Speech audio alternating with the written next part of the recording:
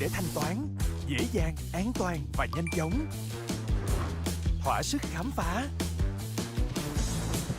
thưởng thức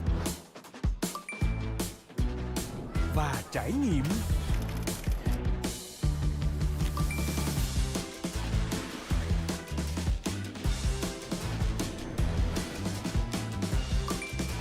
Visa trong tay, chạm Apple Pay, chạm cả thế giới.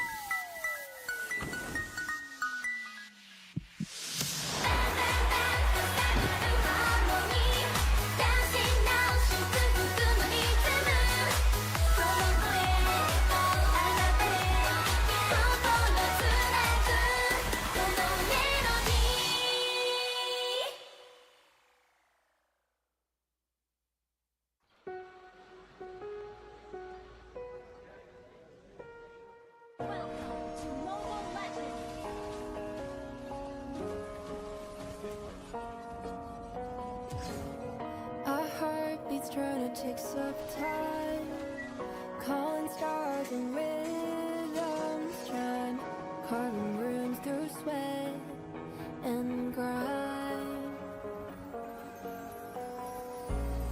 We left under and down from night, fixing scars and then inside. One more round on good rain. Nice to meet you. Try my roots and dreams entwined. Our halos lost in sacred shine. Crystallizing holy shrine. Nice to meet you.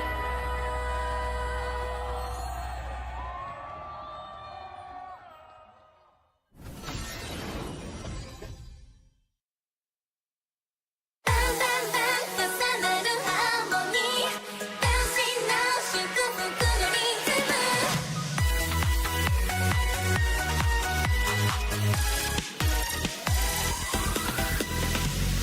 耳を澄ませば聞こえてくる星がささやく夢特別な今日をとびきりの旅で埋め尽くそう宝物はいつもそばにキラキラと咲くその笑顔五線譜のリボンぎゅっと結んで花束にしちゃおう Bang bang bang 重なるハーモニー Dancing now 祝福のリズムその声あなたへ心つなぐこのメロディー遠くても願いを込めて踊ろうよ Bang bang bang ずっと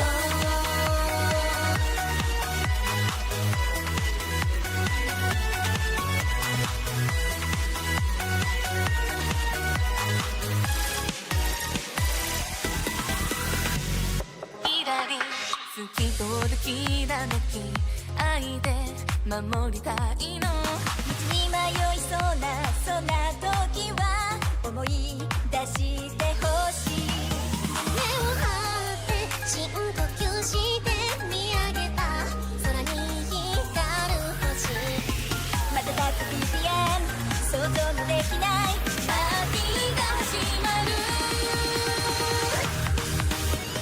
Bang bang bang 空に打ち上げようシンガーソング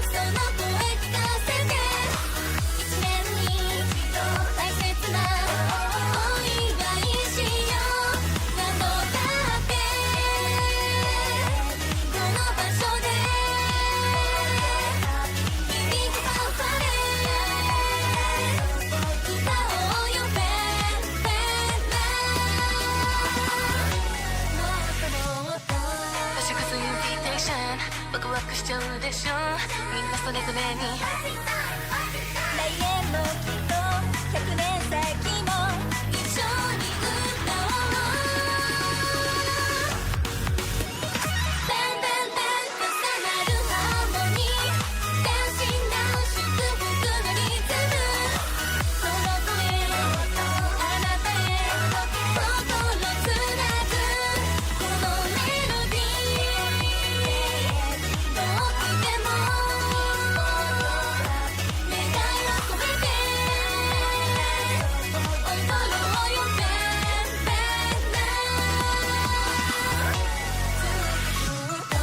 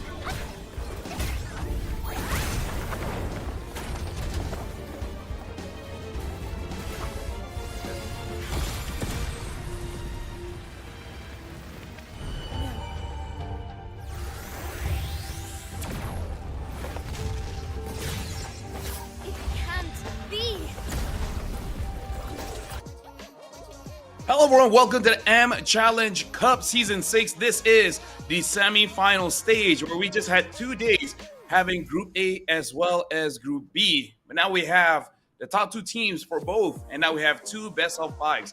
Welcome, my name is Abel, alongside with me is Tafa. Hello once again everyone, and welcome to day 3 of the MCCM Season 6, where we have borne witness the teams across the Mekong region fighting with their lives on the line for a singular slot to the M7 wild cards. And like LaFell brought up, we are going into semi-finals today. We've only got 4 teams remaining from our initial 6, and by the end of the day, that will be narrowed down to our top 2. And right now, the I would say country, region, states that's competing is going to be Vietnam, 2 Laos teams, as well as one from Timor-Leste, which really showed up for yesterday. I would say the interesting thing is that both Laotian teams are the number 2 in each group, where we'll be seeing Saigon Phantoms going up against 189, and then we'll be seeing Leon going up against 3V Esports. And again, this is a best of 5. So far, Staffa, it has been clean sweeps, but again, those are best of 3s. Best of 5s, who knows? Could be different. And especially since these are going to be the top 2 teams from each group as well, I am expecting to see much closer matches for today. But once again, for those of you who might only be joining us today, just a little bit of a recap of what happened in day 1 and day 2. Saigon Phantom and Leon Esports emerged as the top 2 seeds of Group A, eliminating Made in Thailand. And then 3V Esports and 189 Esports emerged as the first and second place of Group B, unfortunately eliminating ESB Titans. Yeah, but the thing is, ESB Titans, they were very close to actually pushing that best of 3 to actually go all 3 games. But with that, we do wish Made in Thailand as well as ESB Titans the best of luck for all their competitions moving forward. Now, we got to focus on the 4 teams still standing, where they'll be playing to fight this Sunday to go to the Grand Finals, winning a lot of money for sure, but also, like I said, that spot in the wild cards in M7. And now, this is the bracket. Saigon Phantoms will be going up against 189. Vietnam going up against Laos, and then 3V will be going up against Leon. Timor-Leste going up against the second team from Laos. So we've got 2 Laos representatives here. Obviously, we brought it up, but that doesn't mean they can feel too safe about it yet. Every single team here has proven their mettle and has shown their stuff throughout the first 2 days of competition, and they're all just as eager for those top 2 spots for a chance to play in the Grand Finals. But our very first match of the day, best of 5 series, is going to be Saigon Phantom up against 189. We got the players up on screen. For Saigon, it's going to be Meow, Jawowski, Mzu, Hyde, and Malik TZ. And for 189, it is my name, Azi, as well as the rest. I did not get to see all that, but you guys can see their names because the draft is up on screen. Yep, something that we do have to note here. First of all, we got to talk about the coach SGP Sabo for 189. It is going to be Coach Zen. In terms of the power picks here, Jawowski amazing on that Hayabusa and Malik TZ on that Harif. We'll do have to see 189 if they have ways to deal with it or they are just going to be batting it out. And Keo, Keo is an amazing gold laner, doing quite well on the Tan, on the Granger, but not so much on the attack speed marksmen like the Claude. So I'm really not looking forward to see any kind of attack speed marksmen for today. Yeah, I think the only exception has been that one Nathan pick at the very beginning of, I believe, day 1, where KO actually played particularly well. Actually, no, that was day 2. The days are already getting muddled up because there's been so much action here. But the Nathan was a sleeper hit. KO did very well with that. Wouldn't be surprised if that gets pulled out. And I'm also curious to see whether or not any more new heroes are going to pop up now that the teams have a little bit more time to experiment with things. They haven't really gone too far yet. We're trying out the changes in the patch. Something that I have been trying and now I'm quite convinced is actually quite good is definitely Minotaur, where the motivation, it actually makes it so that as a roamer, I kind of feel like an EXP laner where I just go in and yes, I poke, do some damage, but I'll heal back some damage as well. So as a roamer, it does give me a little bit more confidence to be more aggressive in mid. But other than that, Balman as well feels good, but I don't know if it will be in competition. Yeah, hard to say. I am hoping to get to see some new faces here. We got one game of Minotaur yesterday, which actually performed pretty well, so I wouldn't be surprised if we get to see a little bit more going forward. But as you mentioned, things like Balmond, like the Atlas, we haven't seen a lot of that yet, so we'll find out. But looks like Yi Sun-shin going to be the first hero picked up by Saigon Phantom. With Lance and Hayabusa both already taken off the table, the assassin pool is definitely quite small. Yep. And now the Harif has been picked up, so taking a power pick away from Saigon Phantoms. The Yuzong, the Lapu Lapu is still up, but looks like Gatakacha is going to be the premier roamer here getting picked up first. Firstly, for me, I would say for SGP, perhaps taking an Eve early, and then the Yuzong might be good for them. Eve would be solid. Yuzong is good as well. Kimmy is also open, was a very popular pick in throughout days 1 and 2. Hasn't been banned yet, but since they already have the Yi Sun-shin, they basically have to ask themselves, do we want to go the scaling mid lane, double fighter side lane? Do we want to experiment with triple marksman? Depending on what 189 is going to pull out. Because I believe all 4 of the top teams here in the tournament have shown to be quite skilled in that early game phase, but the Esmeralda are going to show up for the first time along with the Eve. Yeah, completely forgot about that. And because they have the Yi Sun-shin, this Esmeralda is definitely flexible, able to go to the gold lane. Having Eve as well, it in a way fits the same role as Lunox and Kimmy, making it so that a double fighter setup able to deal consistent amount of damage and just a little bit more control as well. Now, in terms of other picks here for 189, I would say pick up the jungler here. If not, it will get banned out unless it is going to be something very niche like the alpha and such. Maybe they can let it go. Speaking of which, Hilda EXP might not be a bad idea for 189. Try to make sure the usage doesn't move a lot, but looks like they are going to go for that Yuzong instead. It does appear to be the case. I think that's perfectly fine. Yuzong should be able to match pretty alright into the Esmeralda. So I do feel like Esmeralda can actually outplay that depending on the circumstances. And it's still going to be a very solid pickup if they want to match it into lane with the Harif. I do agree with what you mentioned earlier as well, that the jungler pickup is going to start looking a little bit tricky for the side of 189. Since a lot of the meta ones are gone, even Baxi has already been taken off the table. So if you want to go tank, there's basically only Fredrin left. If you want to go assassin, it's going to need to be something a little bit more niche, unless we pull out something like the Joy again, which is not going to work against this lineup. So it looks like they're opting for banning out that Lunox, and I would say it is a pretty good idea as well. I'm not so sure if they want to ban out the Kimmy because Eve does have a good time dealing with the Kimmy. And I would say maybe consider banning the Farsa, but because Lapu is still up and SGP has a very good shot of playing double fighter, if they let go of the Farsa, probably gonna use something like a Lapu, something like a Arlet. And other than that, yeah, Joy and Fredrin is the only pick, but I kind of feel like SGP already has the tools to deal with both. I would say between the two, I would ban Joy just so that there's less damage potential coming in from 189. But looks like they are just going to be banning out the Kimmy. So leaving the Farsa, but I kind of feel like maybe something else. But like the Sabrina. Haven't seen the Louis for a while, but Louis would actually be quite okay. I'm trying to think as well. You could also go into the Kadita. Actually not a bad solution against the Eve. Someone in chat also pointing out something notable, the Grok being completely ignored despite having a very high ban rate during the group stage.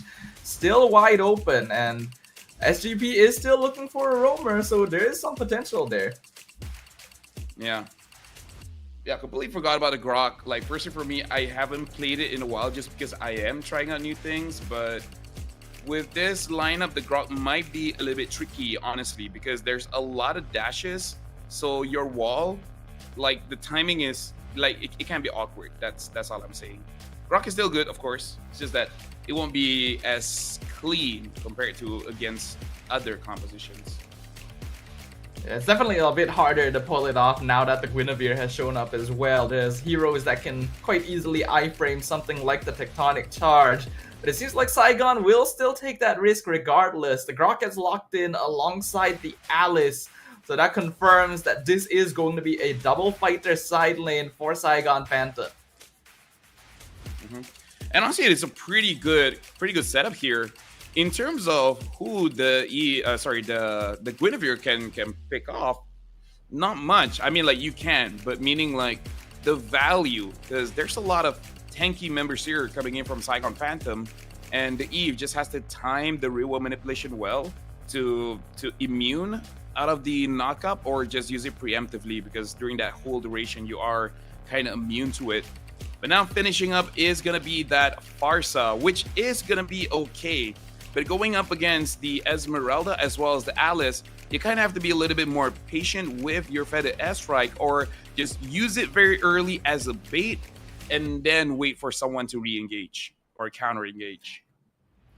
Saigon Phantom, they have a lot of team fight potential with the Eve and the Grok, and a lot of dive potential with the Alice and the Esmeralda. 189 is perfectly capable of fighting earlier on in the game, but they definitely have more vulnerable heroes in general. So unless they're able to start making pressure happen on the map, they might have to play a little bit safer before that first hurdle timing.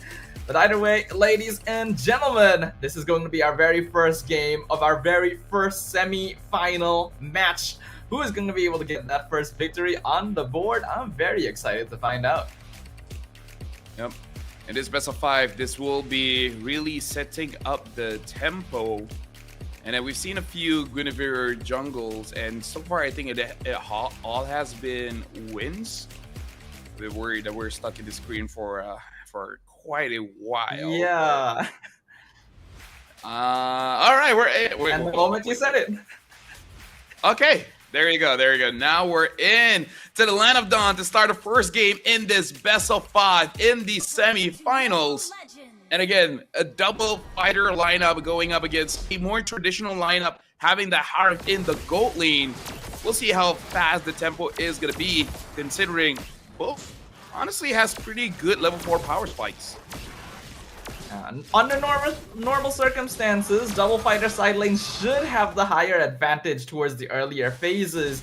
But since the cores on the side of 189 are heroes like Harith and Farsa, they're actually capable of fighting fairly early on into the mid game. So they don't have to wait too long before the action gets going. And that means that despite having that double fighter side lane, Saigon does need to be fairly respectful. Speaking of which, right now Meow is actually doing quite a lot of damage against My Name, but My Name is still able to get the shot residue off, healing himself. But Meow clearly has an advantage here, getting that crab as well. Looking up in gold lane, it looks like Malik is not taking it too aggressively, and it looks like Kyo is actually winning out the lane just a little bit, but because he's able to clear some minions, a freeze is not able to be done by Malik.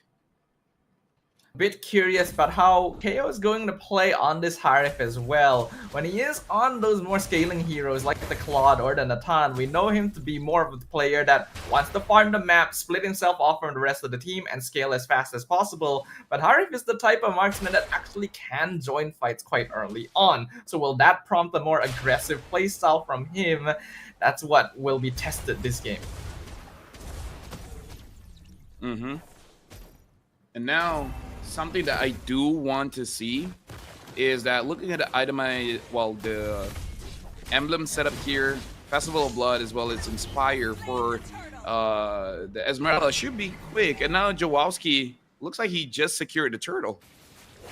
And it looks like 189 was just not interested in contesting at all, or were just a little bit too slow to respond to it. Either way, I actually do respect the choice not to try and contest that, since as we already mentioned, level 4 power spike is pretty scary for Saigon, especially with this Grok and Eve. And they just don't want to risk that, since they know they will have pretty good scaling once we get into the mid stage. Right now, Meow honestly is having an amazing time going up against this Yuzong. Now it has to go up, but Meow, that was a fast engage with Emsu as well.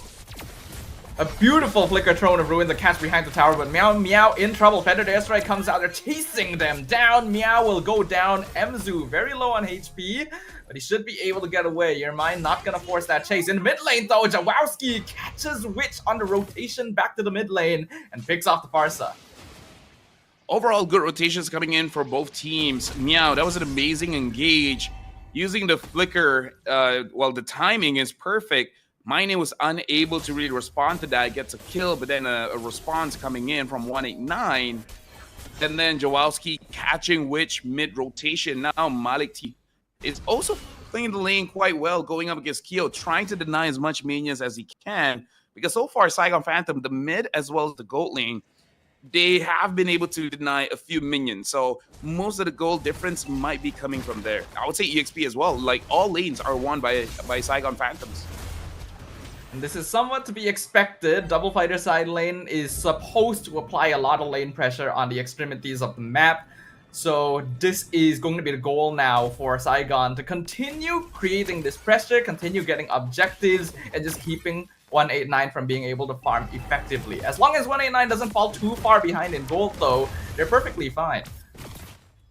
Your mind already taking quite a lot of damage, making it very difficult to contest, but Witch is there to get the turtle anyways.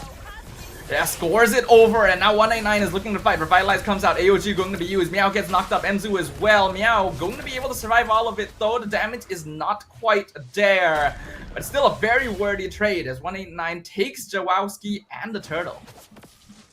I didn't notice, but maybe Ozzy was able to taunt Jawowski, and that's why Witch was able to get that turtle. I mean, again, big burst coming in from Farsa, but I would assume that the Yusungin is able to get it. So I think he just got caught by Gatot, and that's how 189 is able to get the turtle.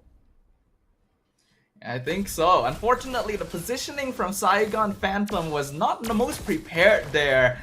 And we have to know, Jawowski has been a stellar jungler throughout the first days of group stages. It's not often he gets caught out like this. So props to 189 for being able to cause that discomfort and really disrupt that tempo. Yeah, because of that, we can see that it's very close in terms of gold difference here.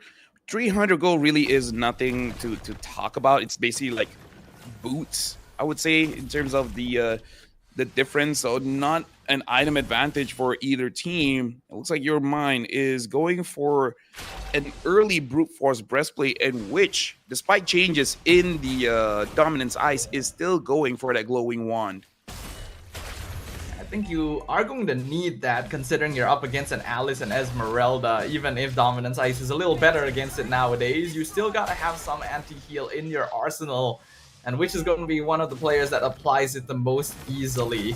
You can see now, thanks to that pickup on Jawowski, the game state's a bit more even. Gold difference is basically nothing as the turtle is now spawning. And now the turtle is spawning. You gotta be careful of your mind's position, because she might be able to catch a lot of people off. Hyde and Malik does have that purify, so they should be fine even if they are caught. But everyone else, especially Jawowski, the changes, well, the nerf on the traceless does make it easier for you to catch this season Shin. Oh, and the gauge coming from the back. Charge! Goes in onto my name, catches him out. Black Ram Form comes out. Every single ultimate in the game is coming out at once, but Jawowski is able to secure the retry. And now Saigon Phantom is looking to retreat. Meow is still up ahead. Violet Requiem comes out. Your mind wants to trade for the Esmeralda, but he's surrounded by 4 people. And that makes him the only casualty of the battle. And I think that was a very bad call coming in from your mind, because even if he does get a kill, I don't think it's worth it, because technically Malik is a goal leader, but it's an Esmeralda. Even if you do take her down, it's not that big of a deal compared to you as a jungler, where the jungle resources are much less than the ones in lane. So I think even if your mind got a kill, it was not a good trade, and probably just miscommunication, because no one was there to back him up so that he can actually run away. Yeah, a bit of a lapse in judgment right there. Mzu's all the way in the back. The Tony Charge cancels the Feathered Airstrike. Does so much damage with the Mountain Shaker. Nearly takes out Witch. Your mind also trying to hold the tower. They'll be able to keep their tier 1 alive. But Saigon not quite satisfied. They're looking to steal the purple, but will eventually give it up. Right now, at least in game number 1, looks like Saigon Phantom are outclassing 189 from the laning stage to taking turtles. And now even in team fights, Emzu, this Grok was picked up very late. But you can see the impact here, the amount of disruption has for the back line. No one is stopping this Grok. Ugh. And Witch gets caught in the mid lane. Mountain Shocker instantly 100 to 0. Damage really ramping up already. 3k lead for Saigon Phantom. Yeah, it's pretty difficult to use a Farsa in the current state of the game. And now a Conceal is being used by Emzu, trying to zone people out. Oh, look at him! Beautiful play with the flicker swing into the charge. Gets the 2-man knockup. Emzu will eventually go down, but he sets things up for his team.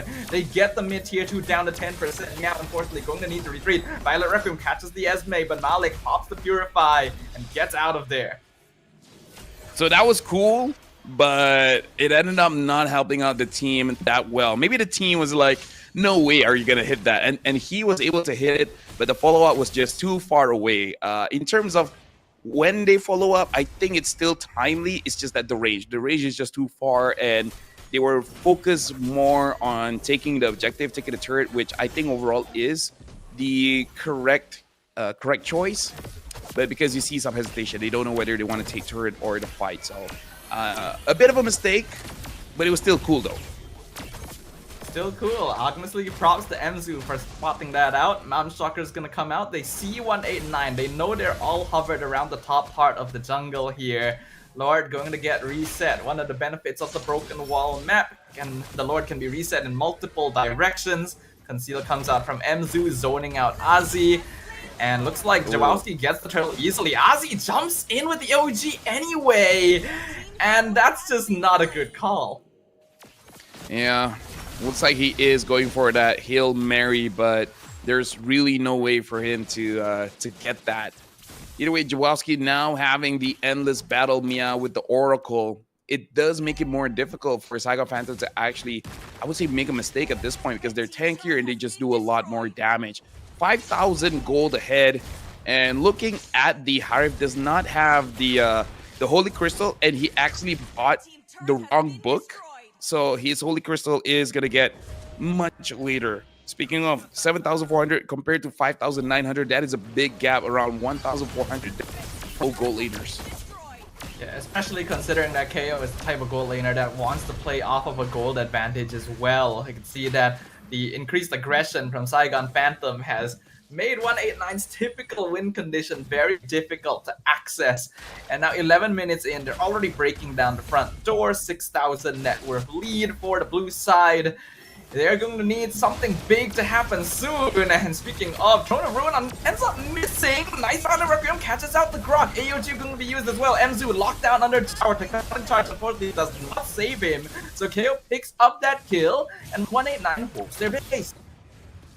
I made a mistake in terms of the distance that he had with the Gleam, unable to get close enough to 189. So that was just a botch engage where, again, the Throne of Ruin was just a little bit too early. So Emzu had to pay the price for it, but at the same time, it could have been much worse. So I think they'll just take their losses. Emzu, that again, you're a roamer anyways, doesn't matter. Meow finally does have that Dominance Ice. Probably will still be difficult if you're tanking the turret as well. So I think Saigon Phantom, in their best interest, might be to get side lane inhibitors, and then it is basically a checkmate angle. But we also have to point out that in terms of scaling, 189 is going to eventually get pretty scared. KO is still deathless. His farm is a little slow, but he hasn't been disrupted just yet. So if the game lasts for too long, there's still a chance that 189 can turn this around. Saigon's going to want to aim to close this out in the next 5 minutes or so. And look at this, Jawowski feeling very brave to catch out Your Mind, and Your Mind actually did almost get taken out with roughly 10 seconds left for the Lord. I'm not so sure what angle that 189 can really take. The best that I can think of is dodging the initial engage from Emzu and I would say Meow, and then hoping your mind and Ozzy gets a very good engage in which and kill has enough damage. But again, it's all about hoping that Saigon Phantom comes up after a botch engage and then go for a fight. Which, to be fair, the botch engages has been happening quite a while now, like twice or the three last times. few engages have not been the most ideal for Saigon Phantom, so if that keeps happening, 189 can actually hold their position. They're gonna choose not to contest that Lord, but as a result, it's gonna be pushing down mid lane against them. They have all three inhibitor towers still standing. KO just got the Holy Crystal, but I am a little bit concerned about whether or not that will be enough. Lord now going to be crashing in mid. Mid tower will fall very, very quickly. The waves have also been synced up very well. The wall blocks the force up, but he's able to flicker out over it. AOG comes in, gets a 3-man knock off. It's a definitive strike. Jawowski goes down. Bottom tower will be finished off, but Meow also going to be traded away. Your mind trying to chase down Hyde, but will lose his life in exchange. Malik TC picks that one up. 2-for-1 trade, 2 towers down. Saigon at a numbers disadvantage, trying to see if they can cheekily push their way in, but I don't think so. Yeah, so it looks like the prophecy has been fulfilled. It was a botch engage and then re-engage. That was good, but I really feel like your mind might not be too familiar using this Guinevere because there's a lot of overextension where he just doesn't know how much damage that he can really put out, especially with the build that he has right now. So a good attempt from 189, but I feel like your mind really needs to start tightening up just a little bit. The moment you know you don't have enough damage, I think you shouldn't commit anymore. Yeah, I agree. In fact, based on the way Saigon Phantom has been playing, I feel like your mind can actually afford to play a little bit more defensively, since we know that a lot of frontliners are just gonna run at them. Uh-oh! Ozzy walks into the wrong bush. Just 5 people there, and he is dead. And now the game is going up 50 minutes here. I feel like 2 more minutes and Kyo might complete his 4th item. The question is, will he go for a concentrated energy or for the Divine Glaive? And it looks like it is going to be the Divine Glaive a little bit earlier than I thought. So now in terms of the damage, definitely 189 has the damage. They've achieved the items that they need. All they need is just the positioning for Kyo to deal free damage, and then 189 might be able to turn things around. Ooh, your mind tries to jump in, gets stunned instantly. AOG comes through, doesn't hit anyone. Tectonic charge in the backline, gets the 2-man knockout, which goes down. Meow jumps in with Malik TZ. Zion Force comes out, and Saigon chooses not to fight it. They know about Kyo's damage at this point. Tower still left standing, but with not much HP. That was a huge mistake. But before that, damage dealt here Hyde, basically doing double or almost double compared to everyone else. Damage taken, Ozzy taking quite a lot. I do not want to see that same mistake again coming in from 189, because if they can engage, that's good, but you really want to wait for SGP for that botch engage, especially Mzu, because everyone else, they don't counter engage that well. But Mzu, amazing. Oh, the biggest mistake you could have made. Your mind walked up to try and contest the Lord, but it was already taken. Throne of Ruin misses, but with 1 member down and the Lord in the hands of Saigon, we could be looking at the final push here. 189, they need to survive this. If they can hold off this Lord, they have a chance. I feel like in game number 2, the coach has to be thinking, how does he get your mind on a comfortable jungler? The Fredrin was open, but maybe he doesn't feel confident in that pick. Oh, but now an engage coming in. Oh, that's a quick death. A death roar instantly signed for my name. AOG comes in. Ozzy's trying to buy as much time as possible with the revitalized. Jawowski does end up going down. Ozzy's still alive for now, but will eventually be taken off. And unfortunately for Saigon, he's actually done his job. Ozzy distracting them long enough for Kyo to finish that Lord off. Now Saigon no longer has the objective to push in with. Your mind tries to jump in once again. He's low on HP. That might be a mistake. Winter Crown comes out. Malik is on top of him. Feathered Airstrike can be used. Winter Crown now on the Alice. Meow! Gonna get bursted away, and Kyo is chasing Hyde and them two out of the base. Chasing them down. Hyde just barely survives. Malik TZ makes sure they get out of there. He wants to get this kill onto the Harif, but he's the last one left inside the base. 1v3. Violet Rep locks him down. And with My Name returning to the fray, this may have been a mistake. Petrify comes through. Malik TZ goes down. Saigon Phantom is getting a little bit desperate here, and I gotta say, Kyo, this might be one of the hardest carry that he has done in his career, because my goodness, the game looked over at like what, 14 minutes, and now the game is all the way to 18 minutes.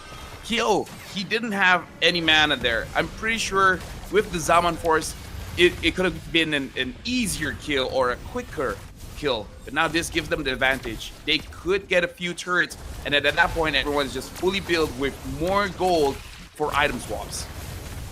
Chrono Rune comes out. Mid-tier 1 will fall. Your Mind finds the Violet Requiem to 1, and that is going to be Meow going down for the count. The wall blocks off Ozzy, but the damage is not quite there. Hyde will get that killing spree, but things are now looking sticky for Saigon Phantom. Oh yeah, for sure. Saigon Phantom, they are, you know, a little bit desperate. We can see even for the movement here. They want to end this now. And the Black Dragon form cancel, but still able to get out of there. They are able to escape there, but things are looking dicey for sure. You remember a little while ago, I said that Saigon Phantom needed to try to end the game in around 5 minutes? Yeah, that time has passed. And the game is evidently still ongoing. This is where Kyo and Rich actually start hitting pretty hard, and Saigon Phantom start dropping off in terms of consistent DPS, especially if Zawowski keeps going down early. They want to try and blitz this Lord again. Mountain Shocker scouts them out. Your Mind tries to dash away, but he will get caught inside the RWM. Immortality runs down. Zawowski secures the Lord. Zaman Force does so much damage, but Malik TZ is able to walk out, and Saigon will cut their losses. Yeah, it's honestly unfortunate, because if 189 is able to get a few kills there, who cares about the Lord? At 19, 20 minutes, if you get kills, you can essentially just all mid. So I think they were thinking about it, but at the same time, maybe they think it's safer to fight around the base, but this is going to be a very difficult defense here. Seriously, I think they should have gone for a fight angle, but seeing My Name doing a U-turn, I don't know, man. It's on Saigon Phantom now. If they lose the next fight, it should be GG.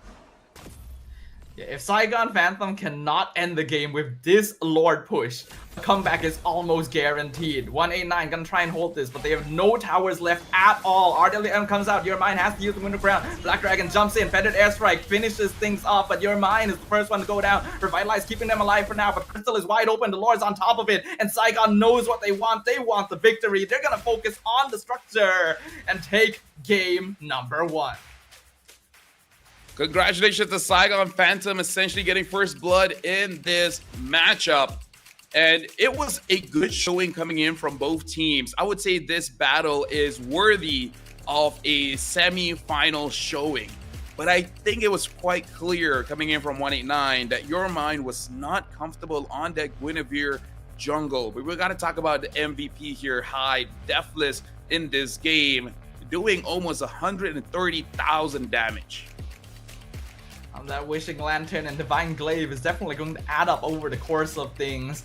And 189, unfortunately, had to be so preoccupied with dealing with the frontline heroes of Alice and Esmeralda that they just could not spare a thought of going for Hyde, which allowed him to do damage consistently and emerge as the MVP of this game. But we cannot deny that it ended up being a lot more difficult than it needed to be. Yeah, because speaking of deathless, look at Kyo. Kyo was deathless as well in this game, selling the boots for an Oracle. He was able to survive. He's able to deal the damage. There was just no good engages, and I think that's something that they have to discuss as a team. I feel like Gatot as a roamer is good, and the Yuzong should have been a good engage tool. Like, they have the tools to do it. It's just that the execution, it just wasn't there. Yeah, it felt kind of weird because the Yuzong was never really diving backline very much, so I feel like that was a missed opportunity, especially since Hyde was oftentimes left alone with the rest of his team rushing forward, and that could have been a way for them to pincer Saigon into a chokehold, but it does feel like comparatively 189 wants to play a slightly more structured and passive game, build up space, give farm to Kyo, and hopefully win the mid to late game. But if the game state accelerates too much, that becomes very difficult to execute. Yeah, but I feel like because of that, Saigon Phantom needs to show the necessary respect to Kyo now. So if I were them, maybe most of the resources is going about destroying that gold lane, because I don't think there were a lot of ganks in the gold. And to be fair, Malik hold his ground so well, they probably don't even bother. They're like, okay, you can do your own thing. We're just gonna be farming up and about and maybe help EXP every once in a while. But hey, maybe next game they're like, okay, we gotta win this and we gotta win this hard.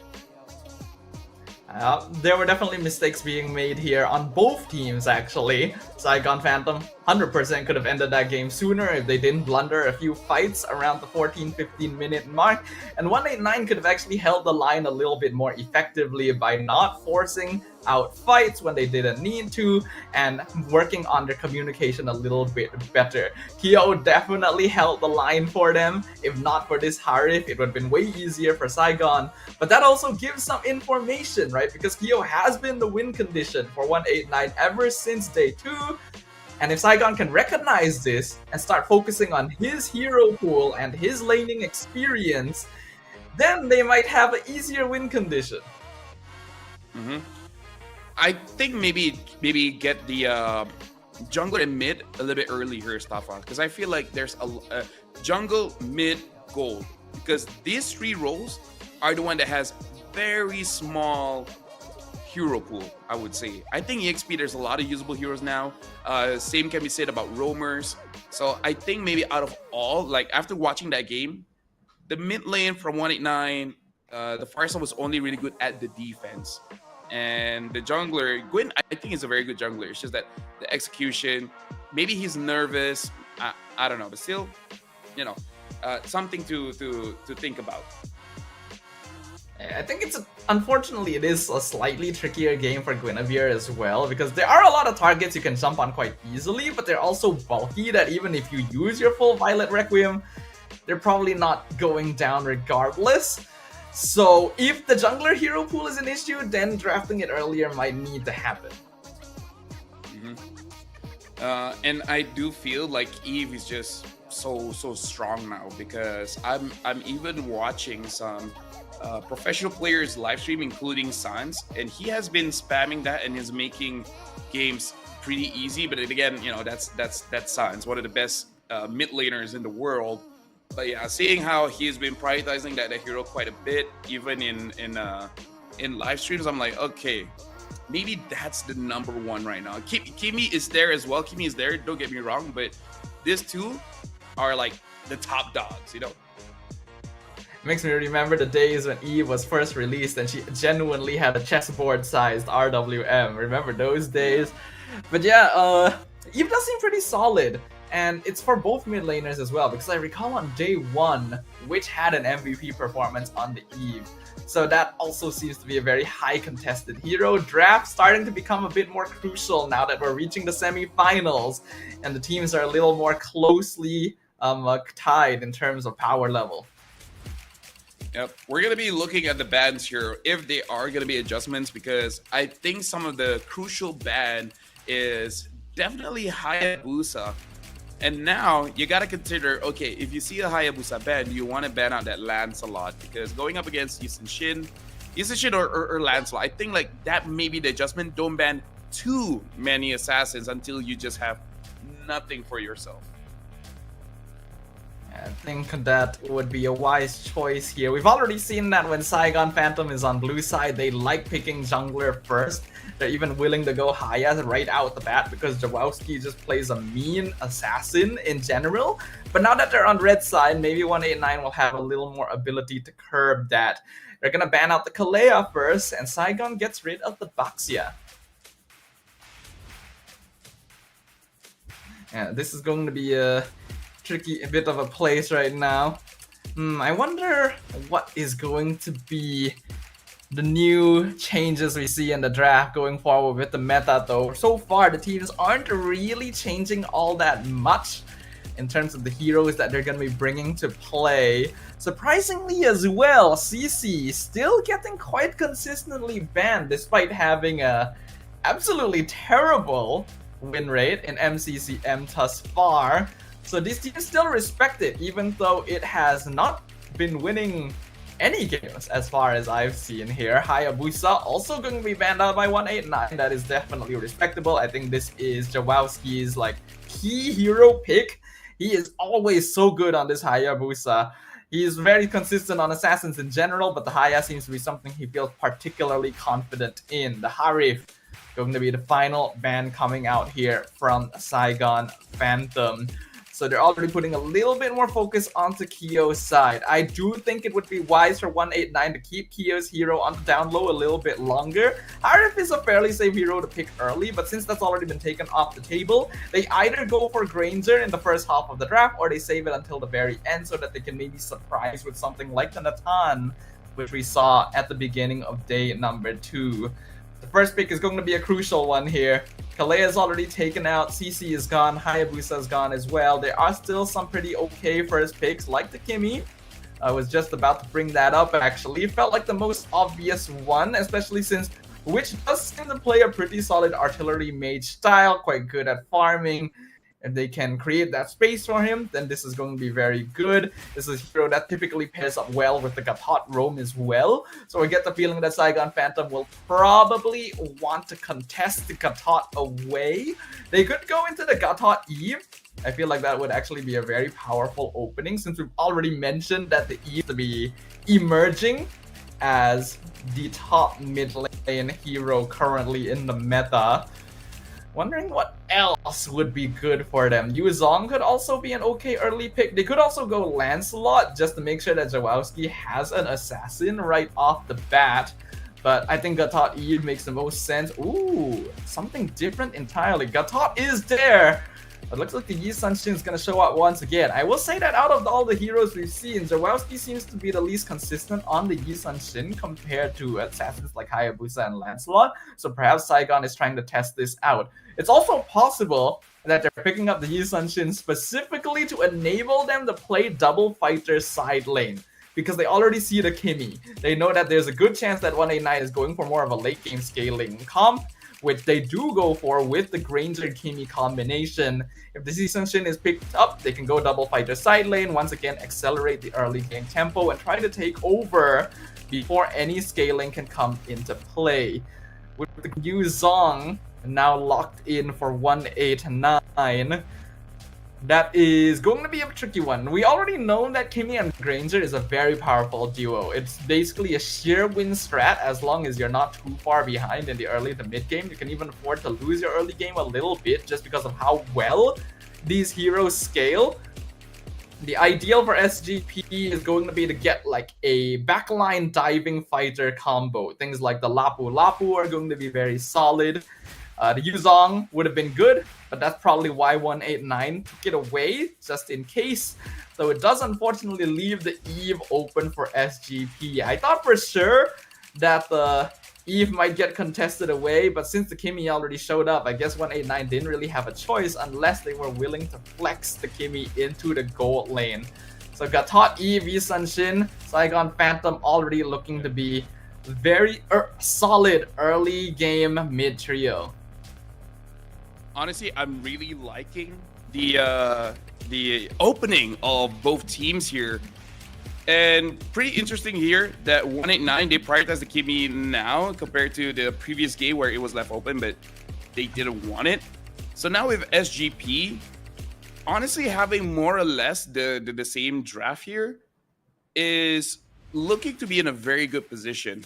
The question is going up against the Granger. What would be good? Lapu, of course. So Lapu gets banned, and what other fire gold laners here? Because I really don't want to see SGP all of a sudden pick up something like the like a Claude and stuff like that. Like it's good in lane, but then in the team fights, it just doesn't give that enough you know.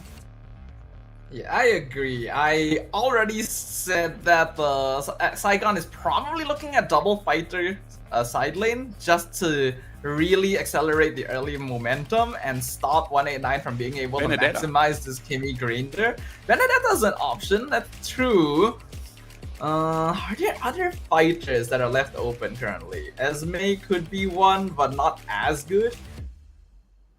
Mm-hmm. Oh, Uranus, I think it's not a bad pick here. I've seen Uranus Gold. It did not go well, but you know what? The situation is different then and now.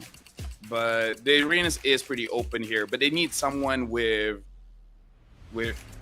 dive as well. I'm still thinking Benedetta is good, but I just don't know if it's in the arsenal for Saigon Phantoms. yeah, especially since you might have to play it in the gold lane, which is not something you see particularly often. One thing is for sure, you do need a backline diving EXP laner here. That's why I really like that 189 banned out both Lapu and Alice. But they're gonna finish their Joy and the Hylos. So this is going to be an interesting one. I think we've only seen one Zoe so far. Didn't go so well. Yeah, but look at this. SGP doesn't have a lot of control here, right? So now, like, what do you want? Do you want some kind of control? I guess Ruby would be fine. Ruby would be okay, but yeah, you're really hoping for the Eve and the Yushin to do a lot of damage. Which, to be fair, the Eve did a lot of damage in the previous game, but no, they're going for the Claude.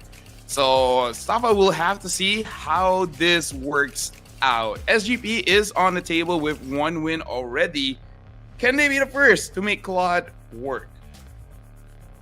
Man, I don't really like the Claude. I'm gonna be honest. I'm a little bit disappointed that ended up being the final pick here for Saigon. We've already seen that this hero still needs a lot of time to farm, and even with some items, doesn't do all that much damage. Not to mention, it doesn't supplement the lack of reliable crowd control that Saigon Phantom's currently suffering from against this Joy. I would have really liked a Ruby or Cho gold lane. I feel like that would have been perfect, considering the way they were drafting up until now. But this is still a perfectly workable draft. 189 though, the goal is clear. Just wait until late game, get farm on Kimmy and Granger, and you are good. And my real concern here is that when you're playing a frontline against a Granger, that will give him opportunities to get a Sky Piercer stack.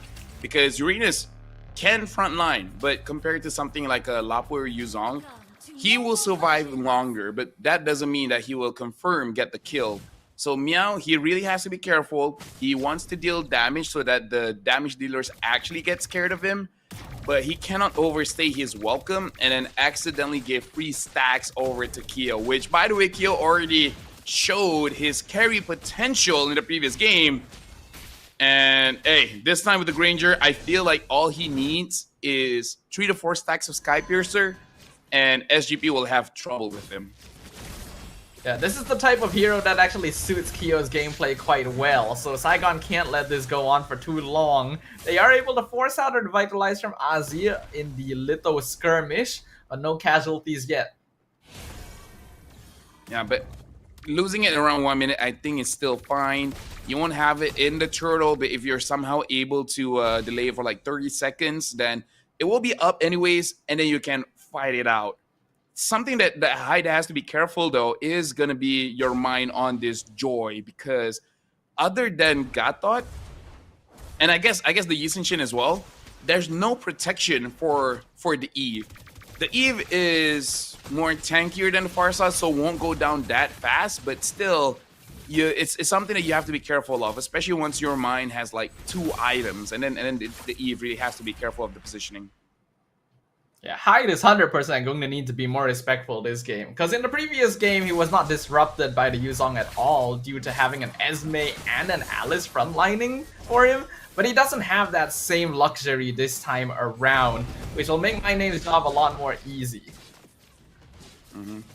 Yeah, so this game, honestly, if Saigon Phantom is able to get the win, 189 will have a very difficult night here, because we got to remind everyone watching, once you lose in the semifinals, that's essentially it. You will not be going to the Grand Finals, because we're only looking for 2 winners for tonight to be going to the Grand Finals in Sunday to get that spot, that wild card spot in M7.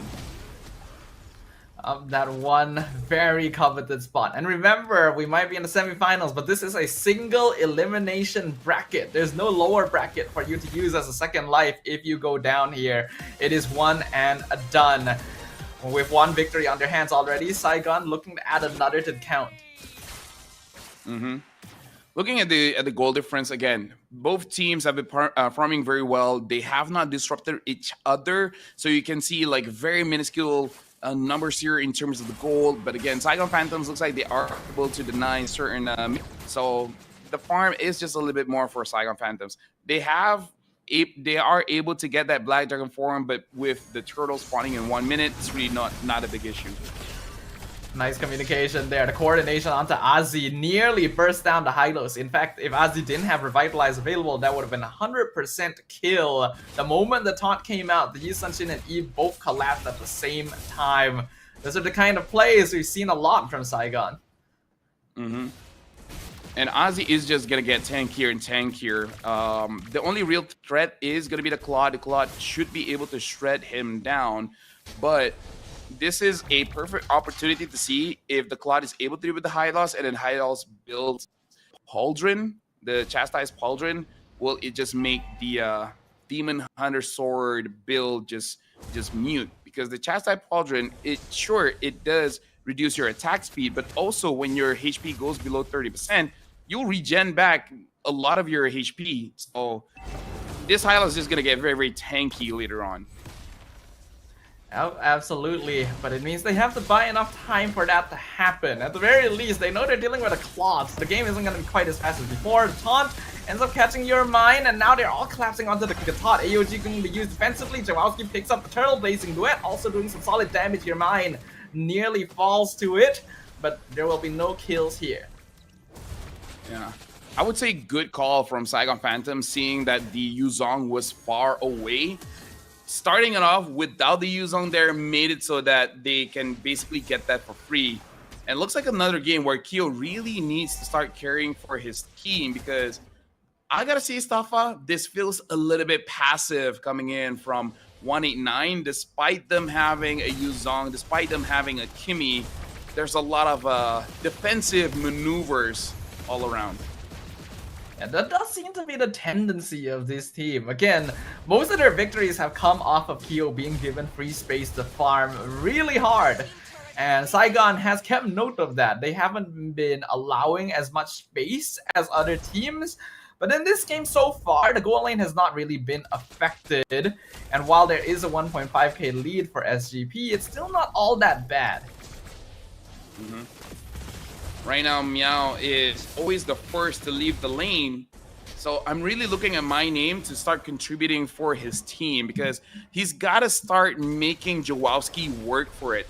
We're 5 minutes in the game, almost 6, and so far 0-0 kills, which is fine, just because both teams does have that marksman. So they're just, it's almost like a gentleman's agreement. Let's get our items first, and then we'll see who can deal the most amount of damage with as less items as possible.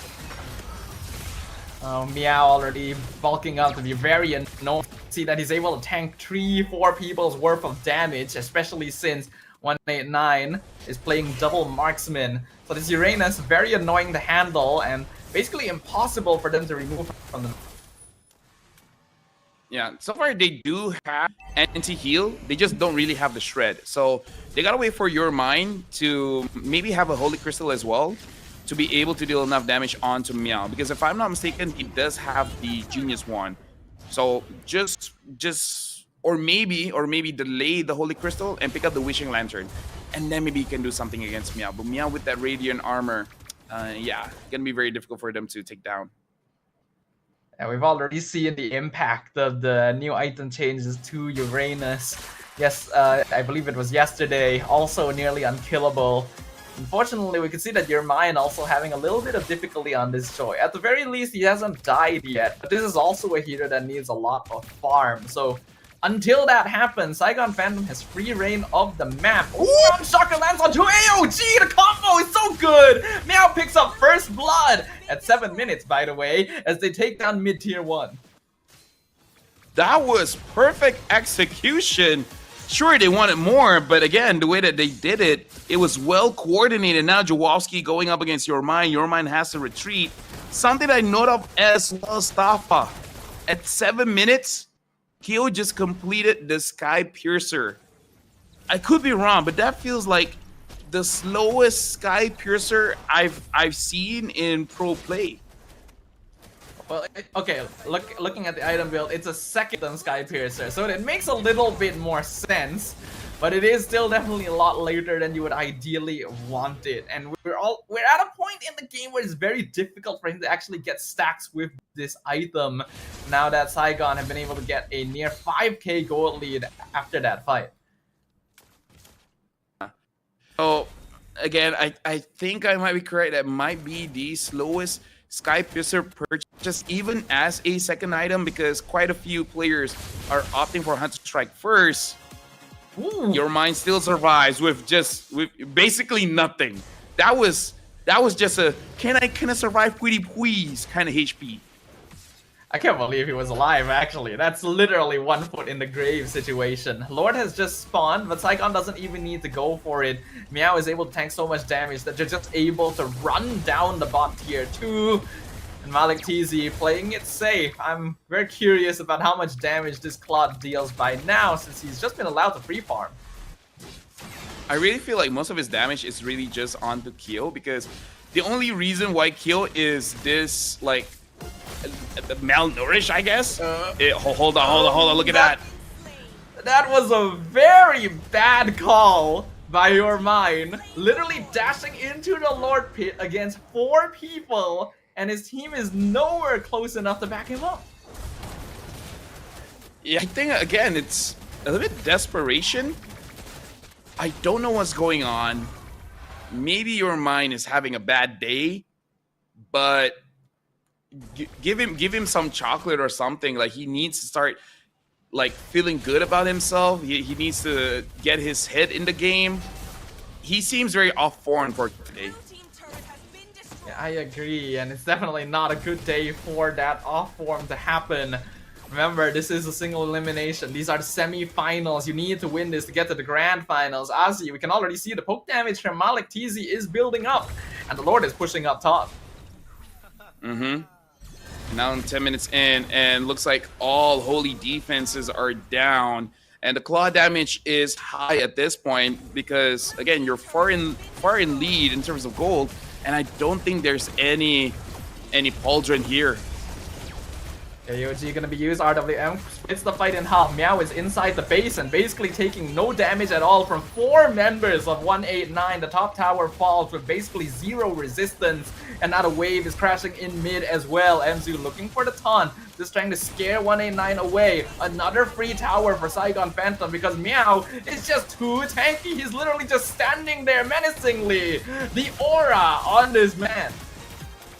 Dude, look at that. He's like, I have abilities, but I'm just gonna save them when you think you're gonna get a kill. Oh, this is rough. Under 11 minutes and 2 inhibitors are taken down. And Saigon Phantom, they might try to use this mid wave to end or at least get a few more kills. The Mountain Shocker comes out, they can see everyone, so I think they didn't even need that to know that they are all huddled inside the base. Mountain Shocker connects with Ozzy. Look at the damage on the high look. Blazing Duet into the Winter Crown. Ozzy gets shredded. Yuzong goes in, tries to get the knockup, but he also just melts in an instant. The 2 frontliners of 189 have been removed from the equation, and every single wave is synced up, pushing into the base. The crystal is exposed. It's a 5v3 defense, and they can't even get through the Uranus Uranus alone. The waves are coming through. Crystal is wide open and there is no resistance here. It is easy for them. Saigon Phantom 2-0. A much easier game for Saigon Phantoms, and the Claude won it out, and I feel like it's just denying the farm, denying the minions. Saigon Phantom, they are winning by lane mechanics alone, making sure that their opposing laners don't get a farm, because through no fighting at all, Malik TZ was able to extend his gold lead above Keo by about like 1,000, maybe just a little bit more in both games, just by the laning phase itself. And look at this, the Uranus is unkillable.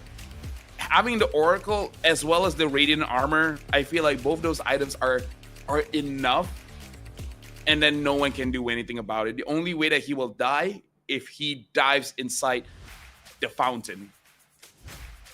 The changes, the tank items, making this hero feel a lot better. And Uranus has already been known to be a pick that works incredibly well if he is leading.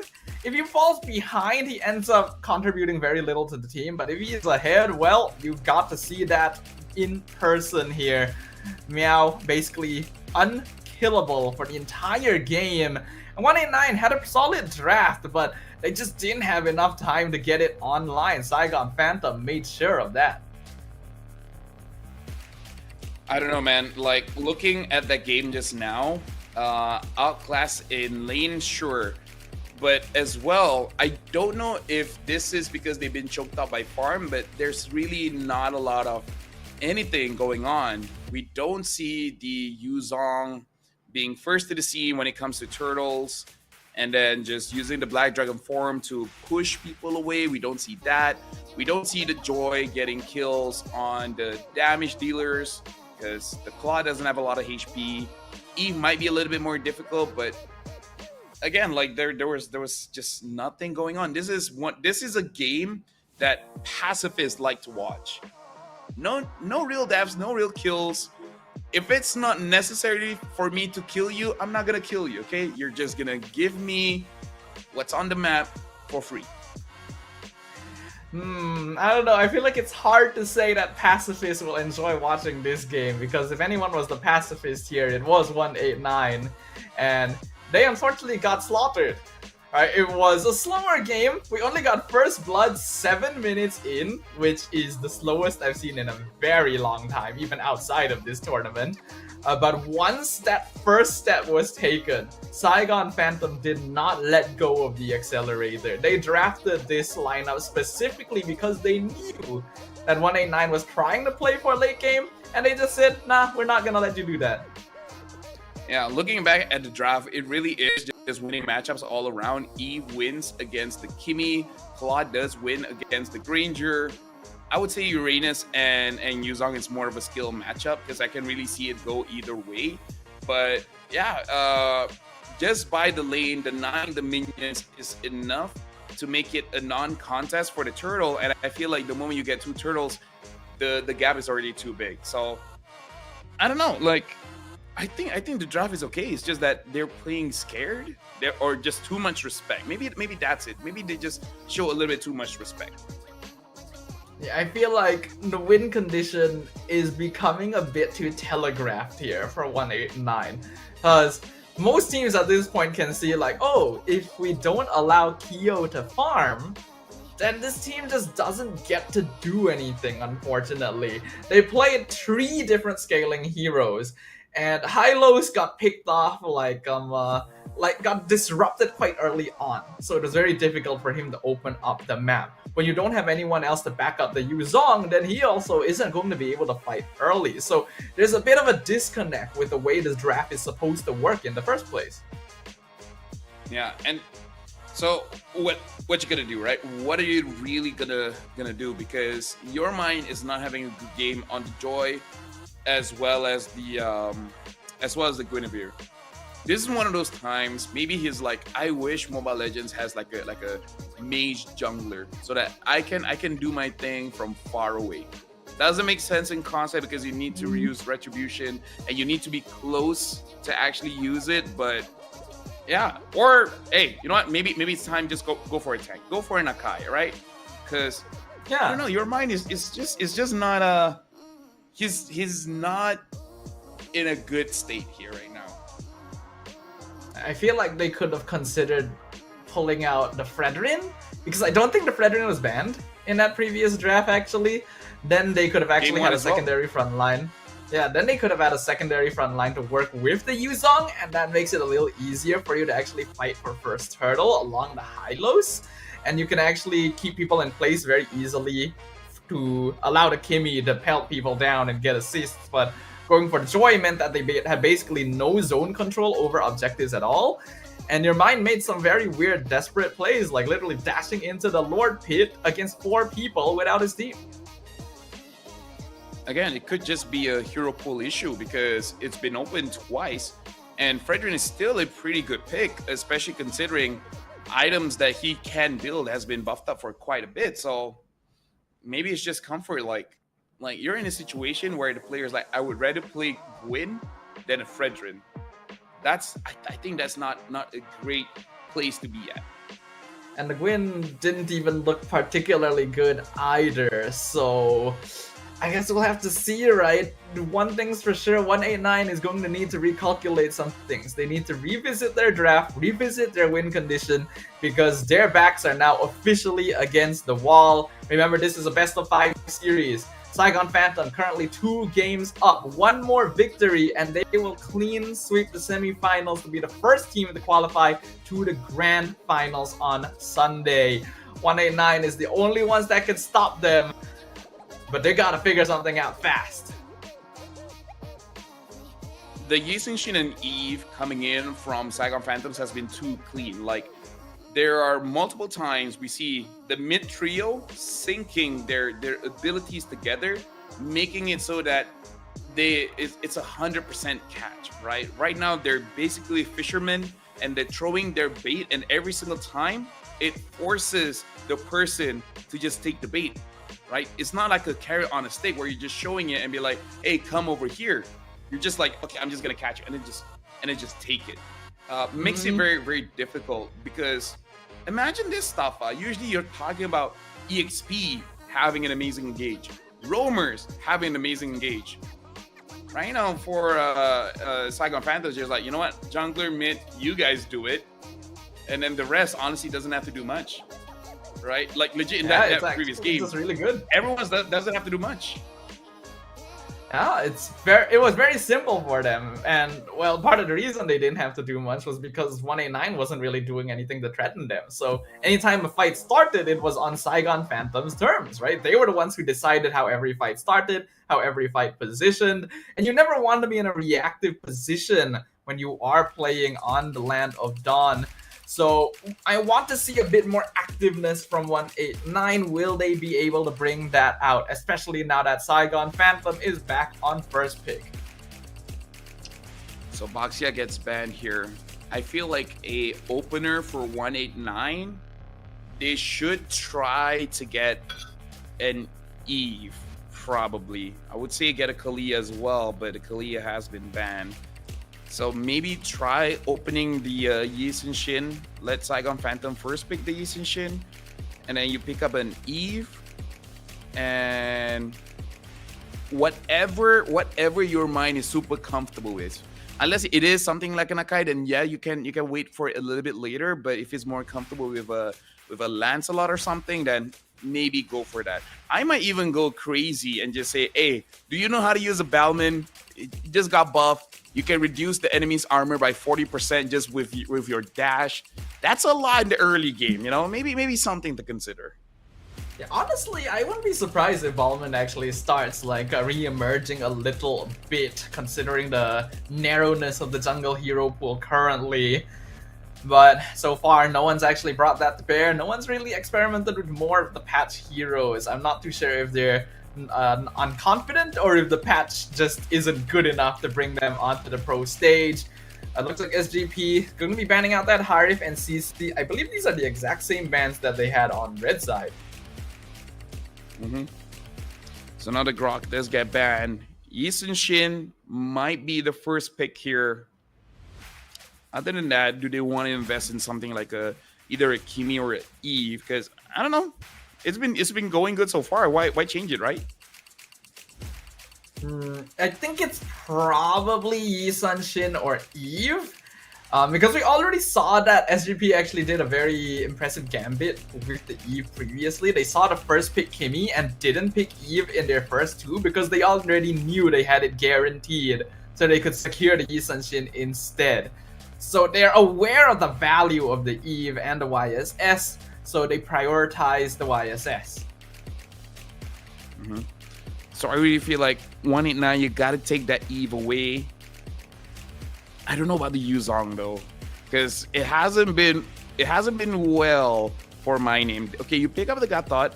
This has to be an Eve. Kimi is a strong hero, man, but I don't think height should get the Eve anymore.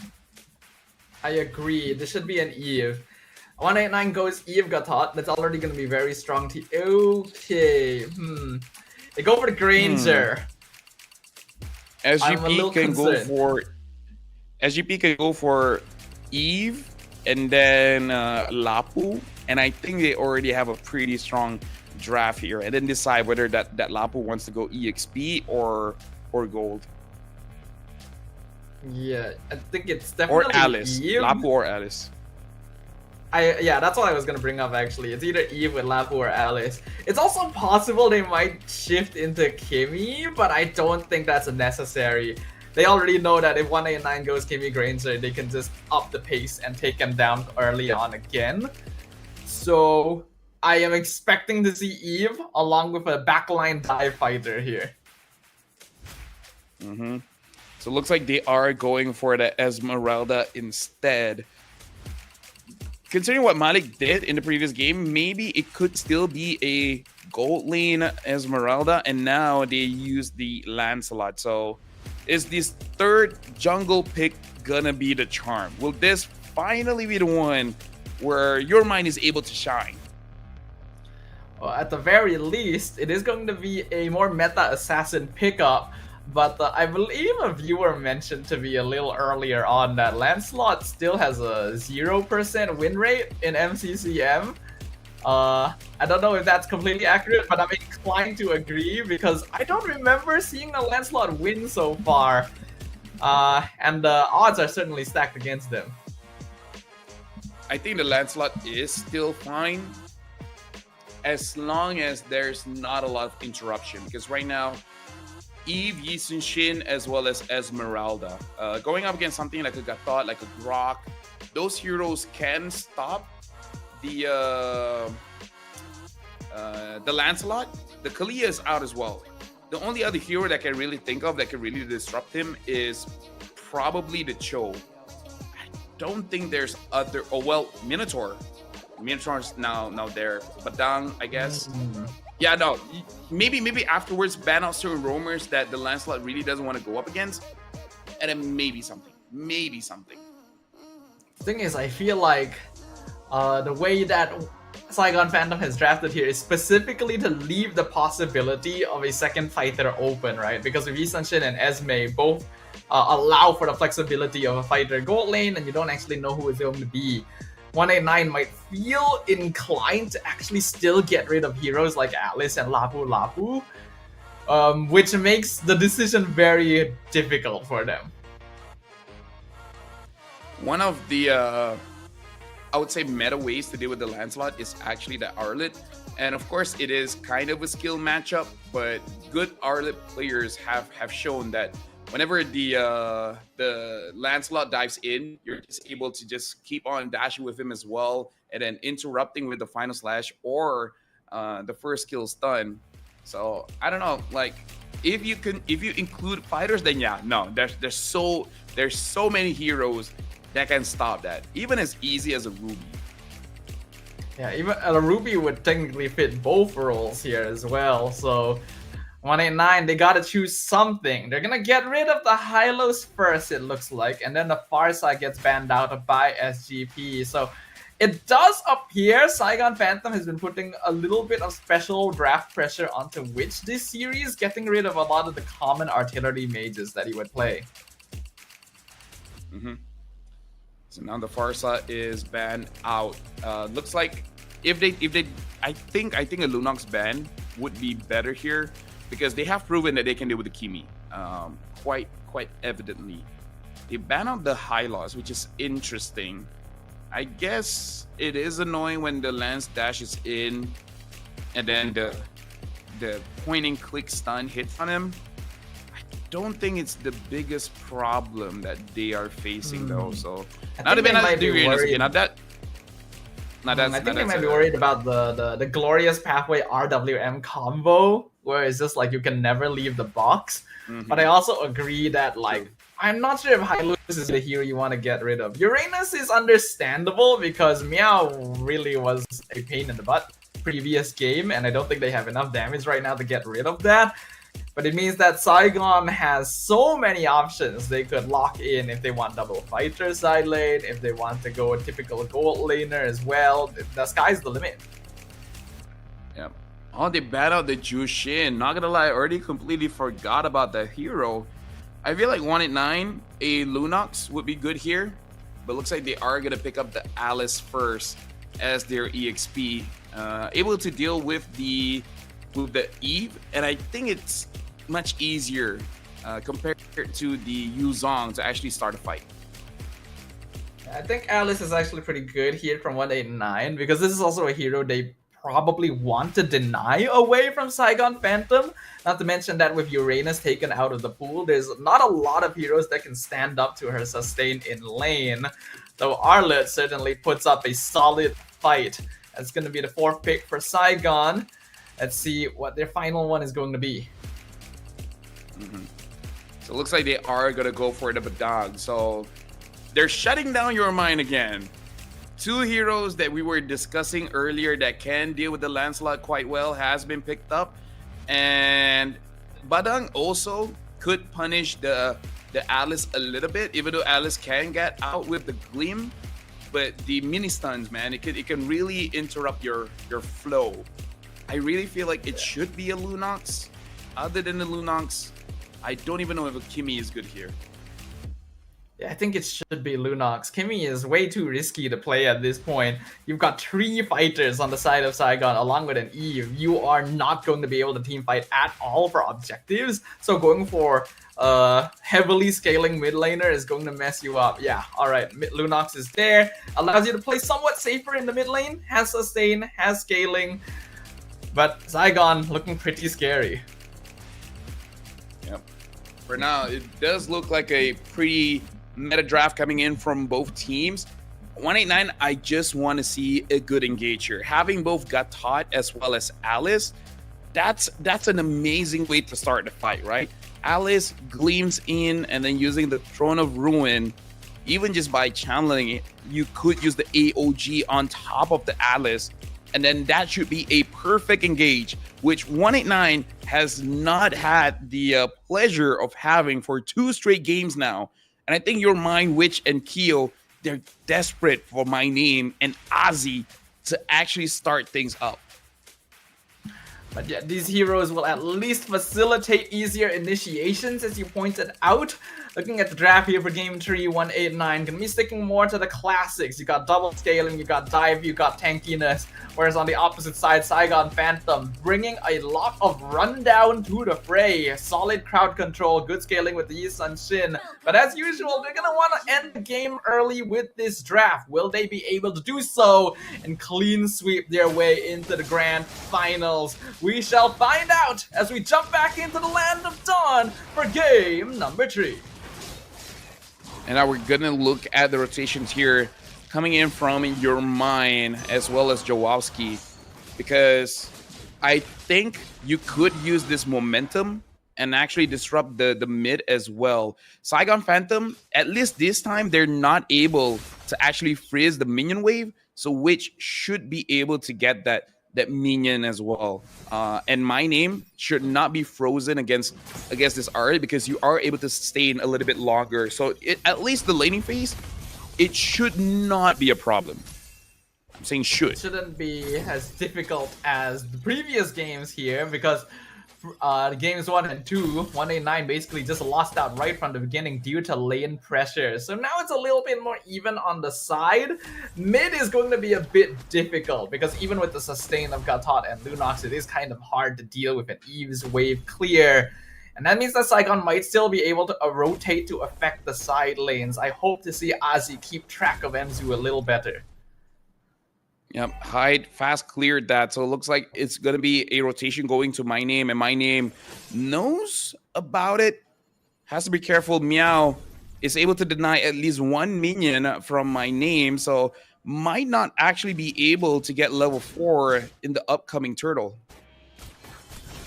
Looks like Yisun-Shin's gonna try and take the EXP crab. Should be able to do so. Not a lot of things there to stop him. And now the first turtle will spawn. I can see Yermine trying to chase down Hyde in the mid lane, but I don't think he's gonna be able to catch him at this point. MZU gets the fist break in. Ardaleon comes out. MZU goes down his first blood, but Yermine is traded away, and that is the much more important target.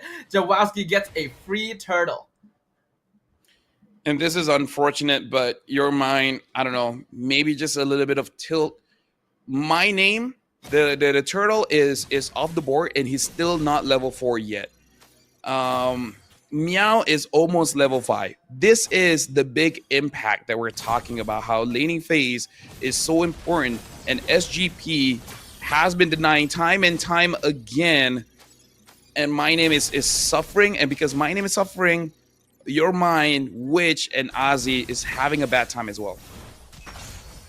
They need to be a little bit more cautious. I do like that 189's at least trying to match the pace of Saigon Phantom, but the finesse is a little bit lacking in comparison. The only consolation they got is that they were able to get that first blood gold at least, but I don't really think that adds up to much in the long run. And look at Meow having a 1 level lead. He should be able to rotate mid in the after the next wave. And at that point, Witch has to be careful because he does not have the flicker here. Might have the brilliance, so should be fine. And look at that. The gold difference for the gold is not that big, but here in EXP is quite a lot. Speaking of, My Name gonna get ganked by 3 people. Almost gets away thanks to the Throne of Ruin, but Jawowski just dives the tower and makes the EXP gap grow even larger. Yep. Now 1,000 gold lead. About 600 is just from the difference in EXP. And look at that, Meow already forcing out that brilliance. I do like that Yermine's trying to steal the purple buff away. Looks like he might actually be able to do so as well, since Jawowski's not in the area. Didn't even have to use the retreat to do so. So that catches up in level a little bit. Turtle now gonna be contested. Ozzy and My Name are both here. All 5 members of both teams looking to fight. Flicker final slash onto 2 right into the Art of the M. Ozzy gets bursted instantly. Turtle drops low. Your mind is there, but Jawowski still picks it up. Phantom Execution almost finishes off MZU, but he's able to dash away. And now Your Mind gonna be left behind. He almost takes out Yisun-Shin, but he's not gonna be able to. It has to be Witch who gets the last hit, but he has to flicker forward to do so, which means he's right in the iron sights of Meow as they take him out. That was a good engage. Right now, we are looking back at the replay. And again, you let go of the Eve again. You let go of the Yisun-Shin. It's clear that they have this combo going on. They know how to play this. And 189, they're going to get punished for it. And single eliminations, man. I don't know. There's still a chance that they can win after that. But still, that even Yisun-Shin combo, they've been doing it for 3 games straight stuff. I think that should not have happened. And they're still not able to get on top of Hyde. We're seeing really solid rotations here from Saigon Phantom. And compared to the previous games, MZU is definitely a lot less tanky. And he's still able to balance that well with the rest of his teammates in order to split up the damage properly. Bottom tower will now fall, and the map grows a little wider for Saigon Phantom. And now Fist Crack onto Ozzy, but still able to get out of there. But a very short cooldown on the ult for the Badang will not be punishing here. In terms of what they can do for 189 is really for My Name to have an amazing initiation. on that Yisun Shin, because I feel like if they're able to deal with the Yisun Shin, eventually they'll be able to deal with everyone else. Hyde, sure, but I think Hyde, funny enough, is the harder target to catch, because I really feel like everyone else will be protected. And they've been doing a great job of that so far. I don't think Hyde has actually died once this entire series, actually. Both games 1 and game 2, basically a perfect score. Next turtle is now up. As he sees all 5 members of Saigon Phantom here, your mind even going to be scouted out by Malik TZ. Already has to use the Phantom Execution, which means he's got nothing left. Nothing left in the tank. It's an easy turtle for Zawowski. So now 189 again has to leave, and the goalie was 1,000 and then 2,000 and now 3,000 and about to get onto the 4,000 here. What else can they really do? I don't know, man. I really don't know, because their wave clear honestly is not the best as well, because they can really get punished whenever they want to go for something. Oh, and the Gata just has to use it. Look at how easily they take that tier 1 mid. The Gata has the AOG out. Even he's what's supposed to be one of the main tanks of 189, and he's already being melted away by Saigon. A 4K goal lead at 7 minutes is certainly nothing to scoff at. And the longer this takes, the less likely it'll be for them to get their foothold back. Kyo at the very least has been farming, but even he is going to have some difficulty finding space. And honestly, I feel like the late game conversation, having no marksman, oh no, your mind is in big trouble here. Okay, no. My name is there to protect. Your mind, what?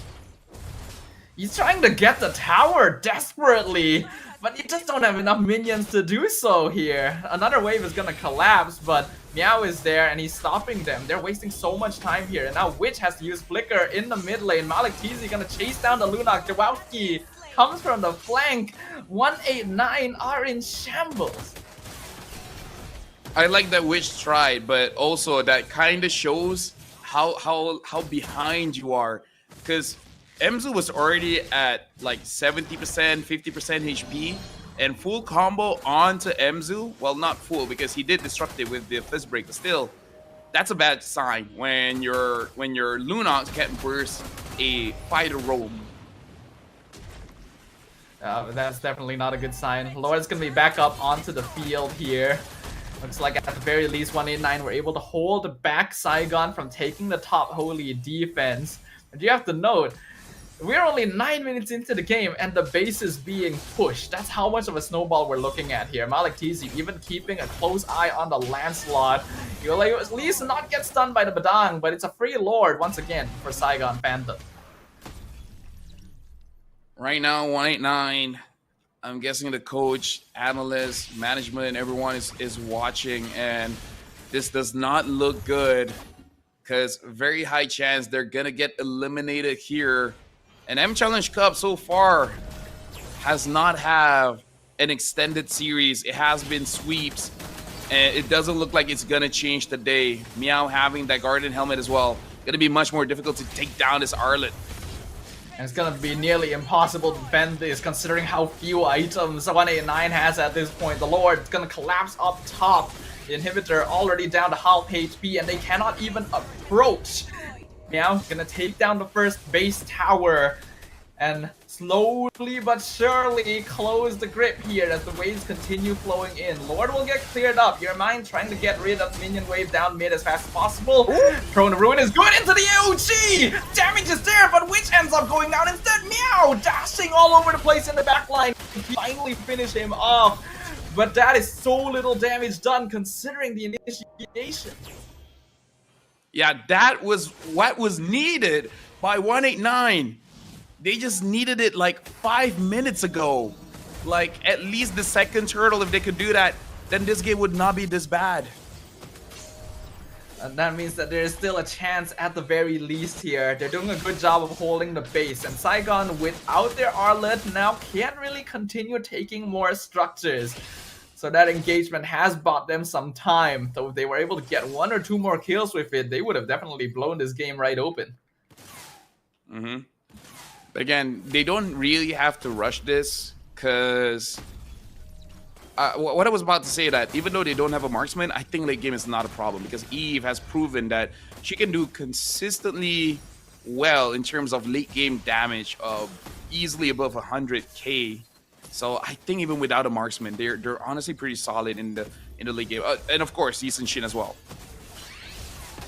There's a lot of things that could be done better for sure. But we may not have a lot of time to talk about it anymore. Another minion wave is pushing in. That's the final base tower gone. Crystal broken wide open. Lord coming up in 30 seconds. If a miracle will happen to keep 189 in this, they need it to happen soon. I don't know, man. Almost 10,000 gold here. I kind of feel like we can call it. Only now Ozzy has the dominance eye, so he can be much tankier. And considering everyone is pretty melee range, I think he can actually get the maximum value of that. And which having the Holy Crystal. Actually, now that I'm seeing the items, maybe Staffa, maybe. But you need a good engage coming in from My Name and Ozzy again, and hope that they catch Jawowski. Oh no! The Flicker Final Slash catches your mind as he's dashing away, and it also finds a kill onto My Name. The Runliners are gone, the Jungler is gone, Saigon Phantom doesn't even need the Lord anymore as Geo is being chased back into the base by Malik TZ. The waves are being synced up slowly but surely pushing into the base. We are witnessing the swan song of this representative from Laos, 189 Esports, trying their best to keep themselves in this game, but there's so many minions and they just don't have enough items. It's a 10k gold lead. Crystal's wide open. Fishcrack catches Keo. He backs off in the base. He's still alive for now, but the minions are hitting the crystal. The hopes and dreams of 189 Esports have been cut short unceremoniously as Saigon Phantoms clinches the first slot into the MCCM Grand Finals. Big congratulations to Saigon Phantom, and what a dominating fashion they took this entire best of 5 series. Game number 1, it looked very close, but every game after that, it was a landslide, man. And shout outs to 189, they tried their very best, and they got to the semifinals, but they're just not ready to deal with Saigon Phantoms. Their fundamentals are there, but beyond that, there's still a lot of work that needs to be done by 189 Esports. A good showing to enter the top 4, but Saigon Phantom has proved to us that they deserve to be up in the top 2. Jawowski once again emerging as the MVP as well on this Yi Sun-shin, and like you pointed out, LaFell, this YSS Eve combo just a little bit too oppressive. Yeah, it just feels bad because, you know, they could have taken the combo away by just taking the Eve at least. And not to say that Eve is a perfect hero. There's always counter, sure, but when a team has it for all 3 games, you kind of feel bad. Now the Lone Wolf as well as the Predator is going to be Jawowski. Damage King is going to be Hyde, and Warden is going to be Meow. As per usual, Hyde takes a Damage King title. And once again, for the 3rd time in a row, his Eve is basically uninterrupted. They have no way of jumping him in the backline. And so he's just allowed to play exactly the way he wants to every single time. I do want to bring a little bit of attention, though, to the build coming in from Meow on the Arlet, because I thought it was kind of interesting, right? I don't know the order that he purchased it in, but he had a Fury Hammer with a Guardian Helm, Oracle, and Rose Gold Meteor. So a slightly different build compared to when you would usually go Bruiser Arlet, because Guardian Helm did just recently get adjusted. Yeah, he went for the Oracle first because he completed the Guardian Helmet around 8 or 9 minutes in the game. So that was probably the second item. And I guess it makes sense because Guardian Helmet is essentially a anti-burst item now. I don't know if it works better than a shield or better than the anti-cuirass.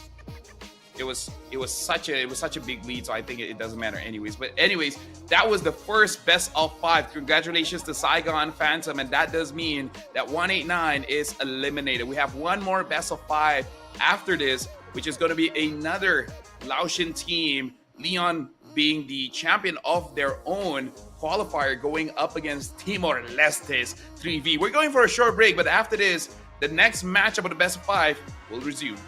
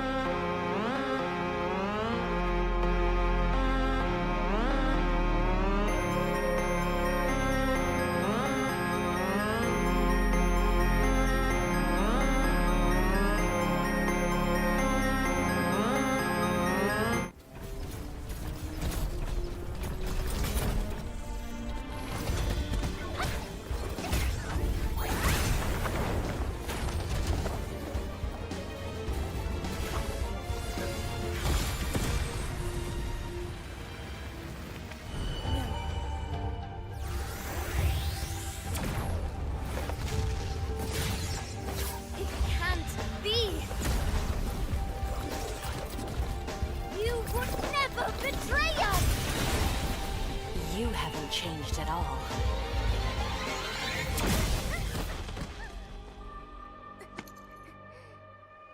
Have you really forgotten everything, Vexana? We made a promise to protect this world. Yeah, I made it myself, you know. Look, we light up when our powers are in sync. You were always there to pick me up. Stay with me, Guinevere. The one I could always count on. Enough! Why, Vexana, your emblem is still...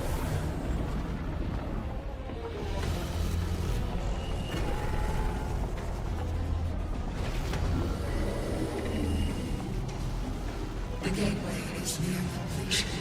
Soon new aspirants will meet your end. Vexana, execute Purge Protocol.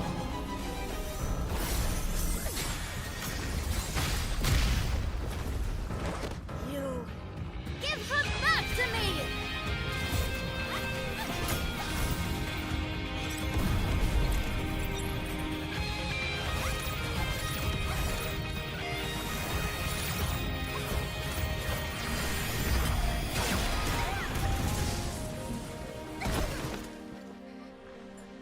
Give up, Guinevere. Hope is an illusion. Its will is absolute. Refuse!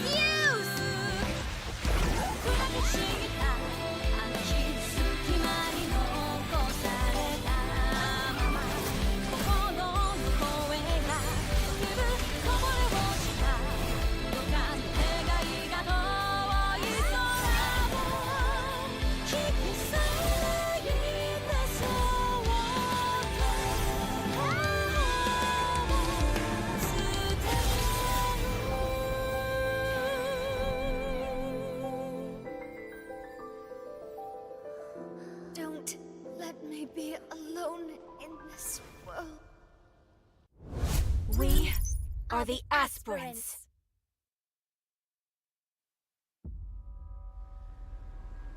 The pain, the hate, I will bear it all.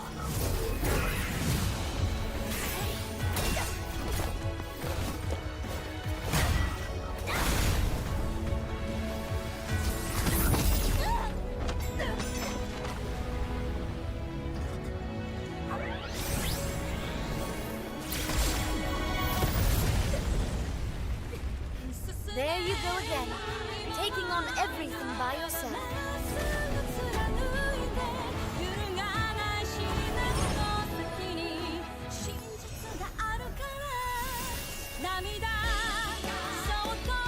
There may be no going back this time. As long as we're together.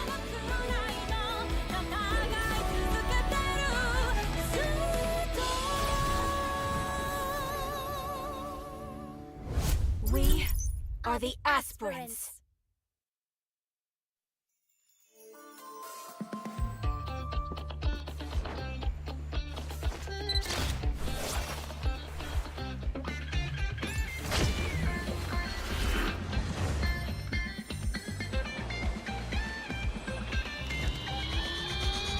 Welcome to Double 11.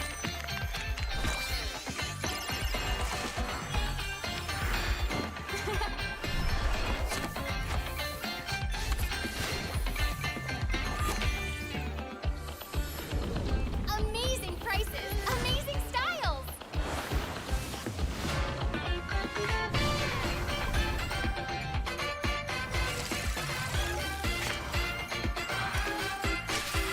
Win big in Mega Draw.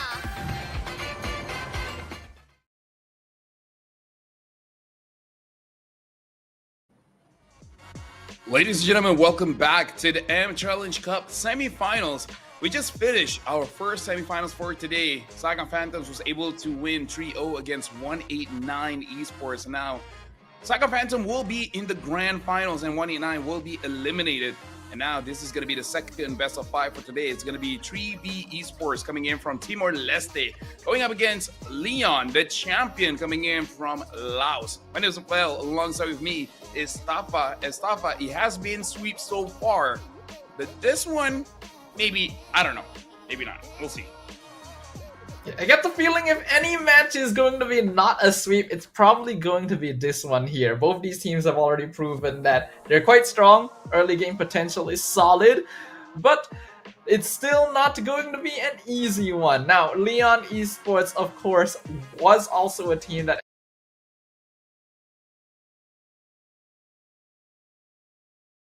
now that their fellow Laotian representative has been eliminated, they want to be able to take down 3V to represent their region in the Grand Finals. Yeah. I think that might have been a very tough loss for Leon to witness as well, because I think even in their heads, like they fought against each other in the Grand Finals, so they're like, wait, hold on. Both of us got swept by Saigon Phantom, so maybe a little bit of worry, but I hope it doesn't get into their head so much, because now they gotta go up against 3. In the same way, I still remember, like you cannot let go of the Granger there against 3V. Definitely not, yeah. In the same way, 3V also bearing the hopes of their nation on their shoulders here, and especially considering that Timor-Leste has never really had international representation at a big MLBB event. Being able to make it to the M7 wildcards would be a massive step forward, and seems like something they could have the potential to achieve just based on the gameplay we've seen in the group stage. But now that they're going to be facing off against Leon, who they did not encounter since they were in different groups before, will we see similar results? And again, we're just trying to Phantoms in the best of 7, which again, just remind, it is going to be on Sunday, so they're going to have one rest day in Saturday, so hopefully by that time they're able to come up for a fresh strategy coming in for the Grand Finals, because again, just to remind everyone, this is for that slot in the wildcards for M7, where if you get top 2 in the wildcards, you can qualify yourself to the main stage, to the M7 stage in Jakarta. I'm really looking forward to what M7 will have in store for us, but of course, before all that, there's still going to be plenty of MLBB action in between, and for right now, we will have one more best of 5 series before the end of day 3 here at MCCM Season 6. I personally am going to feel kind of brokenhearted at the end of this series. I think that both 3V and Leon have done such a great job of making it here. Just know that one of them is going to be ending their journey. It leaves a sad feeling. Well, that's the nature of competition. Been casting for a while, and I do have my fair share of, I would say, emotional goodbyes. But going into this match, the important thing is definitely going to be that draft, because 3V coming in from Timor-Leste, I'm pretty sure not a lot of people had eyes on this team, and you know, just it helps that Hunter coming in from Indonesia is a very solid jungler, as well as their gold laner, and I really feel like it gives I would say a direction, right? A direction of how do you want to play the early game, because that's one of the best things coming in from the Indonesian meta that it looks like is influencing Timor-Leste a little bit about how aggressive you really want to be for that early game.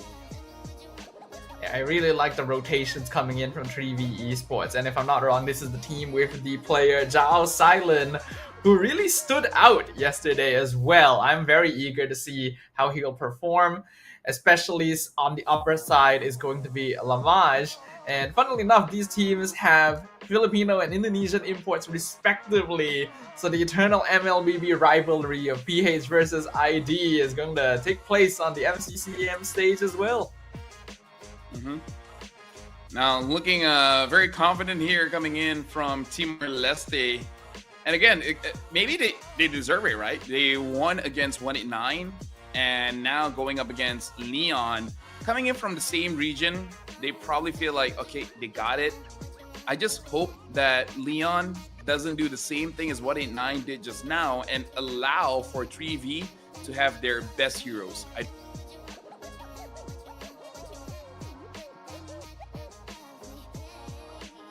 Yeah, I do think that overall, when it comes to best of 5 series especially, these are meant to be matches that give you time to figure out how your opponent ticks, to really get a practical, hands-on experience of how they play, how you might be able to play around them. And unfortunately, I don't really feel like we saw enough of that from 189 earlier. They still fell into the same habits of drafting, they still allowed the same types of heroes that destroyed them multiple times to go through, and that resulted in a very quick, clean sweep. Hopefully we get to see a closer, more intense competition right now, because only one of these two teams can move on to the top 2.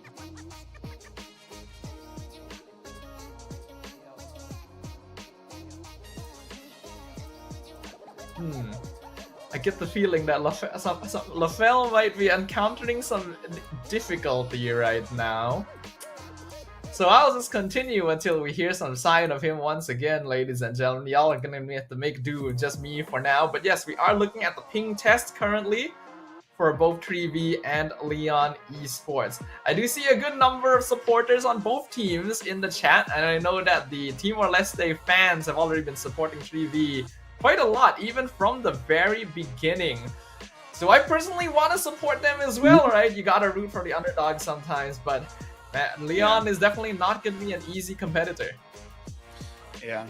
Okay, so when it comes to the strength that Leon has right now, I honestly can't even remember, because I believe in their showing in day number 1, they were just a very clean team.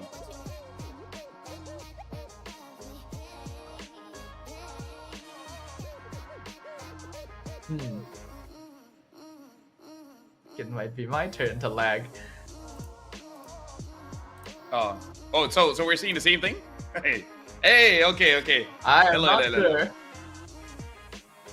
Well, if we could hear each other stuff out, then that's fine. I almost restarted my internet. Not gonna lie there. Not gonna lie. But anyways, going back to what I was gonna say, Leon is pretty clean, but it looks like when you introduce just a little bit of chaos, and there does seem to be a bit trouble.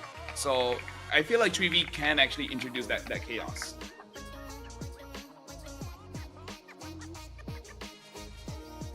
Yeah, I am not, I'm gonna be honest, man, I'm not too sure if I was able to catch what you were saying there, because things are coming through a little. If I'm lagging, I'm not sure if everything's lagging. I'm not too sure if the entirety of the internet is currently conspiring against this. But yeah, hopefully everything will be okay once we actually jump into the match itself, because there's going to be a lot on the line right here, and I am very eager to get things started. I think we're in for a very interesting night here, Stafa. Not sure what's gonna happen, but hey, we're here for the ride, right? The journey is the important part. Personally, for me, my screen is actually frozen right now. I don't know if that's what you're seeing currently. I'm hoping that's not what the stream is seeing currently. Hopefully you guys can still see us properly, because I have absolutely no clue. But I'm gonna believe in a positive attitude here and trust that everything is a-okay. And so I'm gonna pose the question to the chat. Alright, we have a lot of supporters of 3V currently. I'm seeing a lot of Timor-Leste flag comments, but for everyone else, which of these two teams do you guys move on into the Grand Finals? Let us know right now. Oh, hold on, wait. I think it's okay now. I think we might be back properly. Alright, good, very nice. Hello, everyone. Alright. So it's good for you? It looks good for me, I think. Okay. Mine seems stuck. I'm just gonna. Oh, okay. Can I connect? Because I feel like I gotta refresh my browser. I don't know how to do that right now. We're gonna wait for LaFell to do that and hope that he doesn't completely phase out of it for a moment. I will say mine is okay. Mine is not completely smooth. Mine is still a little bit sussy once again. Yeah. Now it's But you know lagging. what? This is just stuff that happens. It's a bit out of our control. Not gonna lie, I still don't know how internet works. I'm just guessing there's electric and magic in play. Other elements, I really don't know.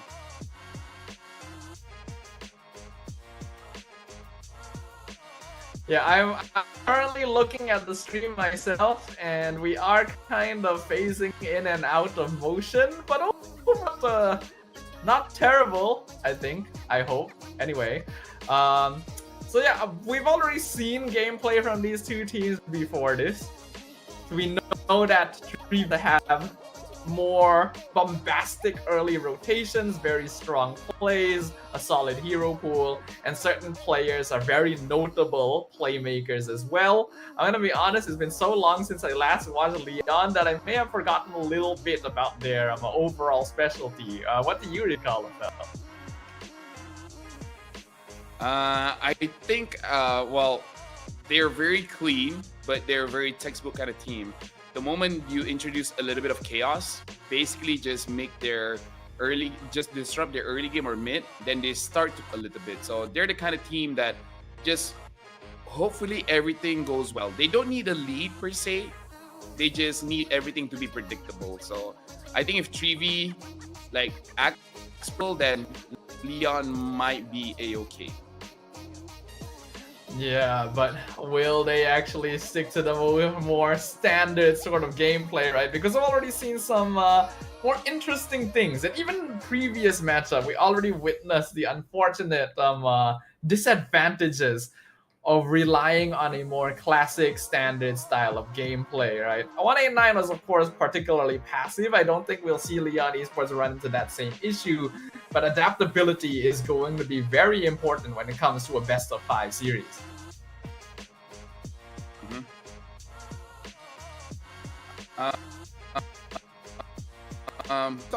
Right now, mine seems pretty okay. So hopefully, whatever going through right now, it will resolve itself very. Actually, looking at my internet, I'm pretty impressed. Yeah, I get the feeling that Lafelle might be going through something right now once again, but it should be fine. It just takes a moment to stabilize. Let's first talk about the two teams that are going to be facing off here. We got 3V from Timor-Leste versus Leon from Laos. We got V, Hunter, Van, Shinra, and Jao Silent on 3V Esports. And then we got Jubiana, Jinzu, Water, Lamaj, and Agi from Leon Esports. Yeah, I would say something to note here is I think between both gold laners, I really feel like Jao Silent is the premier gold laner because he's definitely carry like very intense games, especially with that Granger. So really looking forward to see the Granger getting banned. Like I think it deserves that respect. But now we're jumping into the draft here. 3V is gonna be first pick, and they instantly ban out that Fanny. Ooh, getting rid of Fanny right off the bat. We have not seen any Fanny at all throughout this tournament, and it actually doesn't have a 100% ban rate. So I wonder if there is something in particular that 3V are keeping their eyes out for. But I also agree with you, Lafelle. I think that the gold lane matchup is going to be very, very interesting this time around, since Jao Silent and Lamaj have both shown really impressive performances on the two most meta picks, which are the Granger and the Hare. I imagine that both of those will need to be contested somewhat. And even EXP laners have done pretty good. Juviana and V also deserve some respect. Yep. Betting out Akimi as well here, I think it's pretty solid. So they understand that Leon also is looking at a double fighter kind of setup. Leon betting out a CC as well as the Baxia. I think very interesting ban, because I feel like Hunter can use a tank, but I feel like a Hayabusa should be a higher priority when it comes to ban going up against Hunter. Yeah, I think so as well. I think we've already witnessed earlier how Hayabusa gets specifically banned out against Jawowski from Saigon Phantom. Hunter plays a pretty mean Hayabusa, but we haven't seen the same kind of style where you would literally lock in Hayabusa first. So I wonder if it's something that they would really want to ban out when you take that into consideration. I would say they're banking on 3V to pick up the Kalia first. But I don't know if that's a good idea because the Kalia was pretty nasty coming in from Van. And they even banned out the Kimi as well as the Lunox, which both mid laners can survive against a Kalia. The other options now being the Farsa as well as the Eve, I don't think they can survive Kalia that much, especially if they don't pick up the Farsa. Kalia, Farsa, and then getting that Hayabusa or Lancelot, I kind of feel like 3V with their playstyle kind of won the draft. Yeah, that would just basically be game over already. I do remember the kind of gameplay we saw from Van previously on the Kalea. Literally the most aggressive roaming I've seen throughout the entire tournament. And after that, it was just perma-banned against him. Like, no team wanted to deal with that. Especially since we do have a good split of teams that are more early aggressive and more late game scaling here. So you probably don't want to let that through, but then again, there's so many heroes that are quite effective in their hands. You just gotta pick your poison. Well, I hope that Leon has a way to answer it because I'm assuming they watch their matches and you know their power pick. So hopefully it is a situation where they want it to be predictable, as I said, because Leon kind of likes it to be that way. Because I would say they're a team that responds well. Yeah, that's the right way to say it. They respond well, not really. They start things off. They just want to respond very, very well. So maybe they just want it to be predictable. It's like, okay, we will allow them to get their combo, right? Kalia, Farsa, and then whatever jungler, Haya, Lance, Yusin, whatever. But as long as we know the pattern that they want to play the lane, then they can eventually outplay it. Maybe that's the style that Leon wants to play.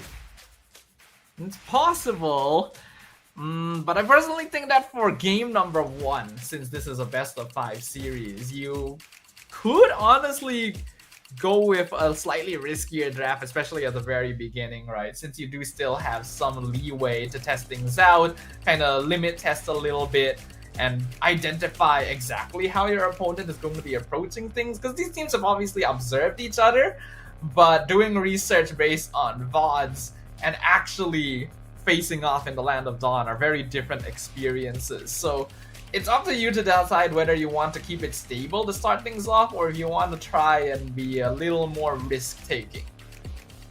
Mm-hmm.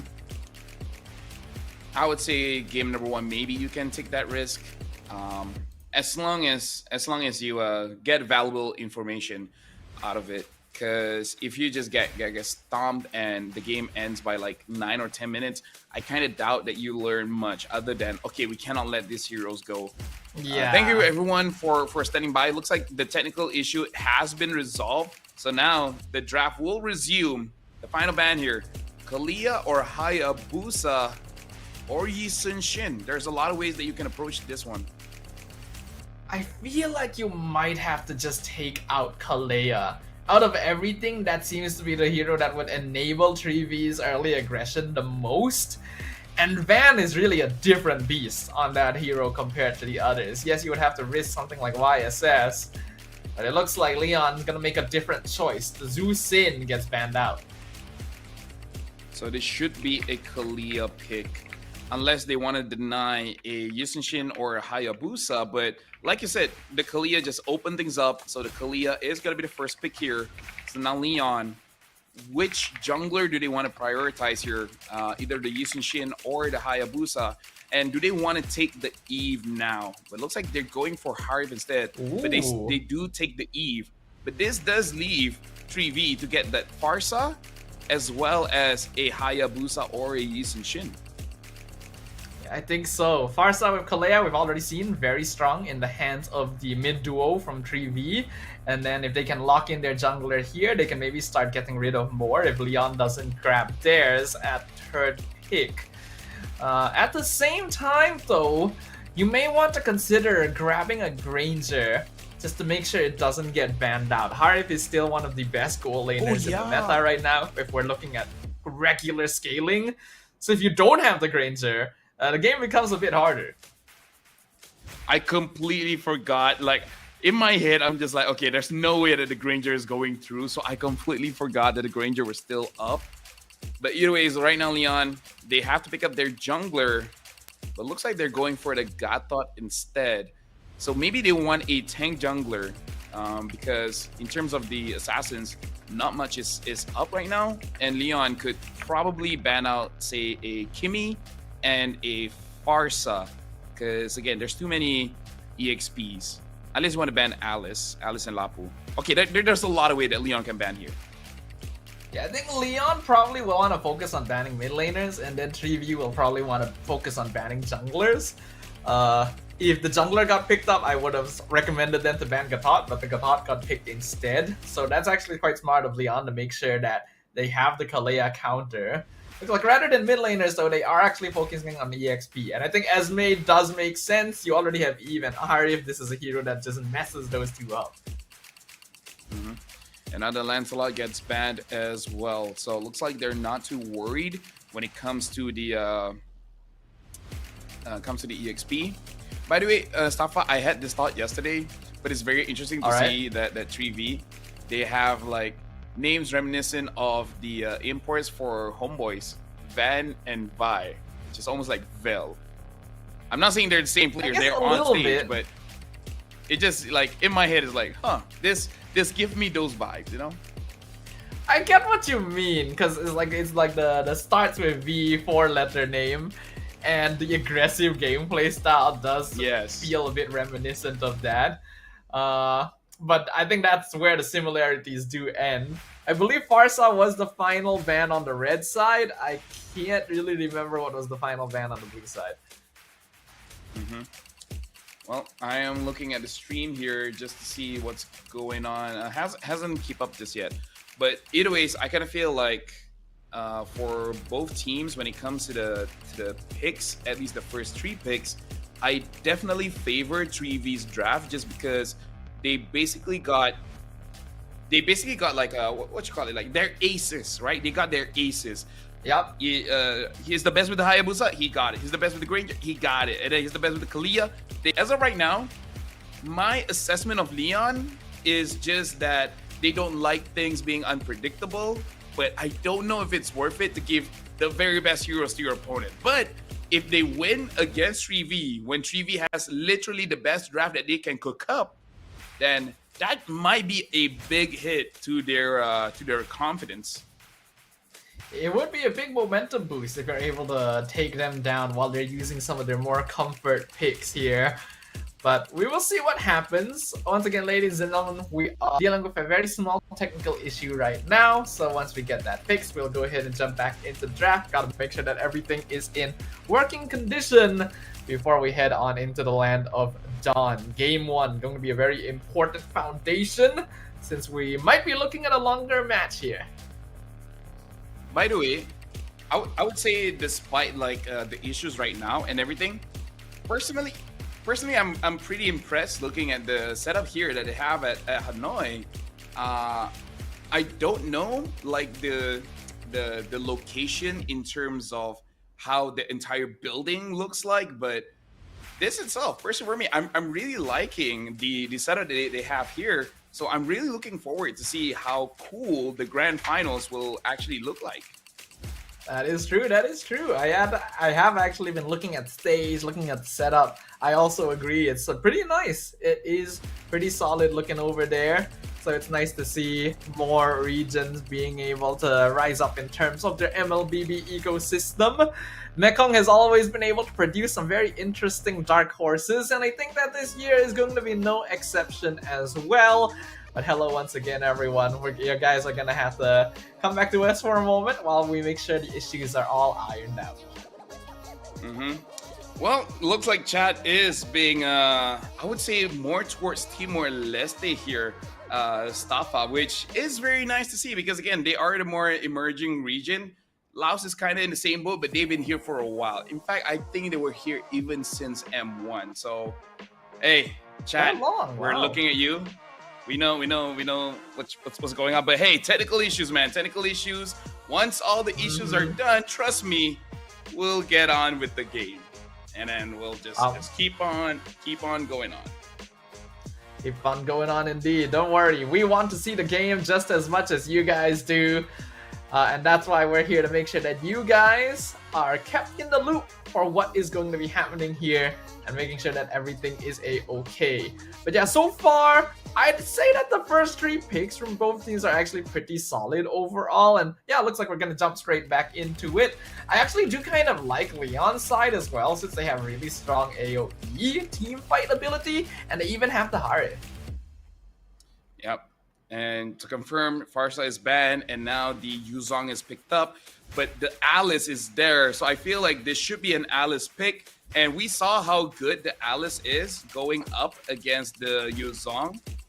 So right now, it looks like there might be some problems with the headset, but again, hopefully something will be resolved here, because we don't want communication issues to happen in game because of technical stuff, right? If the players themselves don't talk, then hey, what can we do, right? But we want to make sure at least the equipment is working well. Yeah, communications are important after all. So if there's any headphone issues happening, we gotta make sure to either fix it or we gotta replace the headset entirely to make sure that communication is not interrupted. I think all of us know, especially those of us who do play our 5v5 ranked, how important it is to actually let your teammates know what is happening, to send information over, and to get information from them as well. You do not want to walk into a bush that someone else has already scouted. But again, going back into the draft, I don't know. I'm not liking how Leon is drafting so far, because it almost feels ego challengey, kind of like, you know, like I say, we'll give you your best, and then because they pick up the Yuzong when the Alice is up, and Yuzong wins a lot of trades, not against the Alice. So I'm worried that it will be what we saw in the previous semifinals, where the laning phase is just abysmal for one of the teams, and then ends up, you know, just translating over to all the neutral objectives. That is true, but I will say that if I remember correctly, based on day one, Leon Esports is one of those teams that actually really likes the 5v5 death ball. So going into Yuzong here might just be specifically to facilitate that, since they already have Gatot and Eve as well. So if they're able to force 3v into a situation where they're just straight up fighting directly over the objective, they will have the superiority, even if Yuzong has a slightly harder time in lane.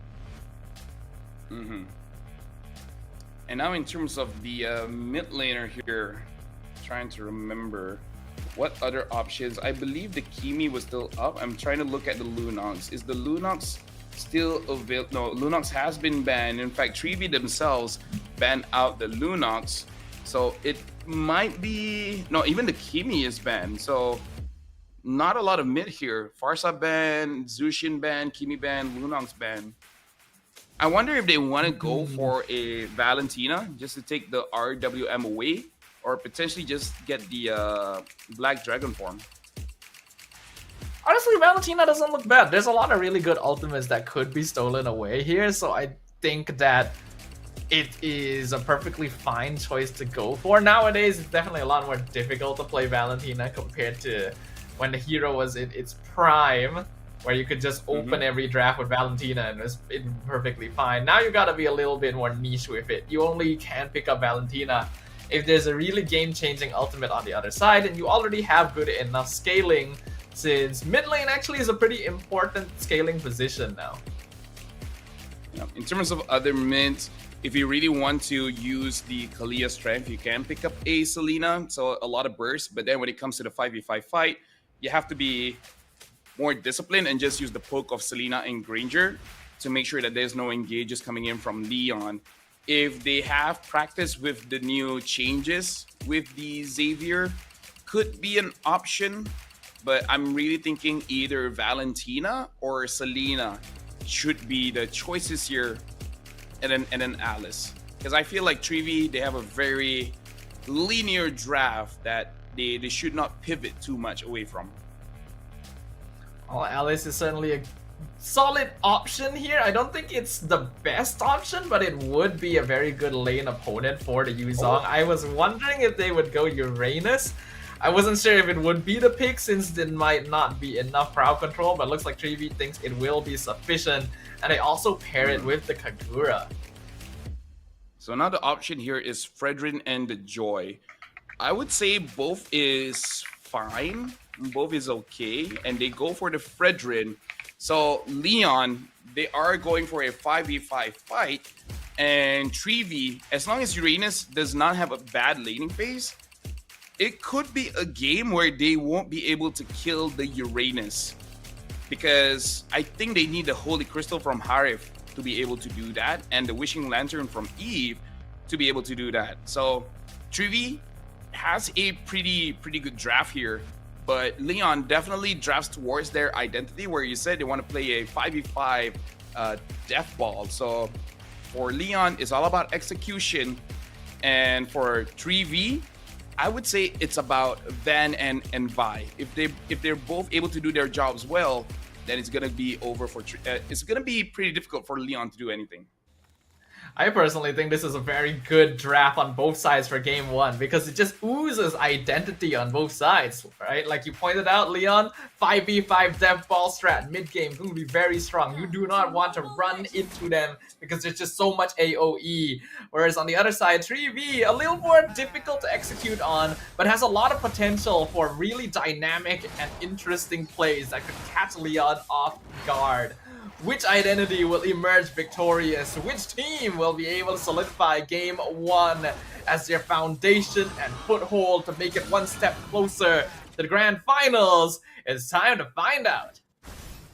Yeah, right now we can see that already a lot of poke here in mid. Agi as well as Jinzu.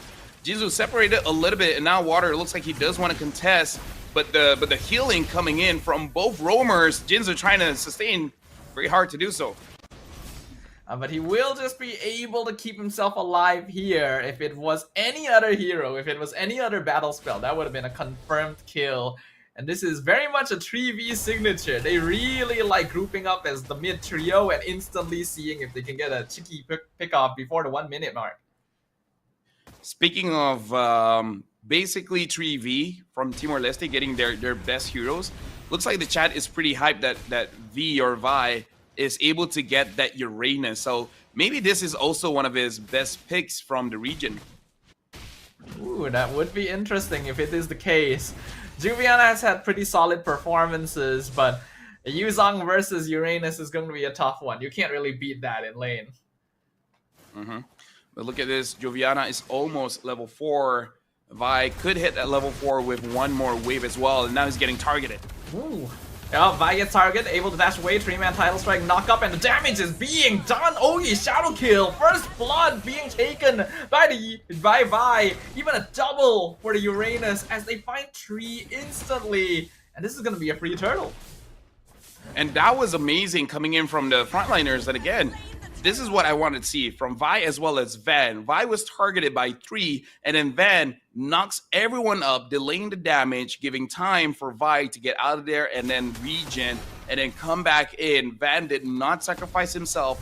Good follow-up coming in from Hunter, and Uranus starting off with a double kill. That is beautiful. This is good coordination considering the fact that they did not start the fight. They were being reactive. They just reacted very fast. Well, speaking of very fast, Van very quickly jumps into the tower, gets the Tsunami Slam on Juviana, and there's 4 people here already to pick off the Yuzong. Yo, it's already 2,000 gold lead here, Staffa. Timor-Leste, what? The speed of their going in this game is insane. It's 3 minutes, and it looks like they're already done with the laning phase, and they're already moving around the map. Ooh, now Silent might get punished for this, but a nice flicker away from Jinzu's taunt. He will sacrifice some gold shield, but keeping himself alive is way more valuable. That reaction was good as well. Now Vi gets another kill onto Water. Wow. Water going down again? That is rough. Good. Right now, Van goes for it. Tries to grab the Tsunami Slam. Purify comes out, so Agi is okay. AOG used offensively, maybe a bit too much so. Revitalize has to be used. And now, once again, Jinzu surrounded by 4 people. Vi with the mega kill. Oh, Lamaj actually gets a kill onto Zhao Silent. At least a victory here coming in from Leon. Van, can he get there? He can! Cancels the recall. Wow, this is a really quick game right here. Zhao Silent going to get picked off here, but that is the only kill that Leon Esports has been able to get the entire game, compared to 7 already in the hands of 3v. 4 of which are on Vi. This Uranus has a nearly 100% kill participation. He's in a little bit of trouble here, surrounded by 4, but he's just so tanky. And it's not enough for them to be able to take him down. The Black Dragon form comes through, trying to zone them away from Turtle. Water secures it away, tries to dash back out. AOG comes in, gets the one-man knockup, purified out by Shinra. Van also going to end up losing his life. Lamaj is here in the fight, but the rest of his team is already backed up. They've abandoned their gold lane, and Hunter picks him off.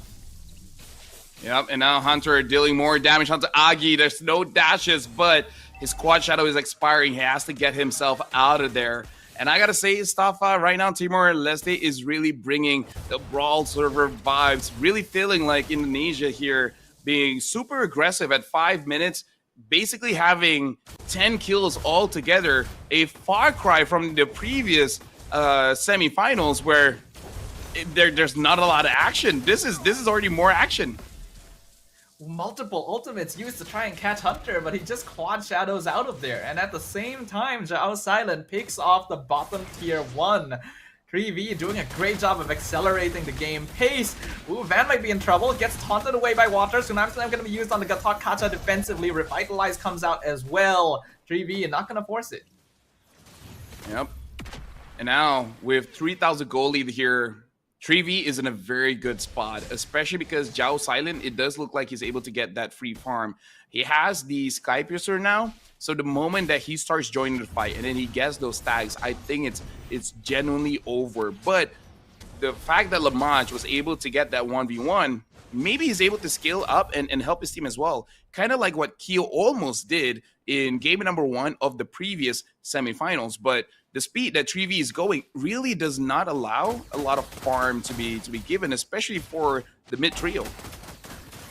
You see Zhao Silent literally on the opposite side of the map. They're already trying to rotate the Granger over to get more farm while the Turtle is spawning down bottom, and Vi providing very important information.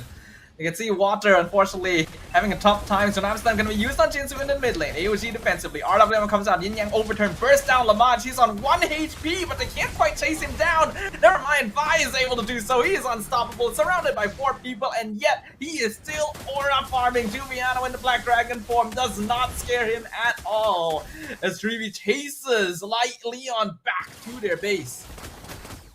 Talk about this patch helping Uranus out a lot. Like, Uranus is already pretty strong in the previous patch, but dude, this looks like a monster. 7 minutes in and having 5 kills, 3 assists, 0 death, and the damage profile from Leon is not there to deal with this Uranus. Ooh, they may have dived too deep here, but yeah, overturn catches 3. The damage is so much. Water goes down. It's killing spree for the Hayabusa, but they're gonna trade Van for it. They'll also find Jinzu, so currently 2 for 1 in favor of 3v Esports. 3v was in the middle of 5, and he got out of there like what? 15% HP loss. That's discouraging for Leon. And Zhao Silent getting his first Sky Piercer stack. We gotta look at the items here. It's the Oracle as well as the Radiant Armor. And in terms of gold difference, a little bit over 1,000 gold difference here for the EXP. And not as much, but the gold in is favoring Zhao Silent as well. Even though he lost the 1v1 earlier, Lamaj has been getting picked off consistently. Vi gonna get taunted in. Ogi Shadow Kill comes out. Doesn't do all that much damage, but Leon can't really re-enter the fight here. And Zhao Silent is just poking from afar. Black Dragon Form has to be used defensively. Tsunami Slam comes out. RWM only traps Vi.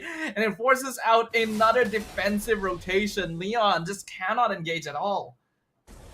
Yeah, and the thing is, if they do engage, they risk dying. And look at this Vi challenging them, gets taunted, gets hit by the Harif. Harif now does have the Feather of Heaven, so the speed of the damage that comes out is going to be faster. Looks like now they're just going for that tier 2. Vi is just standing there. That's all he needs to do. And they get a tier 2 for free. There's 4 members of Leon. And they cannot touch this man. One thing's for sure. The Uranus is not getting let through easily in the draft after this. Mid tier 2 now being threatened. Look at the damage from Zhao Silent. It's really starting to build up. I don't think they can defend this tower.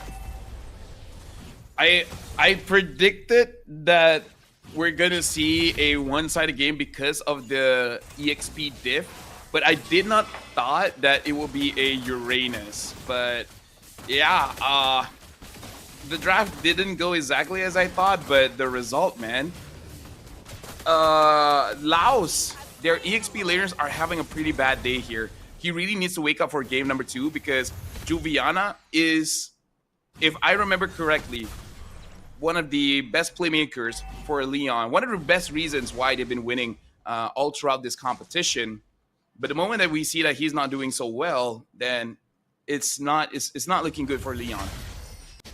I feel like Juviana and Lamont are basically the standout players from the side of Leon Esports, and since half of that equation has already been disabled, it becomes very difficult for them to initiate anything aggressively, especially since this team composition is highly dependent on all 5 players being together and being somewhat even in gold. We're 10 minutes in and the gold lead is 9k in favor of 3v, and now the Timor Leste representatives are pushing into base with the Lord up top. There is still a holy defense, so this shouldn't do too much damage. Yeah, they'll be able to clear it up just fine. Yeah, but now in mid, and Vi does have that dominance eye, so he can stay much longer. RWM, Vi, will he die now? He's taking so much damage. My goodness, it took so long, but they finally funded the shutdown. Agi picks up that shutdown. Only Shadow Kill goes in on Juviana, but he's alive on 1 HP.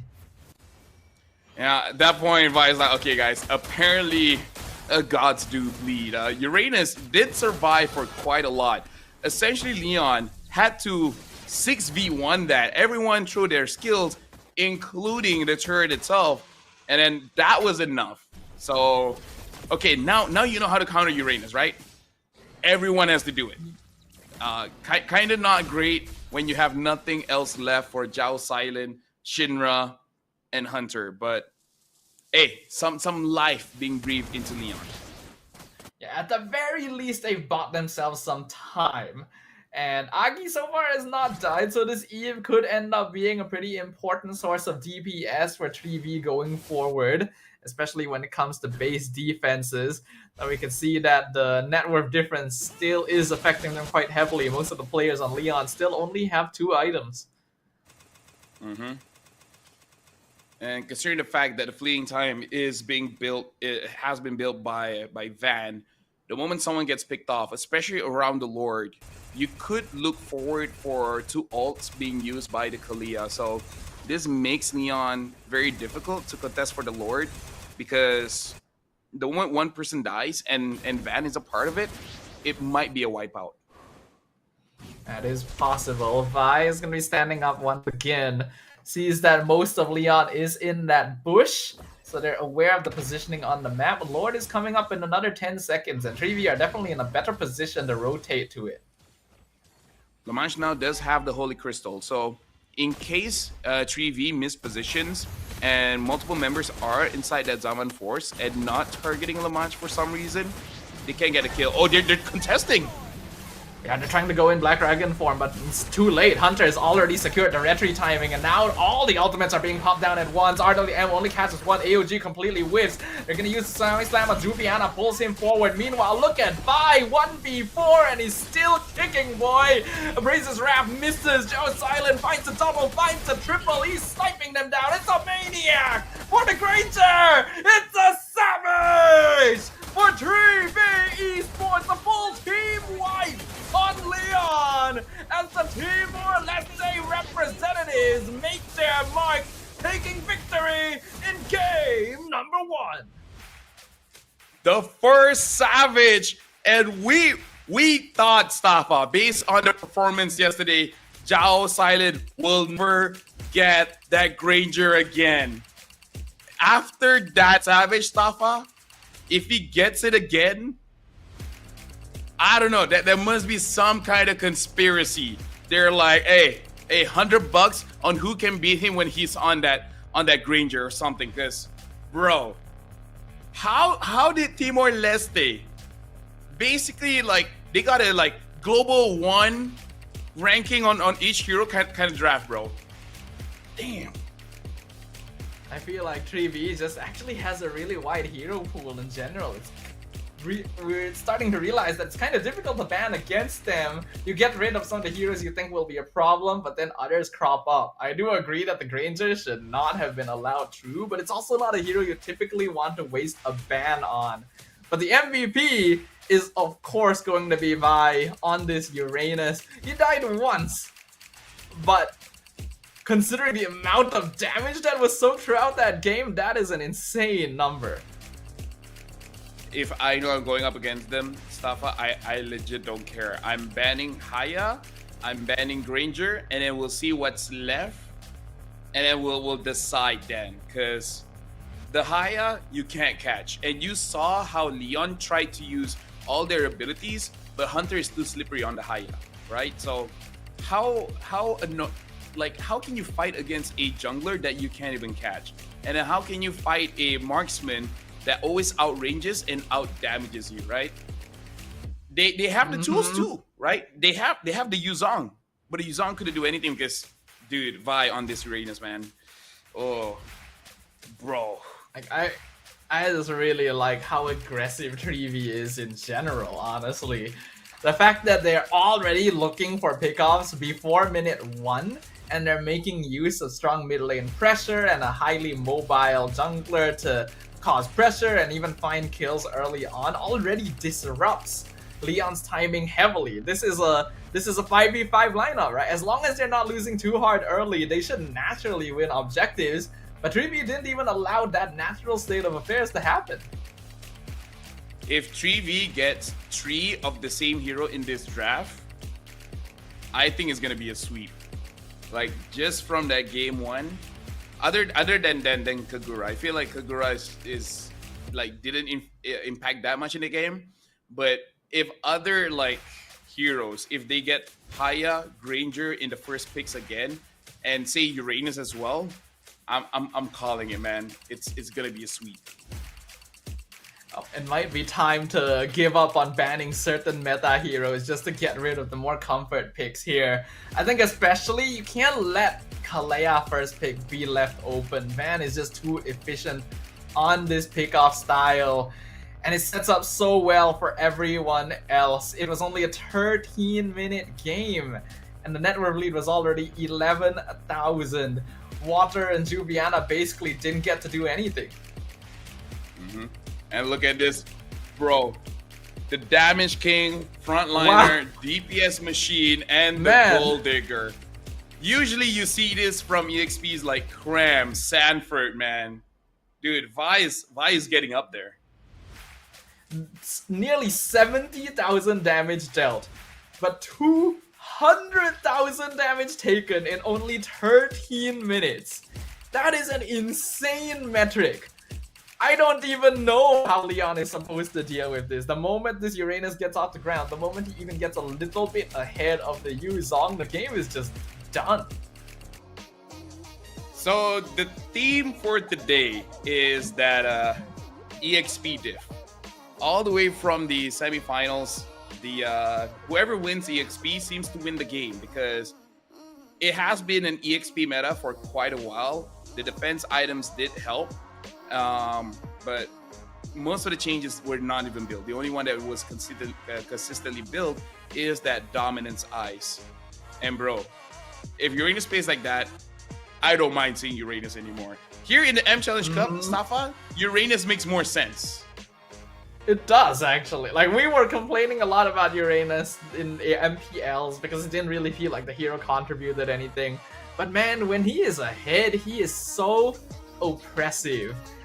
And now you really gotta ask the question, right? Is this just the meta? Is this a MCCM specific thing? Either way, I don't think you can really allow that true anymore. I think you have to go back to the tried and tested drafting thing of pick EXP last. Right? Or at the very least, after you know who your opponent is going to be. Because if you get diffed, man, the game is hard. Yeah, and I think Uranus, like you said, Uranus, I think it's not a hot take to say he's a very selfish hero. Even though, yes, he can reduce MR from opponents, but his kit is for himself. He wants to do what he wants to do. But when you have a team that doesn't need the help from an EXP, then Uranus really shines, because at that point they're like, hey, you just do whatever you want. I have minions. Let me clear them for a bit. Turtle's up. Let me do turtle for a bit, and then you just do you. You just do you. And that's the best time to be a Uranus player, when your team doesn't need you, and Uranus is the guy that said, keep your friends close but enemies closer. Basically, yes. Uranus is also the type of hero that benefits a lot from the changes to items like Dominance Ice, right? Because he is going to be surrounded by people a lot of the time to get that extra tankiness. And it's actually surprising that Dominance Ice isn't very high on the list of items that Uranus would get first. Oftentimes it's been Radiant, and then things like Oracle, because the game doesn't actually last long if a Uranus is already ahead. But let's hope that Leon will have learned something from that experience, because we are now jumping into the draft for game number 2. Something to note here, Treevee is going to get first pick again. So Leon, if I was them, I would ban Kalia, Haya, and maybe something like a Boxia maybe. Okay, so Kalia ban, very fast ban. Thank you very much. Yeah, take that off the table. I agree. I think you probably want to get rid of the Hayabusa as well. Just get rid of these heroes that would be very safe opening picks. The thing is, even if they get rid of Kalia and then they get rid of Haya, even if they like ban Uranus, I actually think that Treevee could first pick Granger. It just seems like they're more than capable of doing that. And there's nothing much that directly counters a Granger, because I feel like almost everything, it really is a skill matchup, just because the Granger has basically 2 ways to dash with the ult as well as the Rondo. So it really is mostly just a skill-based matchup where either the jungler or the EXP is the main predator for the Granger. But if the Granger just does too much damage, the predator will be the one that actually succumbs there, and Lunas gets banned again. So Leon, maybe it is a good risk to take. Let go of the Haya, and then Leon just first picks the Granger. Maybe it's worth it, honestly. Yeah, because you are not going to get rid of them, so you might just have to contest. Let Treevee make the decision, like, do you want to first pick Haya or Granger? We grab the other one. Looks like that is the case. They will ban the CC. Let's see if Treevee can surprise us here. So, Haya or Granger? Is there any other top picks here? So, okay, so Hayabusa get picked. Leon, if they don't pick up the Granger, kind of trolling. I think you can go either Granger Gatot or Granger Eve, since those would be the high value mid targets, and with Kalea already taken out, Gatot is just naturally going to be stronger as well. I do agree. I feel like Gatot and Granger is pretty good. Eve is a good hero, but there are still other options, namely like the fart. Okay. Hmm. Pick up the Hive Lancelot here. So is this gonna be Eve Granger or Granger For- Uranus? I think it's gonna be the same case. Basically the same options that Leon had. It's either Granger Gatot or Granger Eve, I think. I don't believe you have to go Uranus so early on. But you actually can in 3V's position if you want. Because funnily enough, Uranus can be flexed. So I still think Granger into Eve or Gatot would make more sense. I would say Gatot, right? Because they show that they can use the Kagura, so they can delay that. So yep, Granger pick, 100% pick, and Uranus. Wow. Well, why not, right? Vi played an insane Uranus. Leon is going to need to find something that can deal with this like right now, I think. Either you go into the Alice or the Esme, because if you don't, 3V is going to ban them. But then again, you might want other things, right? That's not one of them though. Yeah, I think I'm gonna call it. It feels like a sweep here, Stafa. I already said in our analysis, if 3V gets the same 3 heroes, it's kind of done. They got the Haya again, they got the Granger again, and they got the Uranus. What is going on in the semifinals, man? That's what I'm wondering. But like, I could still okay, maybe you don't go Alice or Esme yet, right? But you grab something like the Gatot, right? But they go Farsa? Like, you are going to get so messed up. My Granger high up. You're banning Kagura and not Eve? I don't think Kagura deserves a ban there. Kagura is a strong hero, is a very cool hero, but out of all the mages, it's easier to mess up the Kagura combo because there's a lot of inputs and etc. Blah blah blah blah blah. And now the Alice gets banned, so I'm pretty sure Vi, being as good as he is on the Uranus, he knows matchups, so he just takes away all the bad matchups, and then is good. And then, Yeah. what else is gonna happen? You just basically ban Alice and Esme here, I think. You don't even need to ban Esme, but if you want to guarantee Vi wins the lane no matter what, you just get rid of that. And Leon bans Hylos. Which, alright, I guess, since the Glorious Pathway can give access to Farsa, but compared to Eve and stuff like that, and yeah, 3V does ban Esme, so yeah, this is not a good draft from Leon, I'm gonna say. Arlet, very solid, honestly, going up against Uranus-ish, but I think it's more like Uranus still wins that matchup because you just keep on stacking your Ionic Edge. And I'm seeing chat, and chat is saying, you know, heroes that can counter the Granger. Yuzong already lost to the Granger. Iritel, you can't because you already have a Harif. And the CC is banned, so all of the suggestions are out of the table, and now the Jushin and Gato gets picked up. Ooh. Atlas! Okay, now that's new. Atlas? Okay. I don't... As much as I love Atlas, right? I actually love Atlas. I love playing Atlas. I love watching Atlas.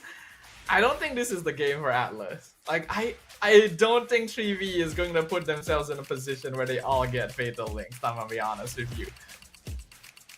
And considering that the range has gotten shorter as well, it is going to be pretty difficult. And I feel like even if you do catch targets, it's targets that don't mind getting caught, right? Like, Uranus and Gato is like, oh, you pull me closer to you? Well, thanks. I don't think Haya will get caught. I doubt it. But considering it's Hunter as well, he's already shown his reactiveness. Maybe we could see a good like Arlet combo, right? A big final slash setup into Fatal Links could be the way to go. But that means that Leon is once again depending on a pretty notable 5v5 matchup. And 3v has already defeated this style of play once. So let's hope we see something different. There's only one flaw about the Fatal Links, like, and Arlet.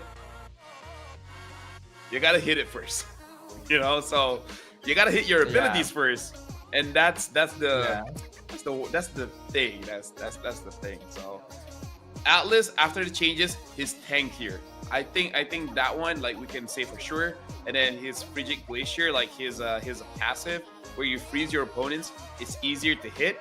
It's just the Fatal Links, it's very hard to do, especially against this lineup where Jushin, even if you do catch her, she probably won't die that fast, right? Especially because she gets the Elegant Gem or just completely Flock of Destiny and then able to Crimson Beacon out. I don't think Granger is gonna get caught. So this Atlas is a cool hero. I don't know if the rule of cool will help him out this time. They're gonna need to ask for a lot to happen, basically. And we have to know there's like a few heroes on the 3v side that can take Purify as well. So if they do happen to make a mistake and get caught, then you just purify the Fatal Links, right? So that's a bit tricky. But yeah, looks like we have a small technical issue once again, ladies and gentlemen. We've just been told that we need to very quickly remake the game. So hopefully you guys will be patient with us and we'll jump into game 2 very soon. Yep, for sure. And what can 3v do for them to potentially basically throw the game, right? Because okay, let's talk about this. Hive did win a 1v1 against the Granger, right? So maybe in lane, something can happen, right? So that's number one. They have the Lancelot. What if they just gank Granger over and over again? Will that be enough? And then just ask your EXP. There's no help coming, so please don't die in a 1v1. I do think that it would be good for Leon to maybe take a page out of 3V's playstyle and just like try to target a lane early to disrupt. The Granger would be the easiest one, but if they're able to catch Uranus off guard at the right time as well, especially early on before he starts getting more durable, they might be able to stop Vi's ascent to greatness, you know, from game 1. They just need to not be too reactive. I feel like Leon is a bit too dependent on reaching like level 4 and having all 5 people together to fight. And 3V is just not letting them hit that timing. Yeah. And honestly, reading chat as well, and they're like, there are ways to deal with the Granger, but Silence is just too good, man. He is just too good. Like, it feels weird because Timor-Leste is not a region that we see a lot of, but in a way they are outclassing. And I think with this kind of performance,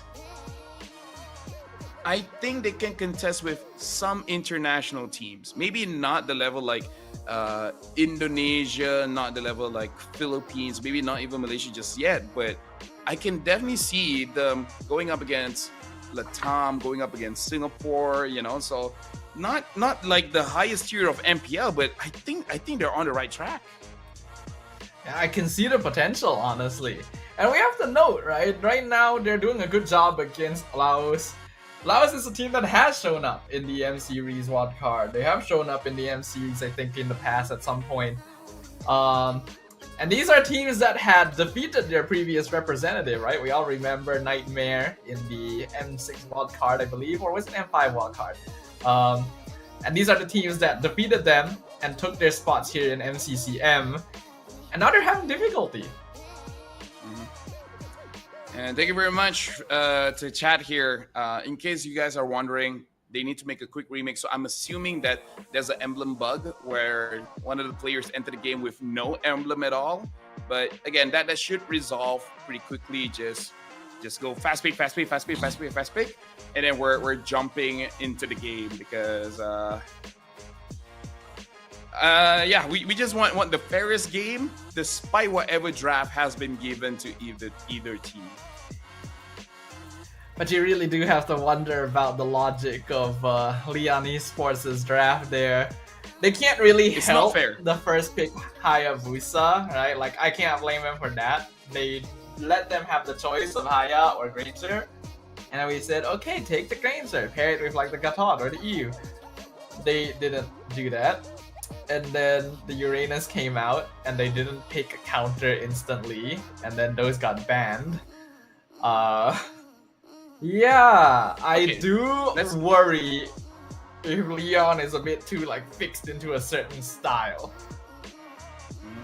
Let's talk about this. What about instead of going for a lot of gold lane ganks, you go for EXP, right? Make sure that Uranus doesn't get to a point where he can 1v5. Because I think earlier on, maybe you can do something, especially if the Lancelot just ganks a lot. Essentially, this game, Leon, if they want to win, it has to be through their jungler. If their jungler is very passive, just going for the farm, then it's not going to be looking pretty good, right? I think that's the main win condition here. Whether they go gold or EXP, I think really depends on which they think they can actually kill. But I just want to see some ganks. That's all I'm asking for. Yeah, I agree with you. I think it's not just the jungle as well. It's going to be basically the mid trio in general, because 3B is going to be playing Gatot Zusin, if I remember correctly, and their Glisby is not actually all that quick, especially compared to something like a Farsa. So if they can clear lane right off the bat, and rather than trying to contest Litho, because we know that 3B is going to have a pretty strong presence there, just instantly go for a level 2 gank on the EXP lane, that might be a good way to slow down Vi. I'm not gonna lie, a cheese that I do in rank sometimes is just level 1 as a roamer, go inside a bush, and while they're trading, just go ham. You know, I'll pick up something like a Choa or a Minotaur, and even if we don't get first blood, at least you'll get a flicker, like basically freeze the wave and deny minions. They might have to do that kind of cheese stuff, you know, like do something wacky that they're like, okay, you know what, you got me. Good game. Can they do that? Hold on. What was the roamer again for Lee? Oh yeah, it was Atlas. It's the Atlas. You can ish At- if you take the second skill first. I'm gonna be like, dude, Atlas level 1 doesn't do anything, man. Even if you take skill 2 first, you go in, you stun, then what? Right? And it's a Uranus. No, you're not gonna do anything. you have to. Dude. No, you have to, like, the Uranus has to stay close to the opponent to trigger the Frigid Glacier, where he physically freezes them and then slows their attack speed. So during that time, the freeze, especially if you take something like what was the exploding thing, and then with the Arlet, you should Concussive? kill the Uranus. Yeah, the concussive. So second skill, and then just make sure you're physically close to the Uranus so that you freeze him, and then you can get the kill. I can't remember whether it reduces attack speed or reduce magic defense. Let me check. It is possible since it is an Arlet. That is true. Arlet level 1 might have enough damage with an Atlas to take out Uranus if Vi plays 2 aggro. But that's basically the only window you're going to have. So if the game starts and we don't see the Atlas in the EXP lane, then that window. I mean, I'm just not saying they disappears. will do it. It's just something I would do. Oh, it's something you would do. You want them to do it? I mean, like, as Sunfrost, man, I basically win him lane every single time. I do it with the Kalia, I do it with a Minotaur, with a Cho.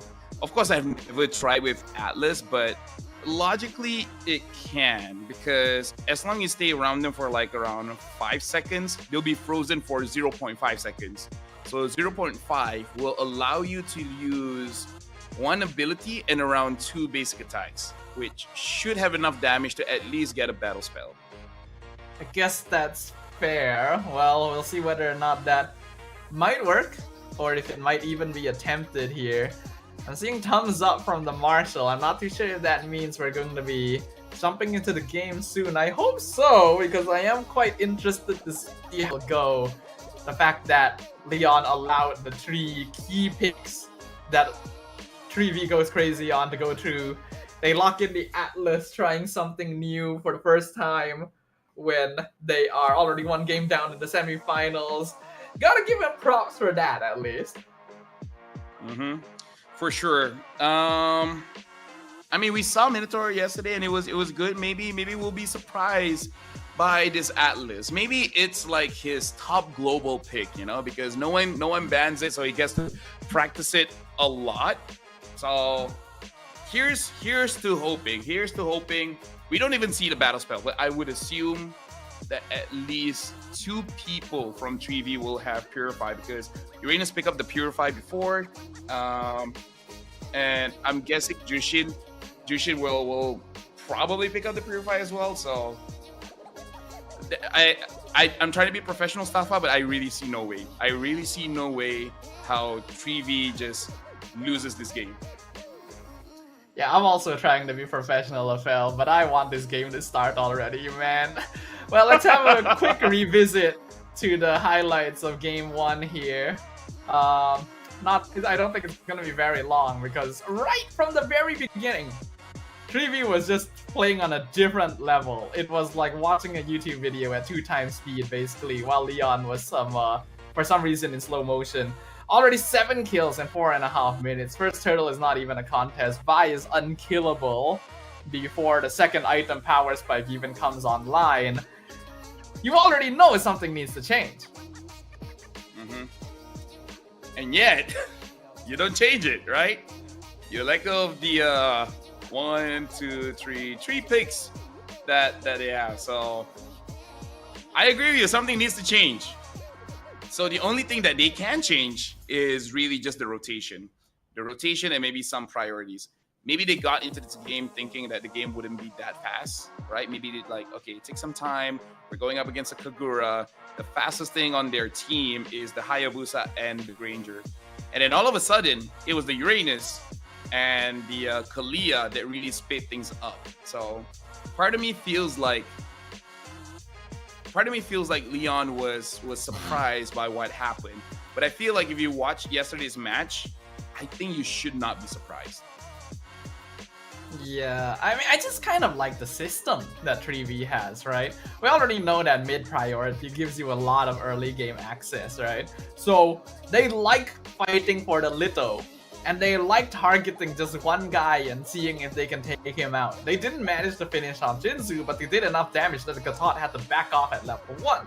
So instantly they get lane pressure, they can rotate, they can mess up Juviana's entire game, and it's just easy from there.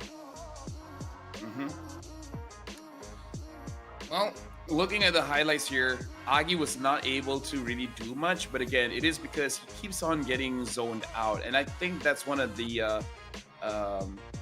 advantages that 3V really has, is that they're able to go straight to the damage dealers, where their defenders, the EXP, the roam, there's really nothing much that they can do. And even if they do everything they can to protect the damage dealer, everyone else from the opposing side is just gonna be free. So looking at the draft, I don't think it solves the problem of the previous game. The only way that they can win this with this draft is if basically Atlas, Farsa, and Lancelot, I would say without level 4, they can get a kill. But that means that I want to see level 2, level 3, them trying to do something. And I would say even if they get the Gato Kacha, I think that's enough, right? Just kill absolutely anyone. It doesn't have to specifically be the Granger or whatever. If they get, just be thankful who you get, because control is good. The damage from Farsa and Lance, I have to imagine it should be enough to kill someone, or at least get the revitalize early and then try again.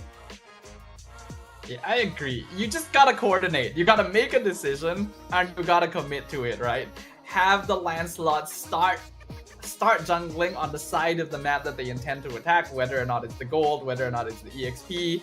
Then at level 2, just ignore the Litho, because you already know that 3V wants to fight around there, and instantly go for the lane gank with the mid duo along with the Lancelot. I think that will 100% guarantee a kill, especially if that lane happens to be pushing forward. At that point, then you have a little bit more momentum on your side, but that'll depend on whether Leon can pull that off. Yep. Now we're just waiting for the teams to get into the game. And looks like they are in the game and the characters are moving. So now we are starting the second game in the semifinals. And I'm really looking forward to see what Leon has in store for us. Thank goodness we're here, LaFell. I was running out of things to talk about. All right, ladies and gentlemen, game number 2 of our semi-final matchup. 3v Esports from Timor-Leste, currently 1 game up against Leon Esports from Laos. Can they even things up? Or are we going to look at a repeat of history from our first series of the day? Well, Van is already taking a little bit of damage, but it looks like 3v is the one that actually wants to go aggressive here on Jinzu. And this is exactly the same timing that they always operate on. The little fight, instantly targeting the roamer. Jinzu just barely gets out, but he had to use his flicker and recall. So once again, mid lane prio is gone. Yeah, and this is just very, very worrying here, especially for Leon, because they really want to get that pressure early, and yet 3v gets it again. And here in the lane, looks like Vi is on water, but Aggie's here and gets first blood. All right, that's what we were talking about. The level 2/level 3 gank, punishing Vi for standing really far up in the lane. That's a kill on the Uranus already, and that will help Juviana immensely. So they've done what we kind of asked for, right? Either gold or EXP doesn't matter as long as you get some kind of gank. So they do have that going for them. But I think once is not enough. They got to keep the pressure going. Looking at the levels here, level 3 for Juviana, same as Vi. Juviana should get level 4 earlier, and they should try to use this as their advantage to get something around the turtle. Yeah, I think if they can continue putting that pressure on, it'll be very good for them. They're already in position around... Oh, Juviana walks forward, gets taunted. Nice flicker final slash, pushes Shinra forward. Revitalize comes out on Van. Fender Deathstrike doing a lot of damage to the Kacha, but he's still alive. It's a full dive from Leon. Shinra dropping low HP. Will eventually be finished off by Juviana, but he bought a lot of time. Oki Shadow Kill comes in. Hunter here to clean things up. Agi gonna be traded away. Turtle currently still at half HP. Vi inside the pit doing a lot of damage to water, but he is alone, and the turtle will be traded over. Leon picks up their first objective. Yep, and now Juviana is going to get targeted. Final slash protects him. Even the Fatal Links as well. They're going to be able to find one, but they actually do end up trading a bit more than they expected to. Vi going to drop for the second time, and Hunter going to be chased into the tower by Water. They take him out, and looks like Water might be able to escape this as well. So Leon actually on the board. Yeah, Leon is much more aggressive compared to the previous game. And I guess Juviana getting that Arlet, because it is one of the more flashier heroes that he has used before. We got to look at here. We can see a little bit of that combination between the Arlet as well as the Atlas.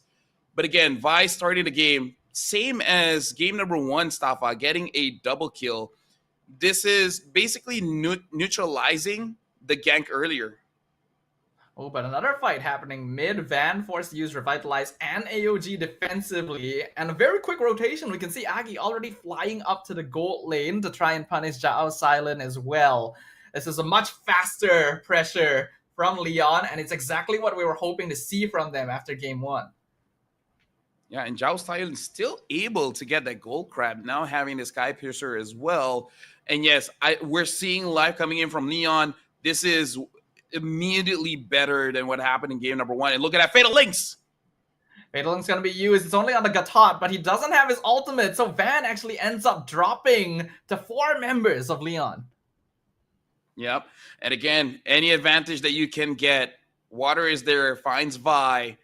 Vi so far trying his very best, winning out a little bit against Juviana.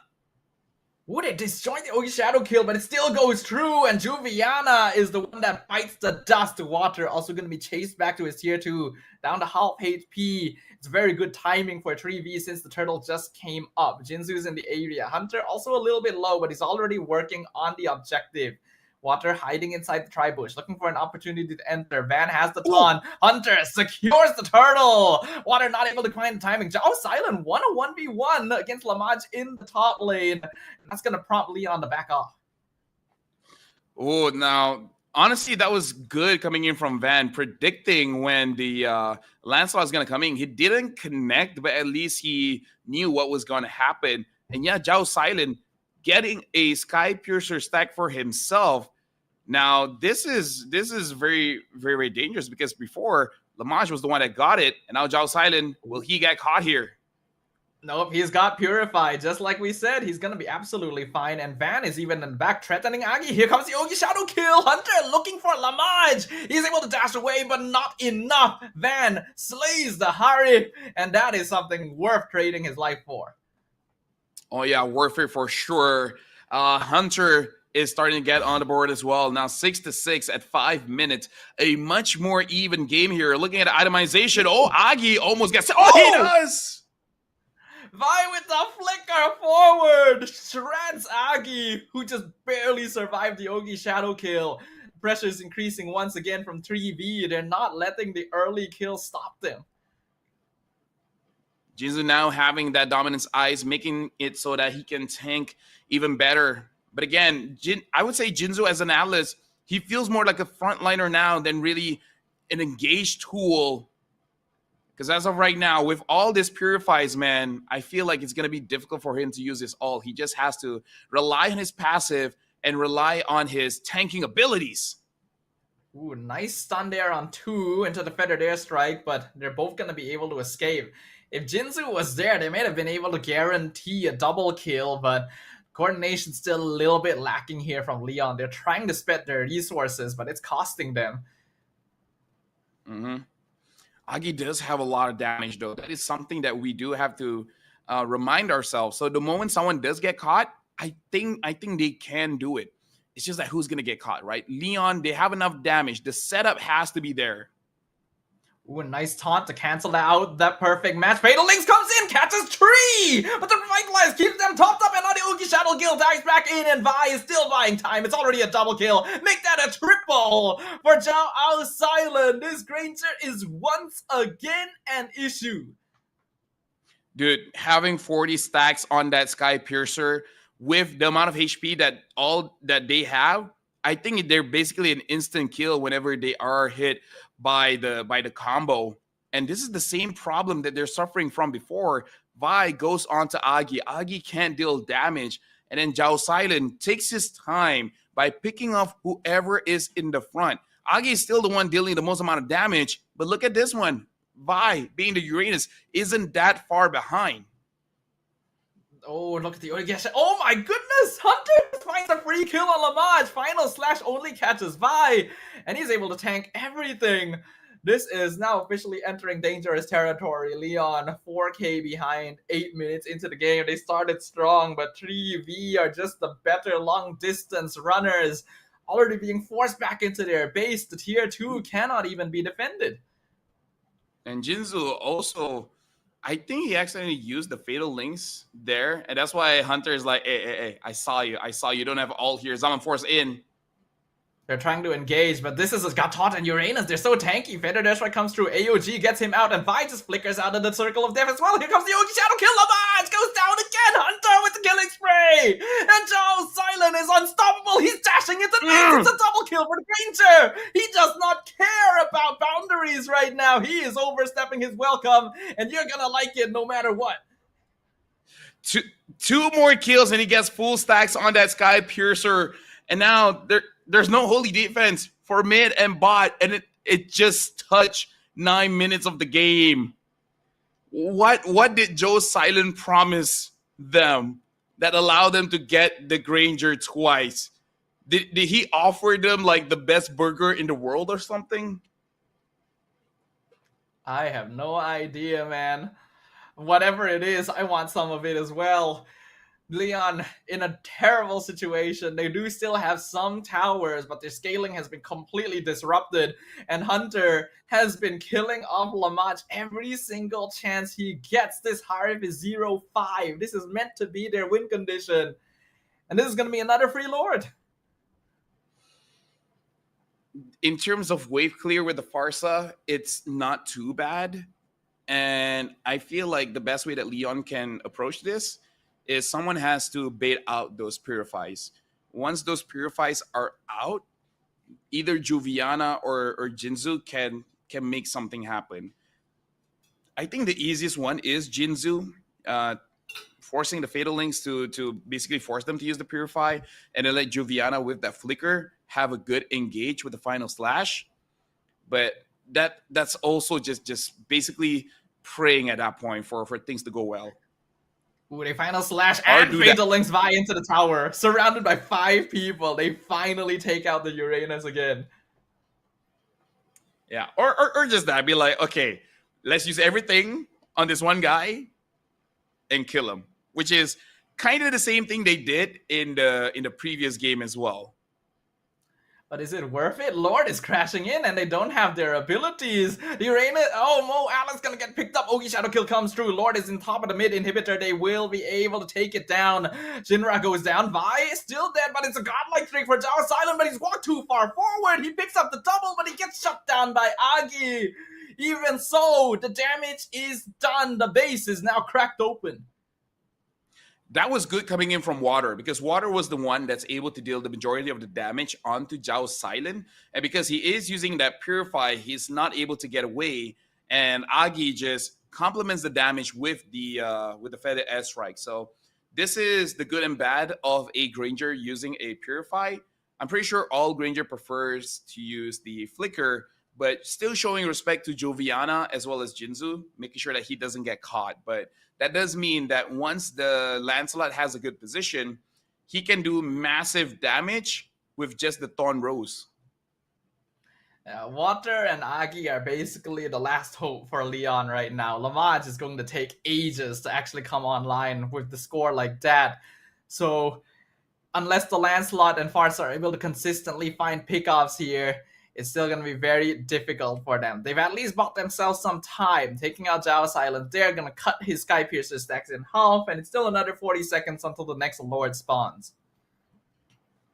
I would say with the items that Water has, I feel like he can actually gamble it and then go in and kill Zhao Silent. The only problem is he might also die if the Gator is there. Because I kind of feel like Gator is the only one that can really stop him. No one else can. Shinra can if already put a lot of stacks, the butterfly stacks onto the Lancelot. But yeah, now it's really on his shoulders because everyone else is having such a hard time. They are. But at the very least, they've managed to stem the bleeding a little bit. The net worth difference is still 5k, which is a little less difficult to handle now that we're hitting the 13-minute mark. It's still going to be hard for them to actually approach the Lord, though. Water tries to dash in. He's not able to find it. Hunter already retrieves it down, and Zhao Silent shuts him down. Your attempt does not matter. Ogi. Oh, AUG comes in. Gets purified by the Fatal Links. Good play from Jinzu to make sure they don't lose anyone else. And again, Water did what he had to do, right? He kind of had to gamble it, but desperate position, man. There's nothing else because his team, unfortunately, is not in a position to help him out. And now he needs to wait another 5 seconds before coming back. He should be able to rejoin the fight, but the Lord is already on the crystal. The final slash finds the Granger. Winter Crown comes out, Feather Airstrike, doing a lot of damage. Zhao Silent switches for the immortality. He's alive! The Lancelot's trying to chase him down. He eventually finishes off. The Lord is still on top of the crystal, and the numbers advantage is still in favor of 3v. Van is on top of it. He gets finished off by Juviana, and Water actually bought enough time. The rest of his team can catch up with them now. Fatal Links finds the Yuzu Sin, and Shinra gets punished. It's a 4-man wipe for Leon.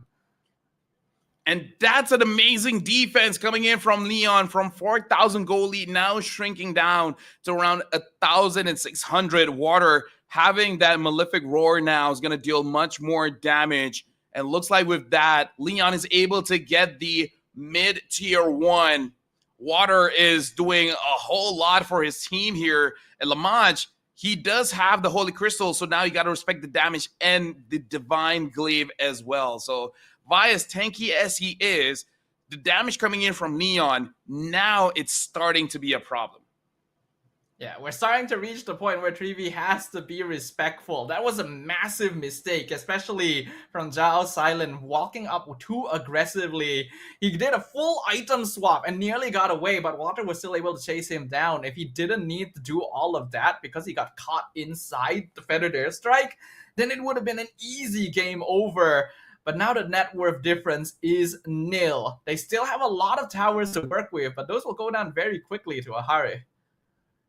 Now it looks like Vi is gonna get. Look at that damage. Even the Uranus taking quite a lot here. Yeah, this is what happens when Uranus no longer has that big lead. This is why sometimes we complain about it being picked up. If you're not able to put yourself in a huge advantage, the utility it offers is not quite enough. Nice 3-man stun from Vance, stops the conceal play, but the damage is building up. Revitalize not going to keep him alive for long. Final slash, finds shows silence once again! They jump on him in the backline and Juviana fishes him off! Oogie Shadow Kill melts down the members of Leon, but they just don't have enough damage left now that the Granger has but the bullet. Shinra goes down, double kill for Juviana. They chase down the Hayabusa. The game is turning around. Leon are now the ones in the driver's seat, and Vi gonna be chased down as well. Vengeance is sweet. It's a killing spree for Water. You know what? We could be wrong, but I am glad being wrong because this is turning out to become an amazing semifinals here. And looks like Leon is going to get game number 2 despite 3V getting an amazing draft. Leon is on the table. What an amazing comeback. For the first time in the entirety of MCCM Season 6, we are not looking at a clean sweep. And that's why you can't count your chickens before they hatch, people. You gotta respect your opponents. A single mistake, a single outplay can cost you the entire victory. And hey, we gotta talk about this. New heroes being introduced and then winning. Yesterday it was the Minotaur. And now it's the... I don't even remember the hero's name. The Atlas. Like because you know I've been practicing the Atlas that I fought against a few. The passive freeze, it can honestly mess you up just because you have not fought against an Atlas for a while. So you always question yourself. I'm getting stunned, but I don't know where the stun is coming from.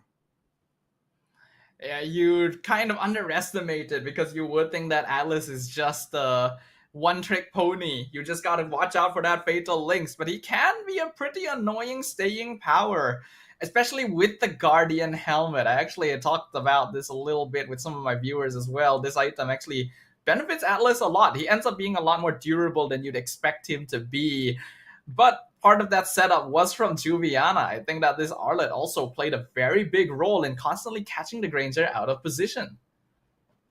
But we gotta talk about Water, man, because game changer, like legit.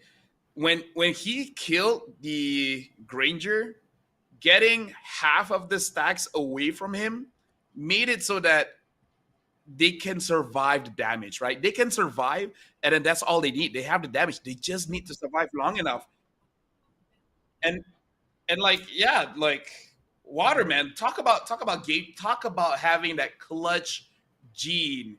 Everyone else was good. But Water, man, you gotta be like Water. You gotta flow like the river. Unstoppable in its ascent right here. Really impressive, honestly. We talked about a lot of things that Leon probably needed to change in order to deal with 3V after game 1. And while it wasn't perfect, I think they did a lot of what was needed, right? Yes, the first rotation was not the cleanest. Atlas had to go home very early on, but then the level 3 gank from Farsa instantly put a death onto Vi, which slowed down the Uranus a lot. He was not nearly as oppressive as before, and they even drafted both Lancelot and the Arlet to make sure that they could get on top of this Granger. Zhao's Island was not allowed to have free reign. Yeah, and now the live chat is gonna get more interesting here, Staffa, where clearly they are, Timor-Leste fans, as well as fans coming in from Laos. We're gonna get a lot more engagement in this live stream because finally we will get a game that is not a sweep. And we saw the faces of 3V. They were defeated. They're like, guys, we got our heroes. How did we lose? And again, it's all about the execution. Yeah. So it's such a terrible feeling because they were clearly leading early to mid game. It wasn't as clean as before, but they were clearly leading. They had a pretty massive goal lead, and even after making 1 or 2 blunders, they still had a notable advantage. And yet they kept making mistakes. They got a bit too full of themselves. I'm gonna be honest. They thought like we can do whatever we want and it's going to work because we have all our favorite heroes, all our best heroes. Doesn't always work that way. Yeah. So maybe celebrated a little bit too early. Maybe a little bit of underestimating your opponents, especially because we do keep on saying the Farsa damage and the Lancelot damage is enough. They just need a good set. And in a way, I would say the final battle, it wasn't even that great of a set. It's just that 3V put themselves in the situation where they can get targeted by the opponent. So it wasn't really that Leon needs to set things up. They just wait, and then eventually 3V will just fall into the trap. It worked out pretty well, though it did still end up being somewhat close. There was a big base push where 3V could have maybe ended this and wrote a completely different story. But now we officially have a game on our hands. We're guaranteed at least game 4. And now it is 3V who have to revisit game number 2 and figure out what they did wrong. Personally, for me, I think at least for the Mekong region here, maybe they just don't do well with the Jushin. Because I remember the game that was difficult for 3V going up against Brunei, they did use the Jushin as well. And as a Southeast Asian player, I love to fight. And for us, fighting is all about damage and not so much on control. So Jushin has a lot of control, not that much damage.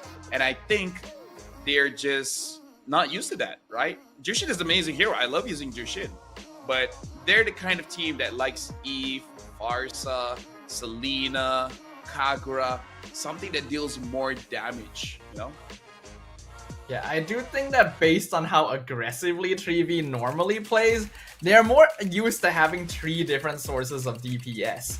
So when they were missing one of those sources, we thought it would be fine because Zhao Silent always performs so well on the Granger, but when you have so much backline dive to worry about, then it starts falling apart.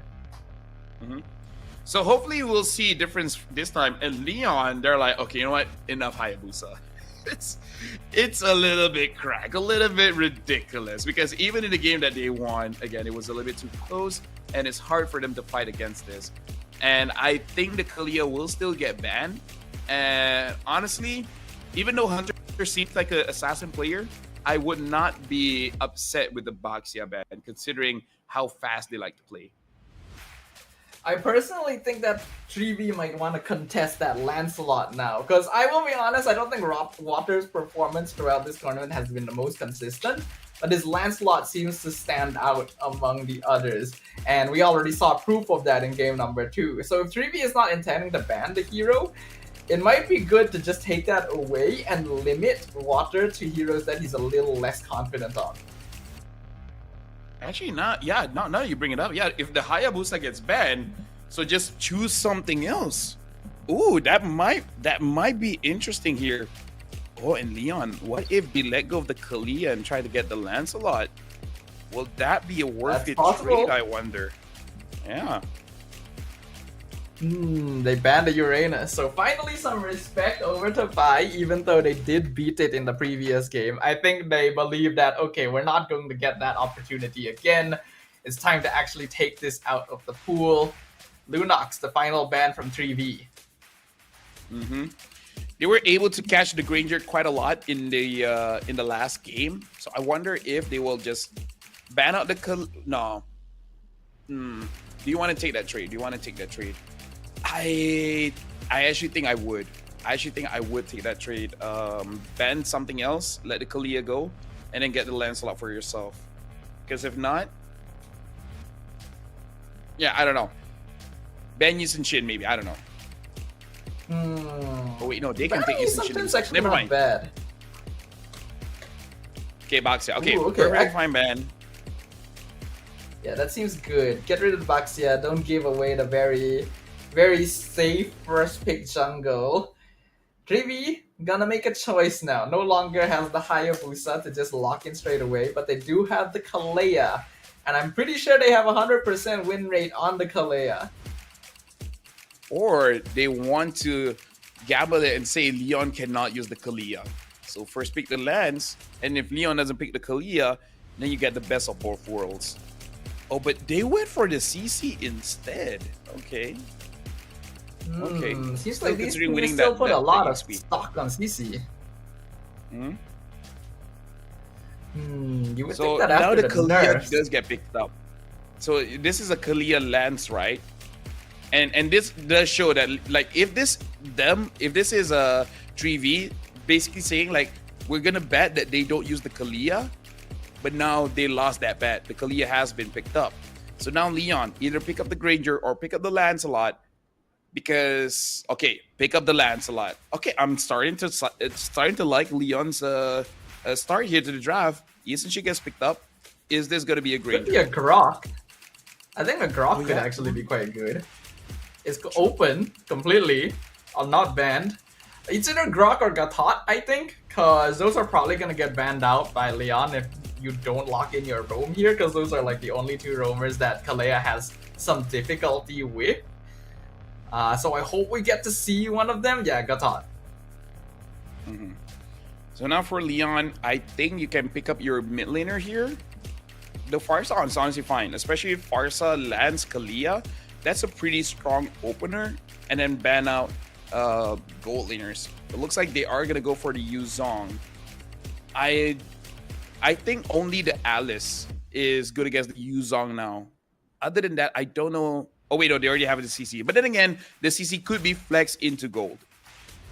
Yeah, I think it's possible that CC is gold. In the past, CC would have been a perfectly fine pick into the Yuzong, but I think after the recent nerf, it's definitely not a good matchup anymore, so I wouldn't recommend putting her in EXP. Harif going to get banned by 3v. Yeah, I think that's still good, because the Harif, the burst damage is the reason why they could come back, and I think that's a very good respect here.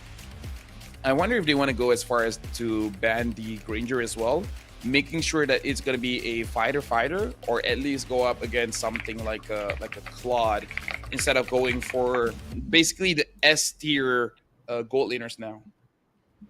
Yeah, I agree. Well, the Granger's still on the board. Do they want to get rid of that as well?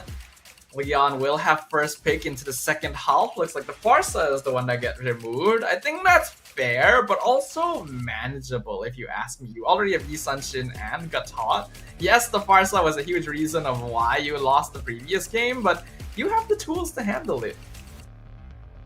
So if they pick up the Eve here, the problem is 3v might pick up the Esmeralda, because I think it's still pretty solid to be picked up, if not the Alice. So they're going for a Valentina instead. Ooh. So asking 3v, do they still want to go for that Eve? Okay, Valentina is interesting because this is not just a way to make 3v second guess picking up heroes like the Eve. It's also a way to deny it away from 3v, because otherwise they would have access to things like Tsunami Slam and Black Dragon form. So there's a chance that Leon is trying to look forward in that way. And the Kagura is out. If not, the Kagura would be a good matchup going up against the Valentina. I think other marksmen, other mid laners now are perfectly fine, but it's very second guessing going up against this Valent. I would just go for something with range. Looks like they're gonna buy the bullet and still pick up the Eve, and then now with the Lapu as well. So not even going for that Alice. So the Yuzong should have a pretty good time in lane. And the Export. Ooh, now that's interesting. I like that actually. I'm pretty sure that's a export gold as well. Leon is one of the few teams that played the export gold during the group stage, works incredibly well against bulkier front lines, and well, we're dealing with a double fighter side lane here, so I think this is the perfect time to pull this out.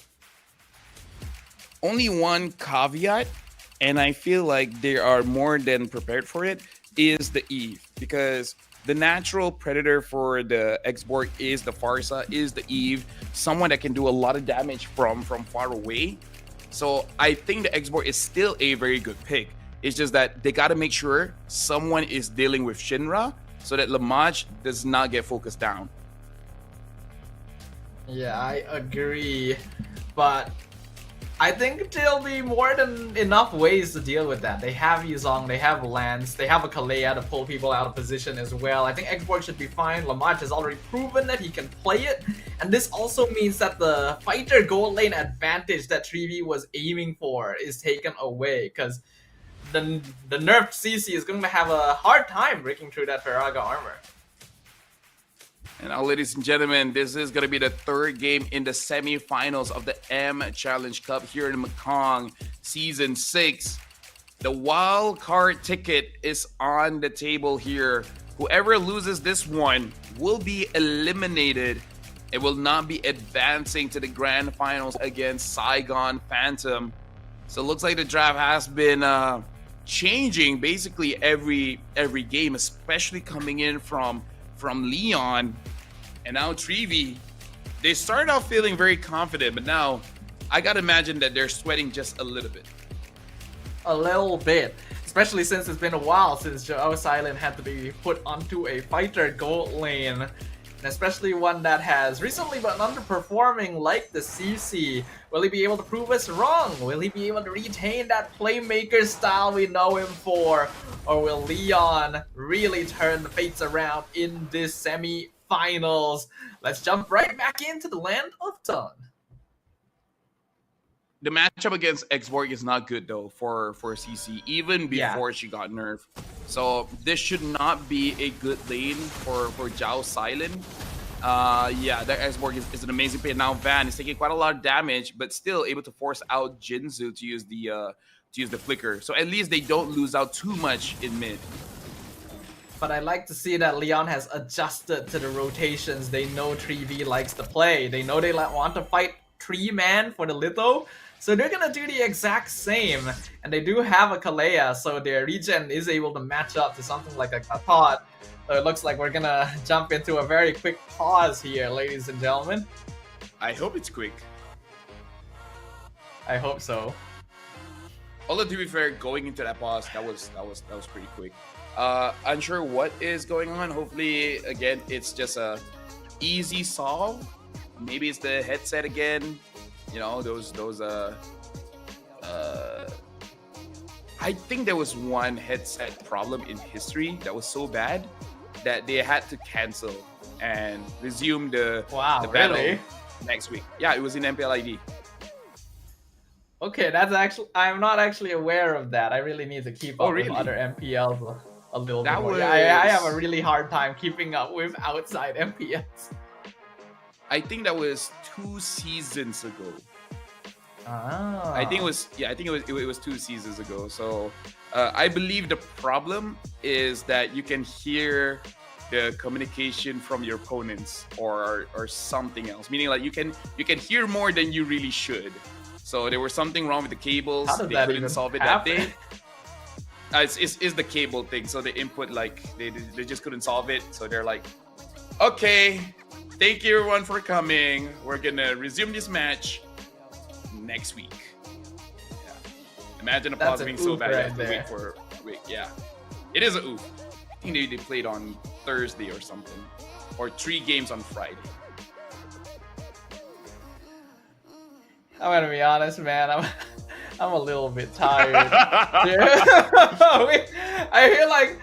feel like we've had a few too many moments to ourselves, if you know what I mean, you know? And we're casters. We can talk a lot, but let's just say that the players are not the only ones being tested today. Oh yeah, for sure.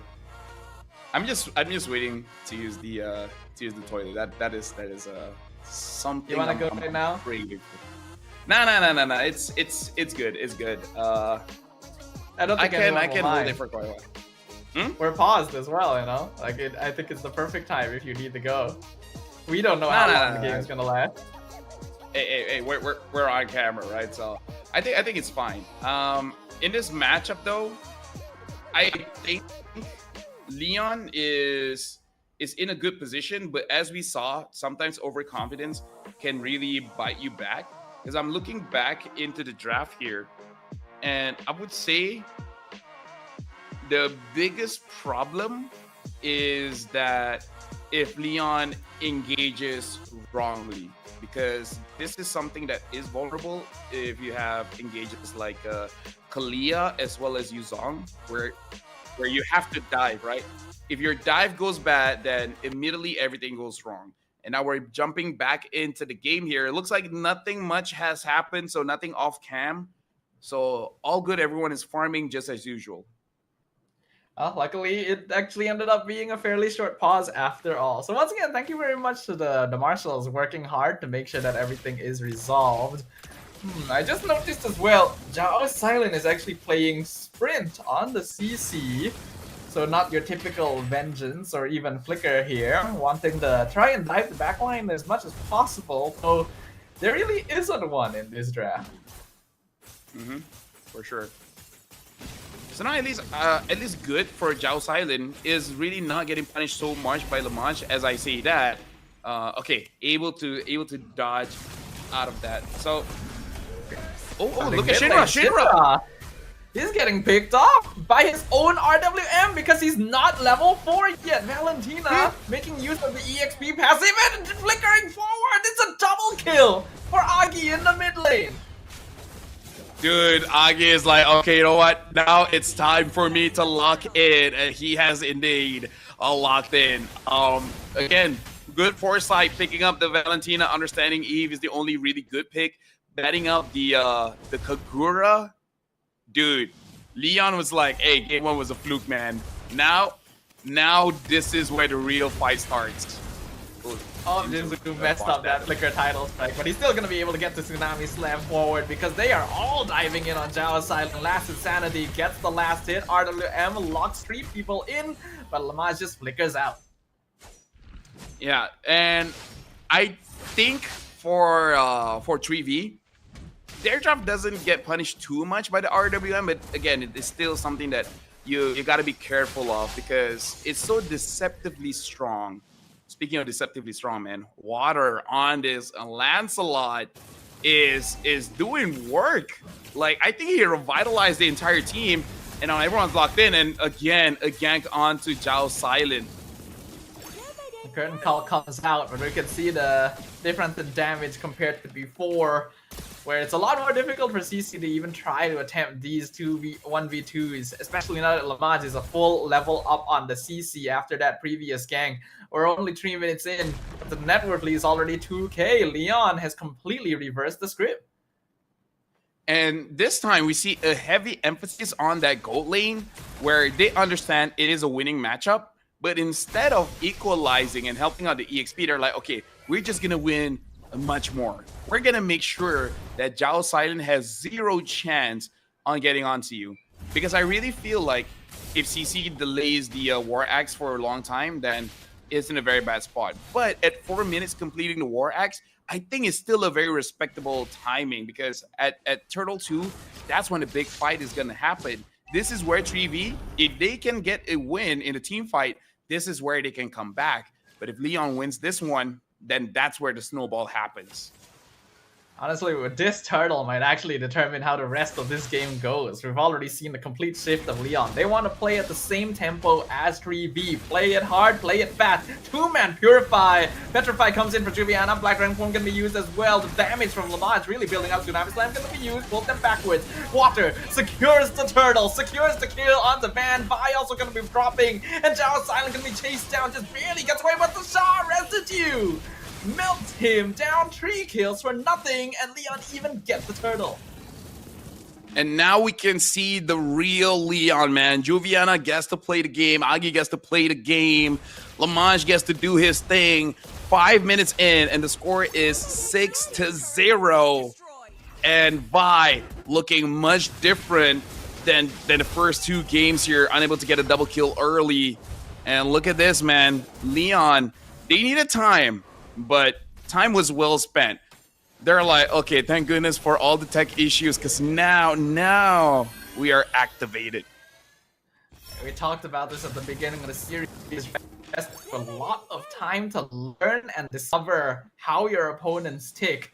And after game 1, Leon already had the idea. Game 2 was where they were able to really figure things out.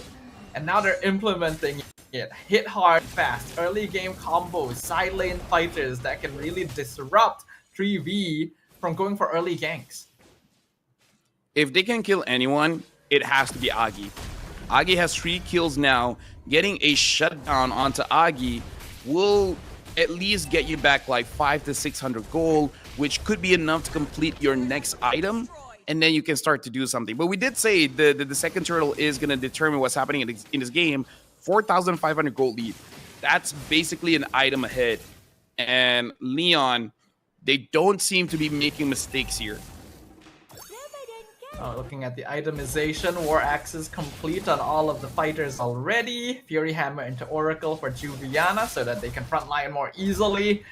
And yeah, so far it's been a perfect game from Leon Esports. 6 kills to 0, 4.5k gold lead. Third turtle has now officially spawned. Leon is in position. Juviana already spotting out Zhao and even stopping his rotation, letting them take the turtle easily.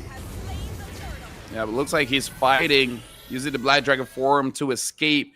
So we see multiple members on 3v being stopped by Joviana and unable to kill him. And he was fighting without the Black Dragon form. So now, this is good coming in from Leon because they're a very textbook team where when they are ahead, they really don't, they don't tend to overextend. They take the lead and they take it slowly, but they make it so that there's no way for 3v to catch them lacking, whether it's in positioning or just taking any of the objectives. I also like that even though they're learning a little bit from the way 3v rotates, they're not fully imitating them, recognizing difference in the draft. Jinzu is not playing nearly as aggressively on this Kalea as Van does because they know they don't have as much burst. Most of their damage is continuous. And because of that, they're taking things slowly. RWM going to be used by Agi to try and zone them off of the mid wave, but 3v is able to avoid it and protect their tier 1. Something that I do have to say is Lamaj is already doing quite a lot of damage. Van could not tank that. And I think Lamaj realizes that as well. And he's still not going for a heavy engage here. So still showing the respect, probably waiting for that Lord and basically trying to kill 3v around a neutral. Tsunami Slam onto Lapu Lapu. Van going to be dropped low. That's a revitalized use. Jinzu also needs to use the conceal to back off. AOG defensively. Large Shaker connects on the X-Borg. Juviana misses the Dragon Tail. A lot happening, but nothing final. No casualties here. But they were able to get a lot coming in from 3v just before the Lord spawns. And Juviana does not have the Black Dragon form, but I feel like his ult will come a little bit faster compared to Van. I agree as well. This Lord going to be an important one. First Lord shouldn't be a very heavy impact in terms of towers, but it is a chance for 3v to maybe reverse the gold difference, because right now they're very behind. Boundstalker comes out. They're trying to engage on Lamaj up top, but he uses the last insanity to escape into the Tri-Brush, and Jinzu is there to make sure he gets out. So overall, looking pretty good. In fact, down bot, looks like Water's able to get that. And Black Dragon onto Shinra. They're trying to chase him, but they'll settle with just chasing him back to base. Black Dragon form has been used, so that means Leon probably wants to commit to the Lord now. They've already zoned back Shinra and Van, so it should be pretty easy for them to take this. I don't think Hunter wants to contest. Yep, so far very clean coming in from Leon. About 10 minutes into the game, 6 kills with 7,000 gold lead, not giving anything over to 3v. And I think 3v is hungry for a fight, but there's just no opportunity for it.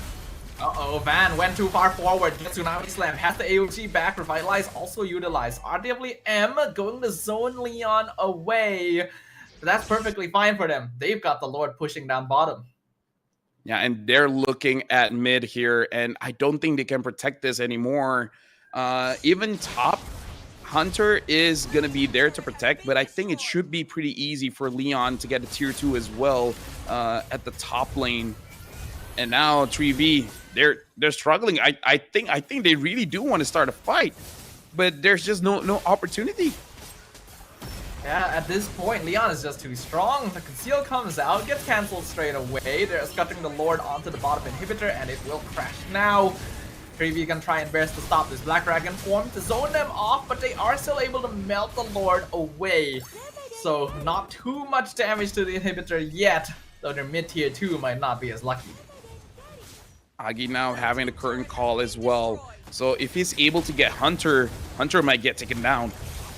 Oh, there was a bit of anti-synergy there, but we'll talk about that later as Water dashes all the way through from behind the base. Does some good damage, but it's not enough to push them back. The bottom inhibitor will still stand.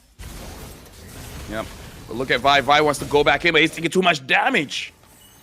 Now look at how much damage he's taking here. He has to flicker to get away. RWM comes out. Juviana now the one in trouble. And Van finishes him off with the AOG. The match now holding the front. Nice title strike knockout. Look at the burn. Look at the blast insanity. They explode. And at first the fireworks. Double kill for Lamaj.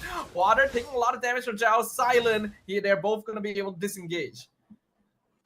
Yeah, and that's where you start to worry just a little bit when the X-Borg basically melts your, like, everyone.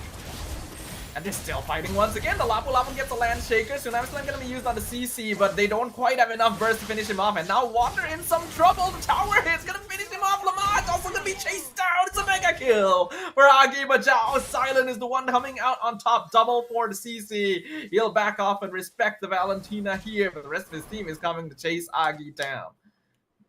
But yeah, now we can see a little bit of mistake coming in from Leon overstaying their welcome, where it was clear that you don't have the Fraga armor. You still want to fight. Joviana, though, should be okay. Still have the Black Dragon form.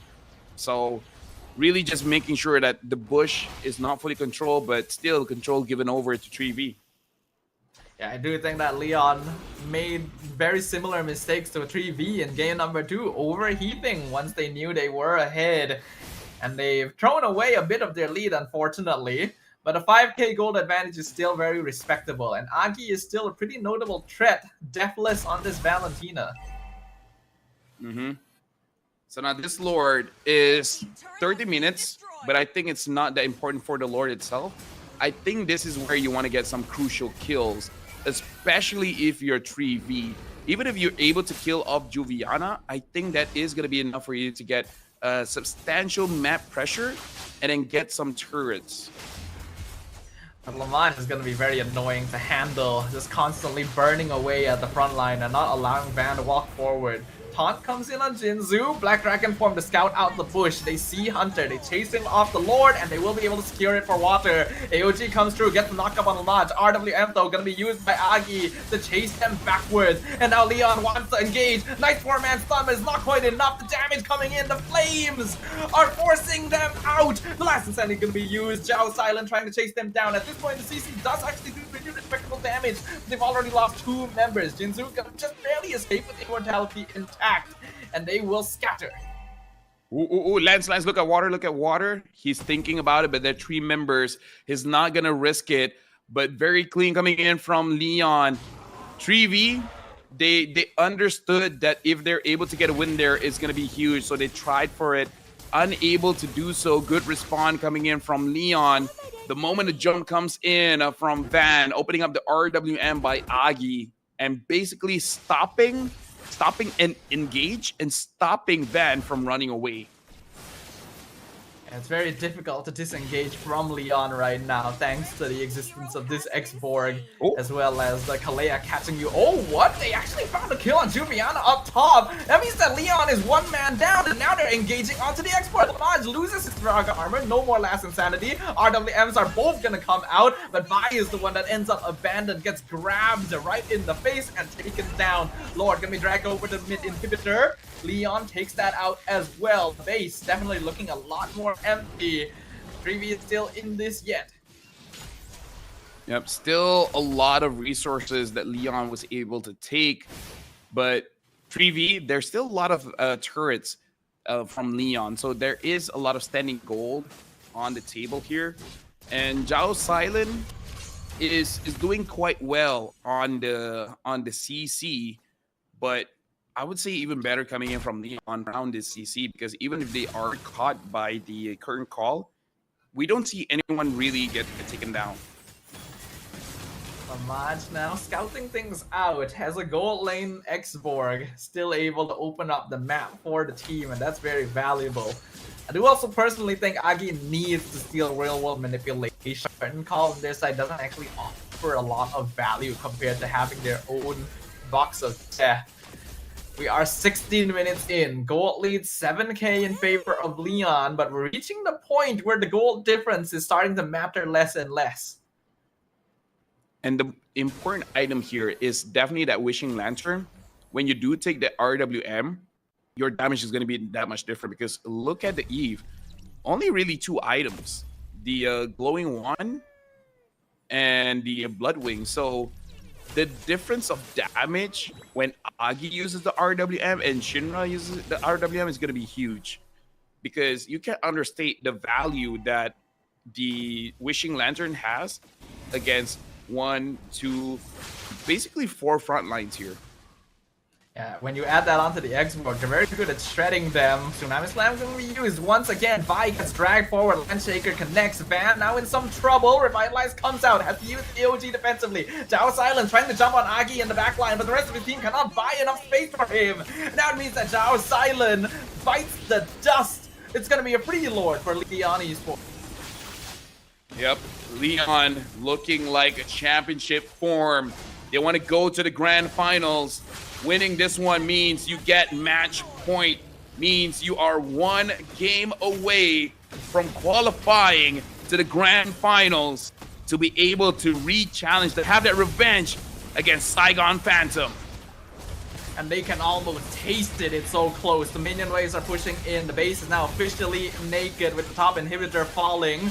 Lord just began its push out from the base of Leon. Black Dragon form gonna be used. Like, this is a little bit early, but the Lord will be joining us very, very soon. This is gonna be a prime opportunity, but Leon needs to make sure to take it. They cannot afford to get comeback on the same way as before. The Slam finds the Kacha. RWM gonna be used as well. Van trying to dive the backline, but gets caught in the curtain call. He's not able to jump forward. He gets taken down. Cannot even use the AOG. Monster kill going over to Leon Esports as they crash through. They are scattering into the winds among 3v Esports. Lord is still alive. Crystal is wide open. Last Insanity can be used as they blow things up wide open. Leon Esports currently on match point. And look at Leon, man. They're charged up. I'm thinking we're hearing some shouts coming in from Leon, especially in that final push. Honestly, the Yuzong should have died, but the combination of the Sha residue as well as the healing coming in from Kalia, making it so that they can sustain for a very long time. I'm guessing they were hoping Leon would not take that Kalia away, but damn, looks like both teams can use it. And Agi, man, Agi on this Valentina, bro. Now that was a good Valentina game. This was a sleeper pick right here. For such a long time, Valentina has been such a niche pickup. And oftentimes when we see it drafted, it just doesn't end up very well. But here, Agi knew exactly what was needed. He built itemization to support the stealing of the RWM and contributed heavily to the frontline shredding alongside Lamaj on this Xborg. Double Fighter side lane is going to have a very difficult time running into this. And I gotta say, I don't know if CC is unusable. I think it is, but now it's definitely not ban worthy, definitely not first pick worthy, man, because the early game didn't do much, the mid game didn't do much, and with full items built as well, honestly could not do much. So the nerf kind of really hurts in terms of priority. I still feel like there are some drafts that you can fit CC in, but it's something that you have to wait and see and not fully commit early. I agree. CC is no longer first pick material. She's still viable. I actually think that her late game damage was actually pretty solid. It's just that there was no space to do that damage since having Xborg and RWM on the opposite side makes your life very difficult. But yes, it is a much more niche hero pick nowadays. and I think they're gonna need to figure that out. Yeah, I think just committing to it was rough. That's it. Because the Kalia was open, they could have picked up the Kalia for themselves and then just play their own game, right? So we should see differences coming into game number 4 here, where again it is match point, and we gotta tell this story that Leon, looking to be the number 1 team of Group A, but then fighting against Saigon Phantoms as the final game of Group A, they lost 2-0 against Saigon Phantom, and then Saigon Phantom won 3-0. So Saigon has not lost a single game throughout this M Challenge Cup. And I feel like Leon does not want to take that lying down. They want to win this one, go to the Grand Finals, and they want to defeat Saigon Phantoms there. It would definitely suck to be eliminated from the competition without a chance to take that revenge. And they're currently 1 victory away from being able to experience that. But at the same time, 3V Esports seems to have been figured out a little bit. We commented about their power picks. We commented about how strong their players are in ego challenge and micro situations. But what happens when you're dealing with a team that appears to have a wider hero pool than you bargained for? Flexibility now needs to come into play. Yeah, you can really see that. I think Vi is an amazing EXP, but the Uranus really push him above and beyond.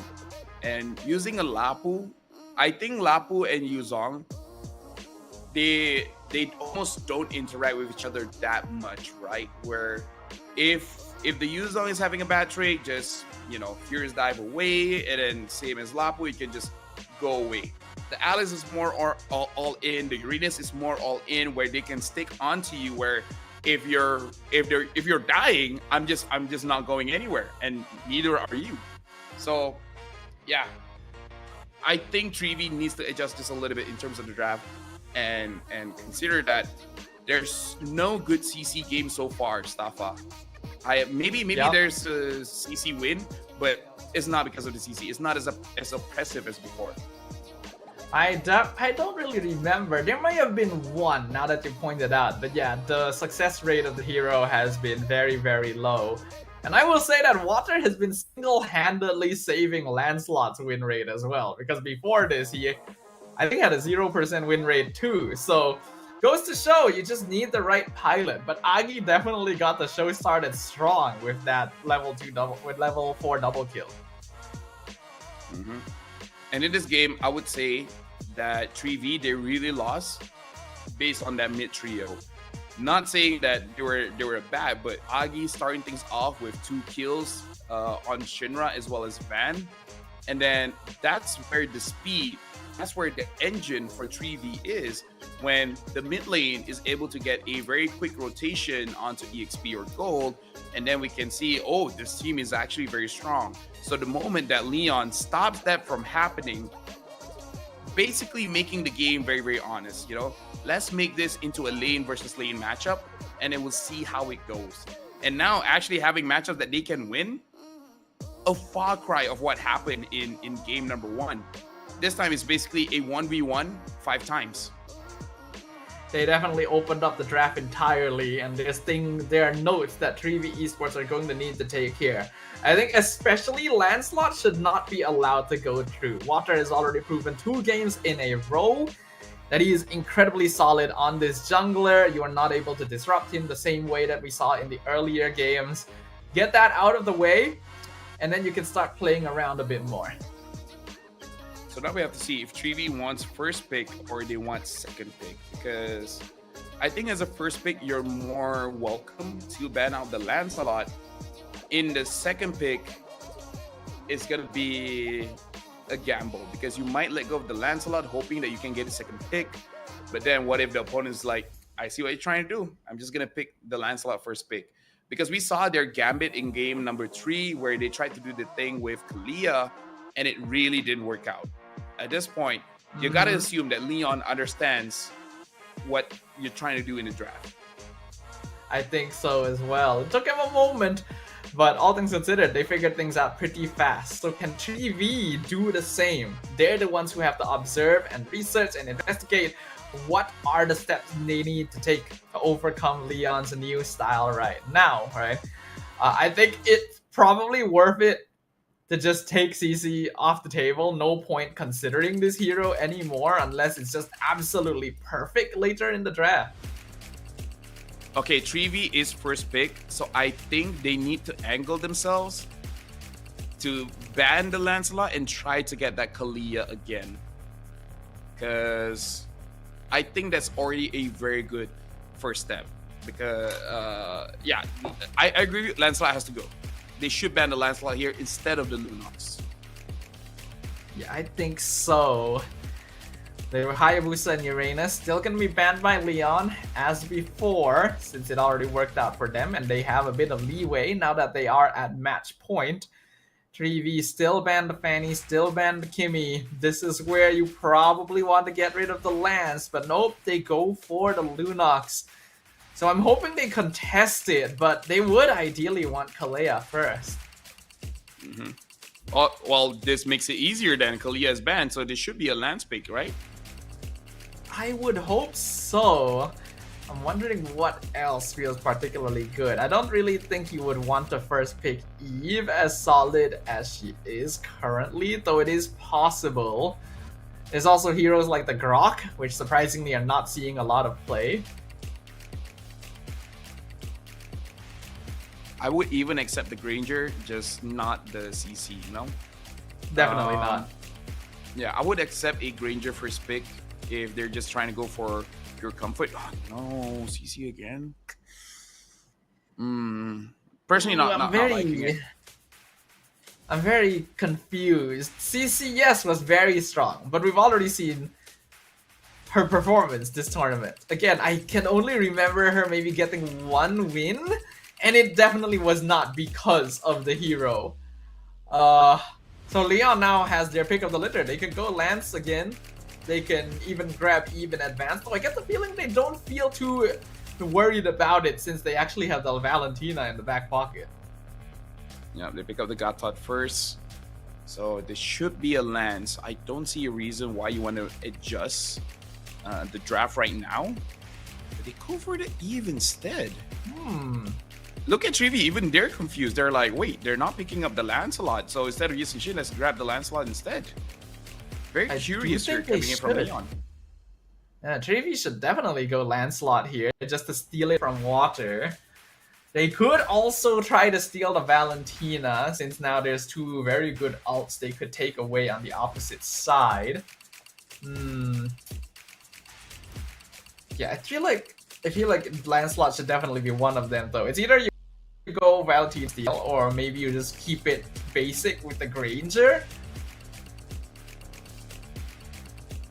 Or pick up your EXP right now. Oh wait, no.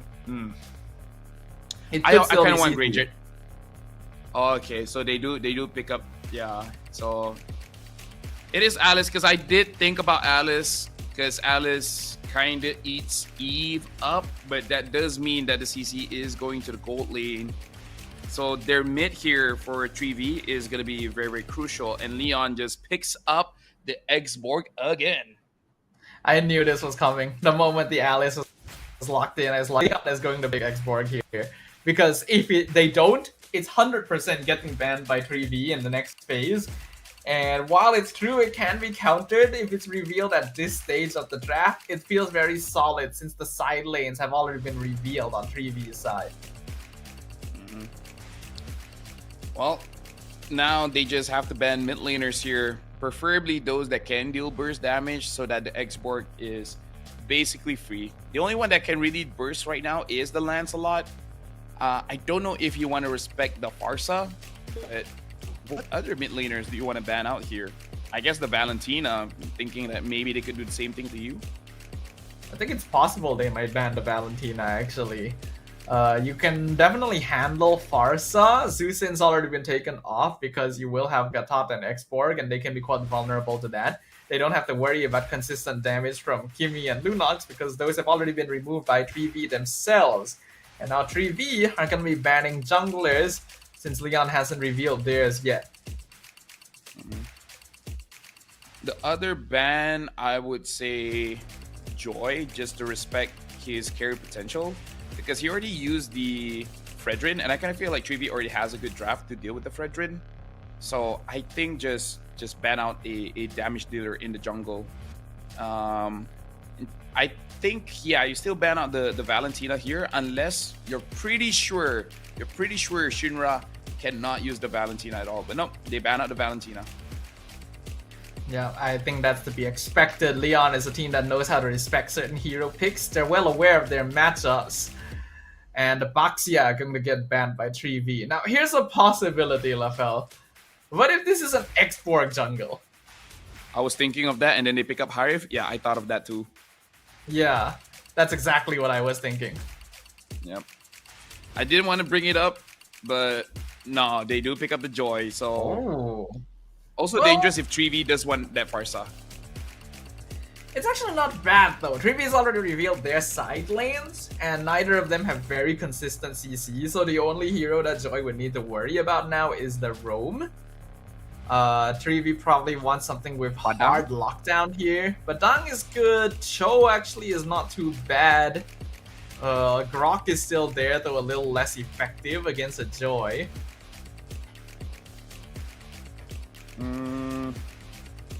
I think Badang is fine, and then maybe just try a Farsa. Joy is good against the Farsa, but Farsa is one of the heroes that can burst down the X-Borg, making it so that he can't be all that brave shooting the fire. So, okay, Farsa gets picked up. And the Minotaur, forgot about the Minotaur. Also good pickup here, able to heal getting burned.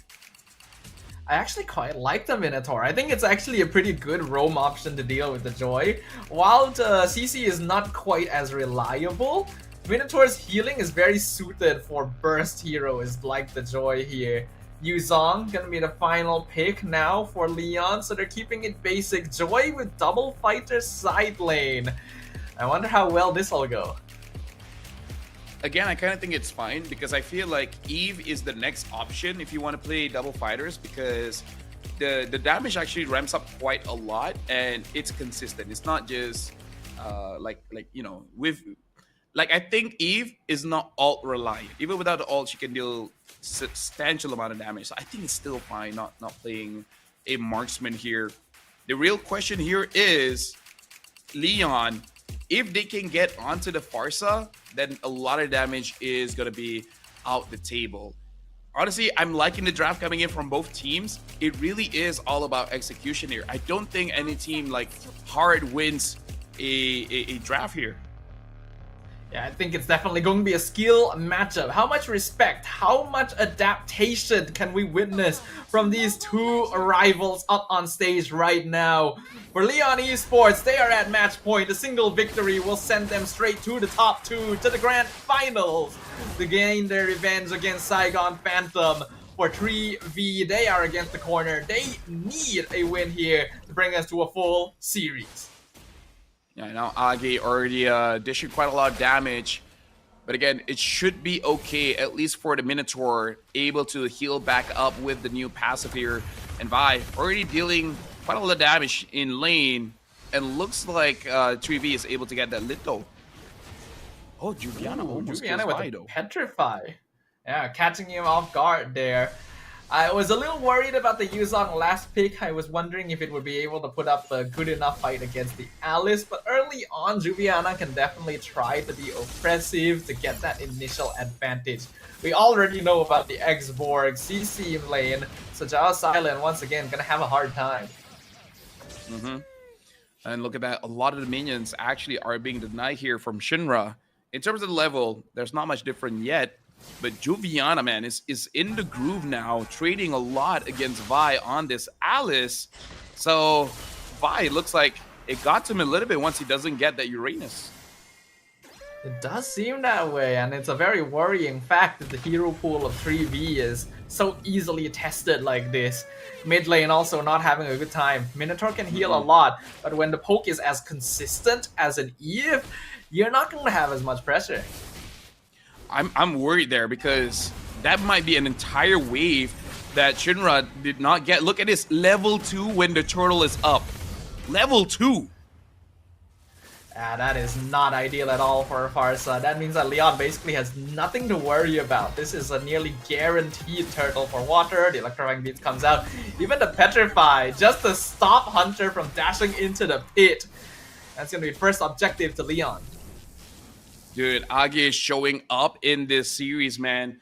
The amount of control that he has, like, you understand that the Farsa could be a win condition. So, hey, I'll just stop him from farming. How's that?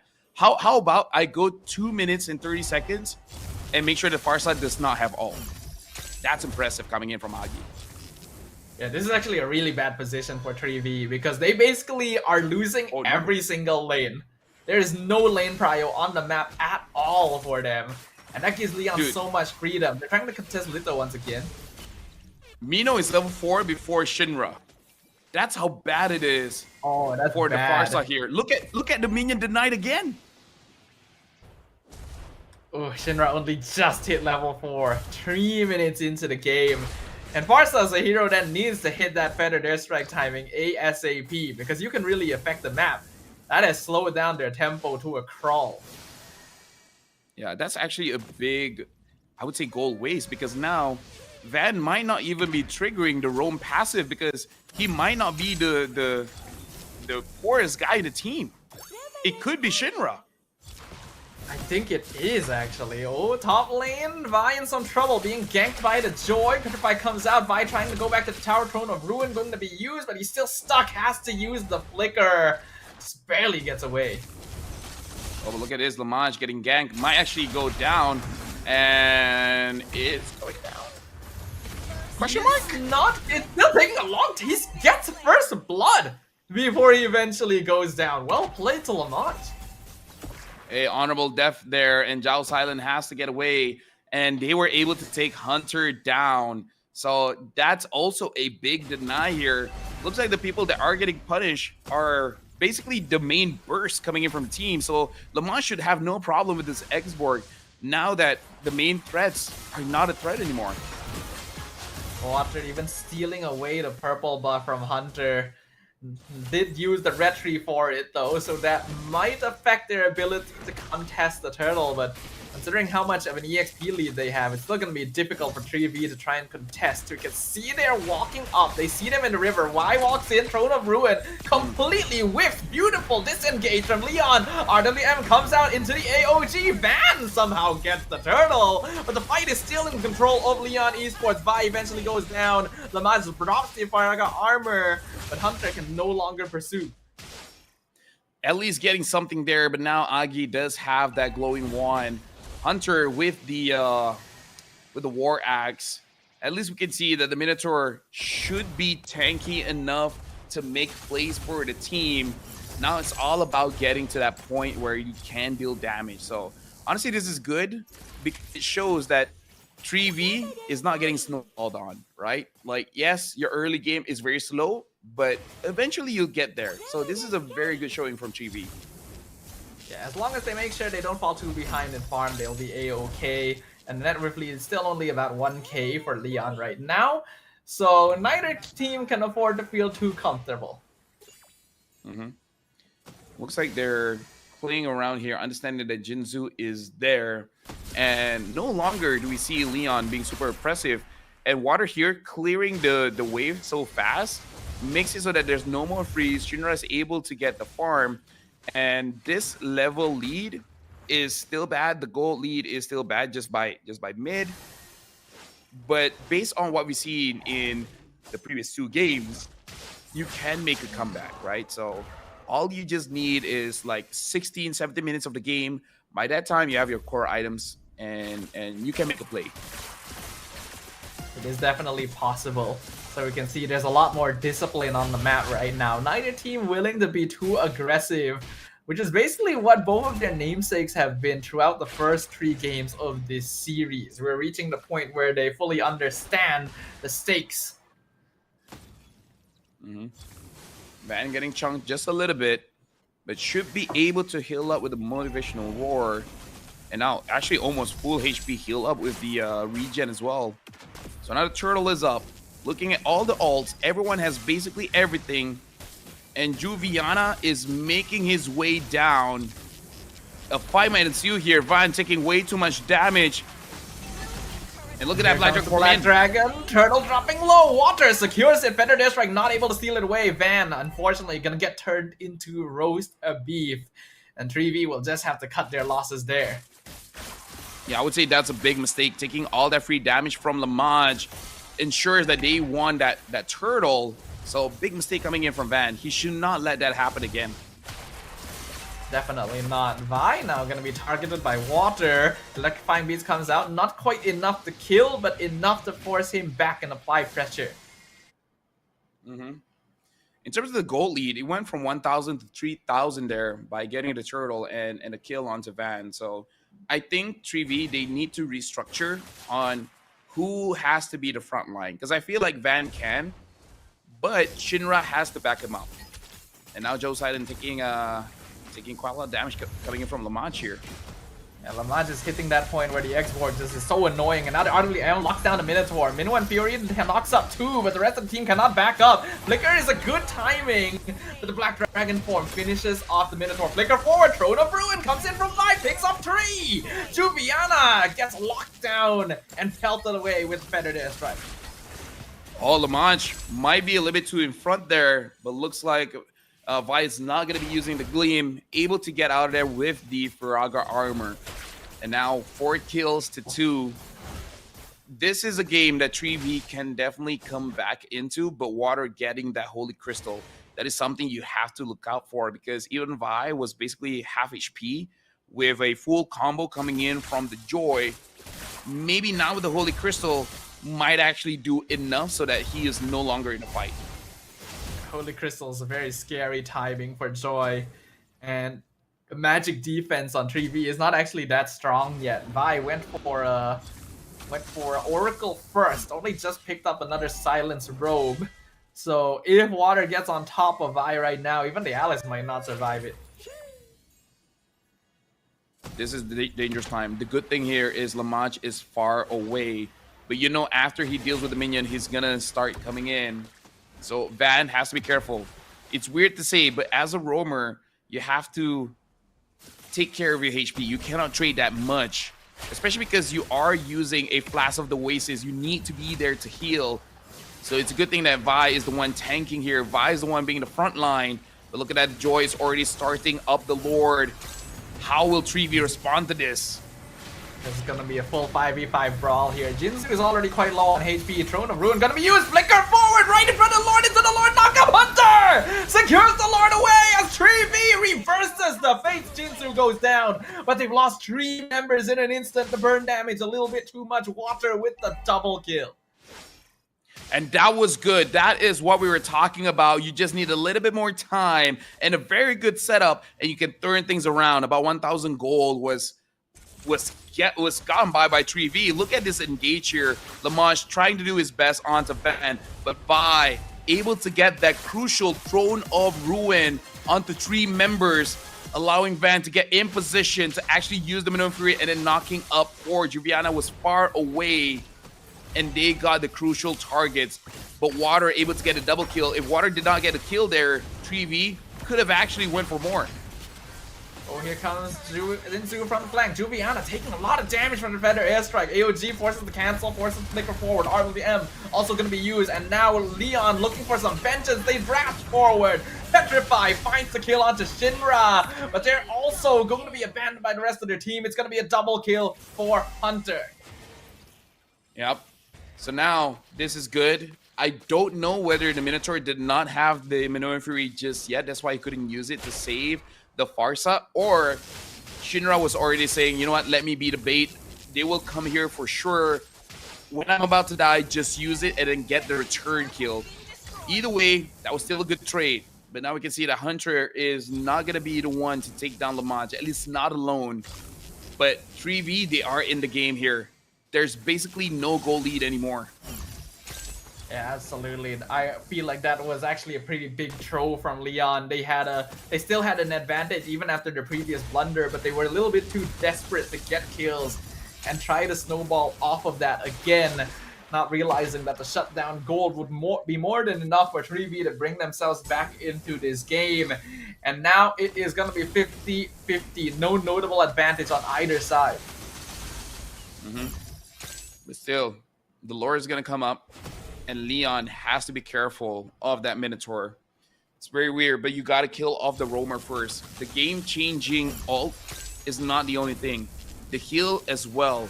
The Flash of the Oasis heal will make it so that 3V can have a free trade for the first two abilities. And then at that point, you are desperately in a disadvantage when it comes to the amount of skills that you've been using. So, yeah, the Minotaur is gonna be key here, man. But I also feel like the Farsa is causing them a little bit of trouble. As you mentioned, the Feathered Airstrike being able to burst down Faraga armor straight away and even threaten the backline is causing Leon to have to play a little bit more safely. Not to mention, Zhao Silent actually farming up quite well on the CC this time, 3-0.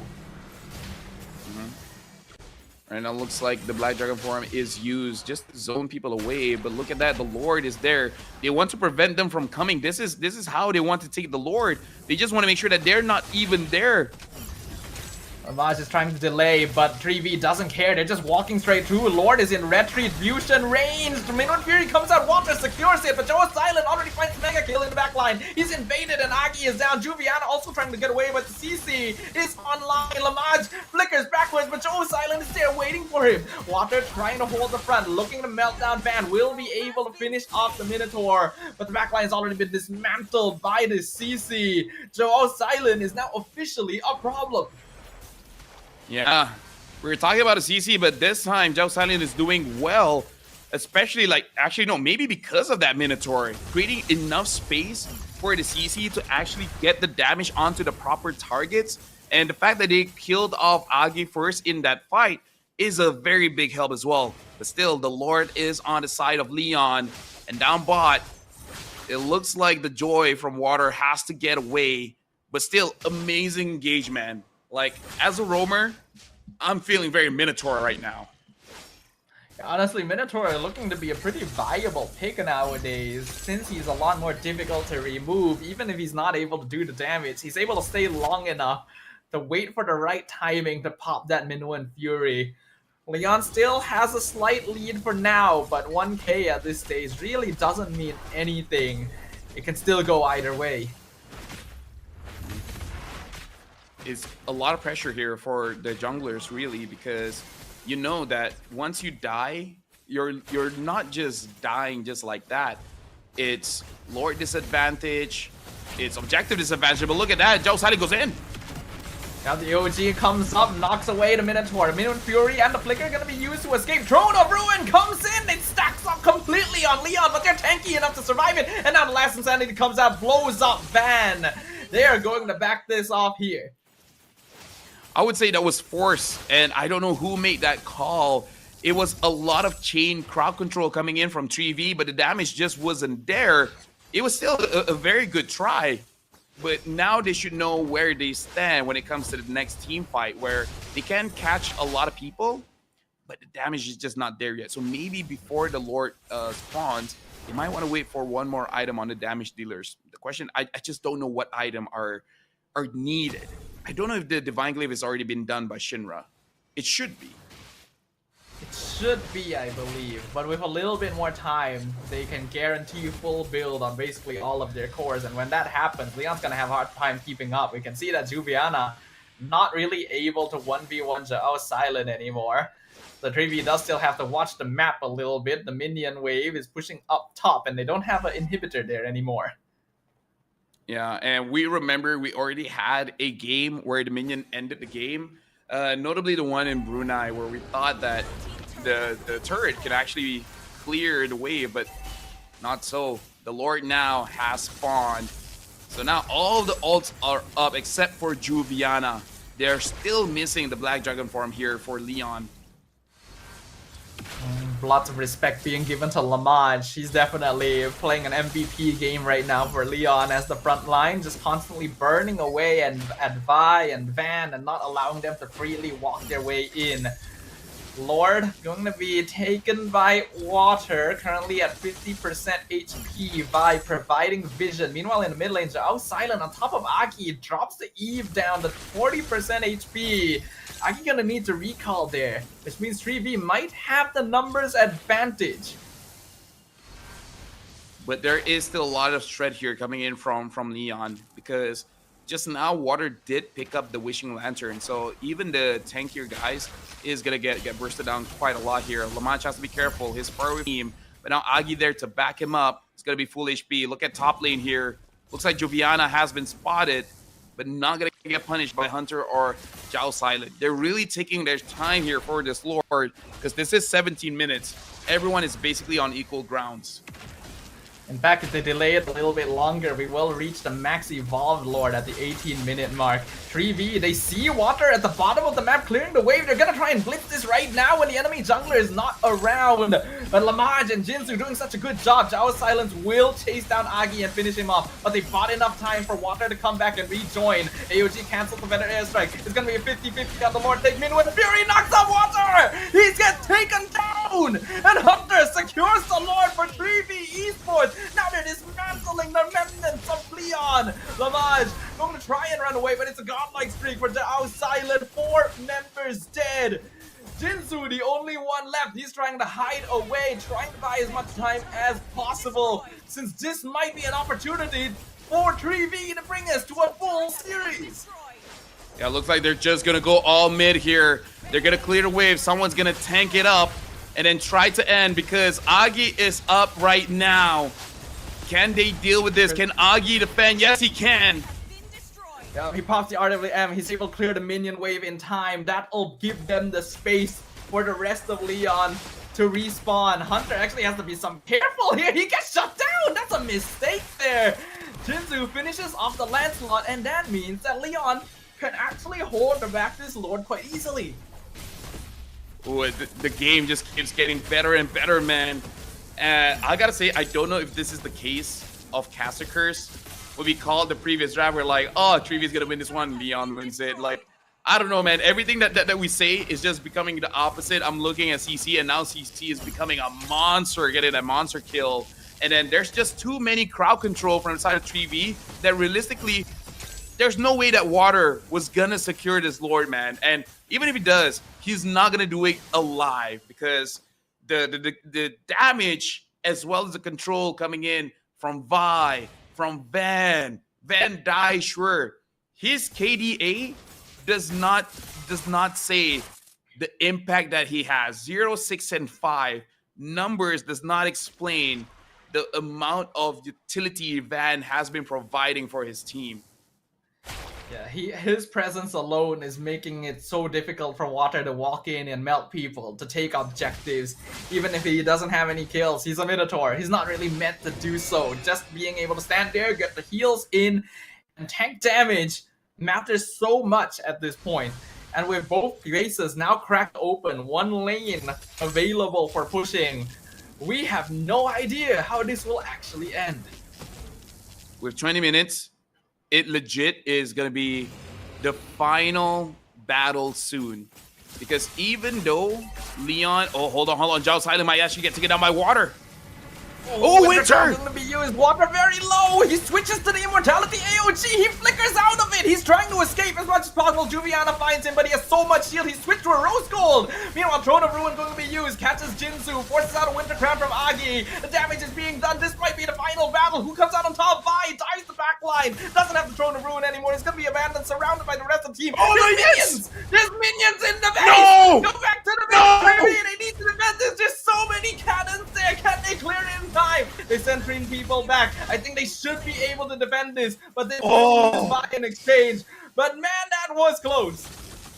Oh, bro, this is an amazing series. I honestly want to glaze Zhao Silent, man. Look at how much item changes he did, and the shield was a lot because he bought Magic Blade first, and then he bought the Rose Gold meter, giving him 2 shields instead of 1. And that's top tier. That is so hard to do. And Zhao Silent did all of that while being chased by Leon. And now Leon Look at this Lord. The Lord is only half HP here. Hunter is there though. Lamaj is trying to burn them away, but Hunter is in the tri-bush. He's also lost his Viraga armor, but Feathered Airstrike has been traded for it, so I think he's actually quite okay with that. No immortality though available for the X-Borg. Vi 5 seconds away from respawning, but Leon still do not feel confident about taking this. They're trying to buy enough time for Water purple buff first. Yo, Chad, if you guys are still watching, this is an amazing game. This game is so good that not a lot of comments are coming in. People are focused on this game. And now Zhao Silent, this is something rare that we see. Finally, a potion being bought. That's how much gold that Zhao Silent has right now. And at this point, Water is trying to clear the wave. And all the while, Treevee still has to look at the top lane. Feathered Airstrike used just to zone people away. Lamaj will be able to keep his Viraga armor this time. Conceal use just to make sure they can get away from the Crimson Gleam if Vi decides to commit. Curtain Call gonna be used on Juviana, and now a full commit over to the mid lane. Jinsu not able to get the taunt in. He's actually eating quite a lot of damage, but the burn damage from X-Borg also starting to add up. Getting filled up slowly by Van. Finra gets spotted by Water. He has to use the Wings by Wings to get away, and they also have to rotate up top to deal with the minion wave that is slowly pushing in. Vi goes forward. Doesn't quite have the Throne of Ruin, not gonna commit. Black Dragon form into the backline. RWM going to be used, only traps one. AOG knocks up 5, but he's healing quite a lot. Meanwhile, Zhao Silent in the backline forces out the Winter Crown from Agi. Middle Fury gonna be used, gets the 4-man knockup, goes down. Zhao Silent still alive. Hunter comes in from flank. Look at it, he's in the base. Look He's at trying base. to push it, but Look he's at base. 1v2. He forces the Winter Crown out from Shinra. Shinra gets slain, but Vi's still alive. Minotaur comes back to back him up. Immortality gonna be used. Water still alive, sprays the Winter Crown, keeping himself inside the base. Meanwhile, on the opposite side of the map, another battle is completely unfurling. Water somehow escaping from the clutches of 2 members of Treevee, even taking a different path because he knows the rest of them are coming through the Lord Pit. Bro, what is this game right now? Water is pushing down bot. There's so much happening. This is legit one of the most intense fights I've ever seen in MLBB competition, man. Like, I know everyone has their favorites from a lot of international series, but bro, this is limit testing for both sides. I could only imagine how much mental strain this is taking. Oh, hold on, they found Zhao Silent! Electrifying Beast use immortality wasted. AOG gets the knockup. That's his first step. It's a shutdown on the CC. The main DPS of Treevee is down for another minute. Dude, 66 seconds. Now that's huge. But having the other 4 members here, TV, can they delay this? I don't think that they can afford to let the Lord get in the hands of Leon. But the control here, dude, Hunter is having a hard time coming in. He does not have immortality. Oh, that might be GG. It could be. The base defense is pretty solid from Treevee, but this is a 25-minute Lord in the hands of Leon. At the very least, there's still a mid-tier 2 standing. Treevee do still have a good number of structures, all things considered. But Leon's gonna start working on those. This is gonna be very tough. Zhao Silent will revive by the time the Lord gets in. So they have to defend this. And honestly, having the Minotaur, having the Alice, they do have a lot of AoE control. They can make a miracle happen here, but they got to create it themselves. They can't wait for Leon to make that mistake. Lamaj doing such a good job of holding top lane all by himself. Even the curtain call gonna be committed there. They're trying to burn out the Viraga armor, and they will successfully do so, forcing him back. Feathered Airstrike used very early on, and the Black Dragon form gonna be popped as well. Lord is pushing in top lane. This might be an opportunity for Leon to move on to the Grand Finals. Man in some trouble. Hunter dashes forward. He's looking for Aki. Doesn't quite hit the horn throws. Water standing by at the flank, looking for an opportunity to enter. Revitalize gonna be used to heal Lamaj back up. He still has the immortality as well. Aki doing some poke damage from the side. Bot wave gonna be pushed in. Mid tower should fall very soon. The Treevee doing an excellent job of keeping the Lord in place. Lamaj nearly loses immortality to Feathered Airstrike, but gets the Viraga armor back in time. Another wave of minions pushes in, but Leon just cannot find the end angle. Yep, and now looking at chat, even Ted Dim is like, they low-key have great mechanics. Bro, they have amazing mechanics, man. I would say high-key, they have amazing mechanics. And at this point, good mental strength. If Treevee wins this one, I have no idea what else do both teams have for game number 5. Because you can really see they're throwing everything that they have in this game.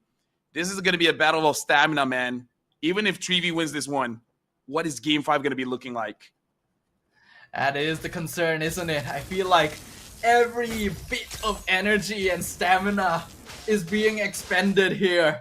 Leon wants to get to the Grand Finals, but 3B does not want their journey to end either.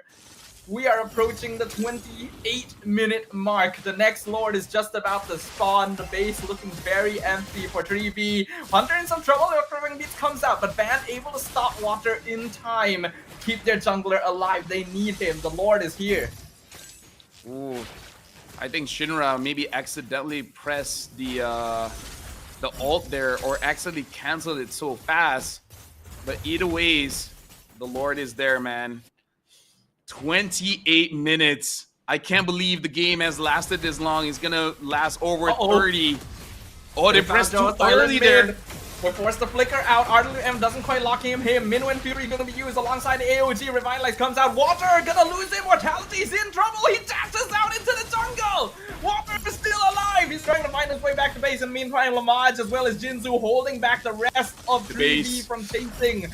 Water is actually still here. He's re-entering the fight. He's regenning off of the jungle. The base. Rendered airstrike going to be used. The base. There's so many minions streaming in. Leon is trying to hold him in place. Water comes in from below. He doesn't have enough HP. He doesn't want to take the risk.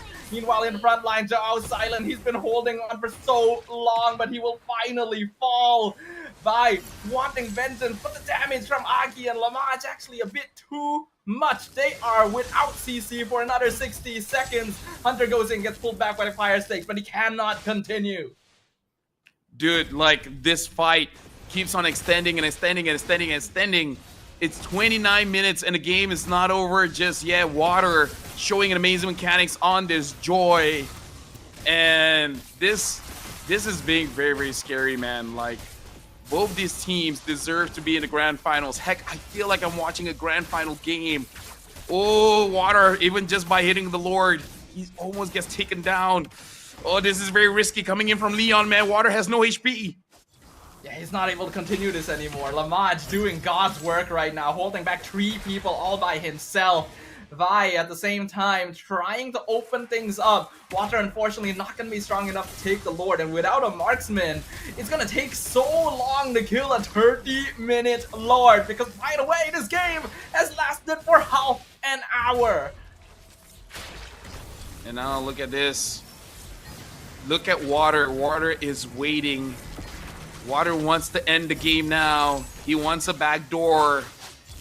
Because even if 3V goes all in on the Lord, there's no way that they can finish it off. This is Leon's game to lose. They're in position where they're controlling 3V. 3V can only respond at this point. Agi even getting an enchanted talisman just so that you can win out that poke. Oh, this is so intense. The lack of marksmen on both teams means there's no easy way to end the game, no easy way to take objectives. And it's because of that that people like Lamaj and Vi are just allowed to stand in front all the time without worry to their own lives. 30 minutes in. Net worth is no longer a question. It is all about execution. Lord is being taken down quite a bit here. I'm just looking at the positioning of Water. It looks like Water might actually kill Shinra here. Shinra able to dodge that one. So now that they see Water, are they gonna commit? Looks like they're not. This is... They can't I don't know what's going in the heads of 3V. I don't know what's going in the heads of anyone here. I don't know what's going on in my head anymore, LaFell. I'm just here for the show. Vi still trying to provide vision. At this point, fighters would usually drop off entirely, like they would typically have no value anymore. But again, there's just no marksman. The continuous damage doesn't exist. so fighters can still do their thing. Here comes Water. Lord is at 50%. At this point, Vi is saying, alright guys, we need to stop them right now. They're trying to commit for it. Black Dragon form in the back. They're looking for Zhao Silent. They're looking for Hunter to disrupt things. Lord gets reset. Here comes Vi, flickers forward, Drone of Ruin on 3, AOG cuts off the back line, Juviana is the first one to go down, Barrack Armor going to be used as well as Agi is in the middle of everything, and that's absolutely not where you want to be, but look at Water, he's going for the base, he wants to end the game, he's got a minion wave, but he's all alone, is it going to be enough? Hunter comes back to stop him, Water versus Hunter, the rest of them are here, and they stop him, they're able to hold the crystal! Bro! Like 3 members of Leon are down for another minute. This might be it. Bro, I can't shout. It's 11:35 where I live. It's about to be midnight. I can't do it as much anymore, man. I can't be too loud, but bro, that's one of the best moments in Esports history, man. Oh, I'm speechless. I'm just speechless, man. But it's a 2v5 defense now. They don't have Vi here, but it's still 2v4. Lamage has good wave clear. Can they stop the minions? They can. They're pulling them away from the crystal. Hunter cannot break it down. Last standing to be used. They're clearing the minion wave. AOG comes back out. Juviana still needs another 15 seconds. Jinsu somehow picks off Shinra. It's a mega kill for the Gatot Kacha. But Zhao Silent will eventually finish him off. Lamage is the last one standing 5 seconds. Juviana should be able to join him for the next wave defense. Agi as well. Leon have kept themselves in the game. Bro, like, chat, what do you think of this game? Lamage now having the Ice Queen wand. Lamage is trying to 1v5. Juviana is here. Agi is here. Water is coming back up. Van is taking a lot of damage. 3v cannot afford to make a mistake now, but look at that Lamage doing way too much. And now, Leon, they're in control again. Lamage is such an MVP this game. This dude is 1v5ing as the X-Borg. 3 people dead for 60 seconds and 3v could not end the game. All because this man was here. It is back to a 50-50. 34 minutes into the game and we still don't know who is coming out on top. Stafa, my biggest regret is that not a lot of people are watching this because this is legit international level. Like, I feel like if more people are watching, there's so many clips, man. In this game, like, Clippers will have a field day from that defense, from the engages coming in from the Alice and Minotaur. Just look at the time, 34 minutes. The item swaps coming in from Zhao Silent, the incredible escape coming in from Water. This game is packed with highlights. Oh, this is a game that needs to be recommended to people. Just because you guys have to know it's almost midnight and I haven't had dinner. But it's all worth it for this experience we're witnessing right now. 35 minutes. How long will it take to clear a Lord of this? No, not right now. This is not the time. Hey. Actually, this might be the time. This actually might be the time. Because I feel like the players need to be like, bro, just let me breathe. Bro, like, if I was the player that's not asking for the pause, I might be like, oh, thank God. Oh, I need a second. Let's take a second. Let's take a second. Let me just say, I've been holding in my pee since 8 p.m. It's been 3 hours now. This is why you should have gone to the bathroom during the pause, LaFell. This is what I said. We didn't know how long the next game was going to be. But even then, I had no idea this is what was going to happen. My God.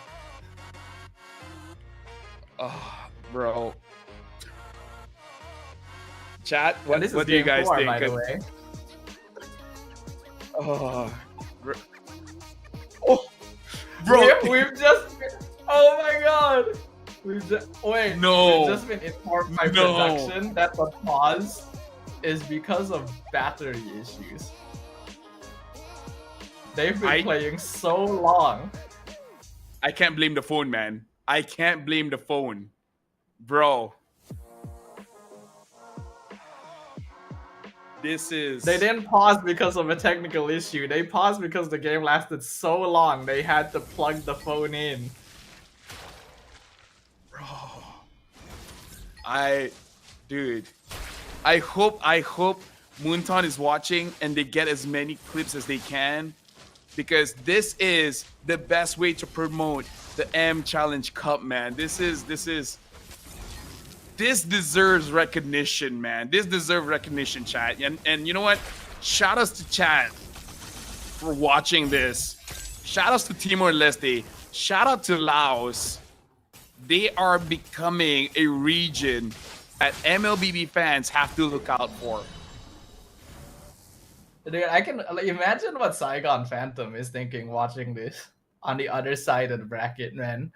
I was wondering, like, how do you prepare for this? You know? If I was Saigon Phantom, you know what I would think? Uh-huh. Thank goodness we went first. Imagine if they were the second game. You know what? That is absolutely what they are thinking here. Someone's saying Caster wants to go to sleep. Caster wants to eat dinner, sir. I haven't had it yet. It's been sitting outside this whole time. But hey, we're here to entertain. Lamaj actually managing to burn down the Lord slowly by himself. Probably the only person that's able to actually tank it at this point. Vi is providing vision. The minions are pushing quite heavily in favor of Leon, so it's kind of hard for 3V to escape the base. At this point, the minion is against 3V, man. The minions want 3V to get eliminated. So 3V, they're not facing against 5 opponents. They're facing 5 opponents and a nation of minions. The minions are relentless, and look at that Lord. Lord's getting low, 40% gets reset, curtain call comes out, Min 1 Fury gonna be used, hits basically everyone, Throne of Ruin used, Agi is the first one burnt down, Water climbing the clear wave, with the headed airstrike drops him low, Zhao Silent also in a very dangerous territory, Petrify on Hunter, breaks the immortality, he switches to the Winter Crown, but he is in danger, my goodness, that Winter Crown lasts a long time, he reverses on Lamaj, Lamaj does not have the immortality, Hunter, now doing the same thing Water has done, he's trying to make the grand escape, it looks like he might actually be able to do so as well, Jinzu pops to conceal, Hunter dashes in, that might have been a mistake, Water picks him up, no Lancelot for 80 seconds. Actually, the mistake was that he missed it because he wanted to puncture in to trigger the brute force breastplate and then use the other dash so that he has that much movement speed, but he missed it, so he did not have access to the second dash. But we got a shout out, like I think it was Jinzu.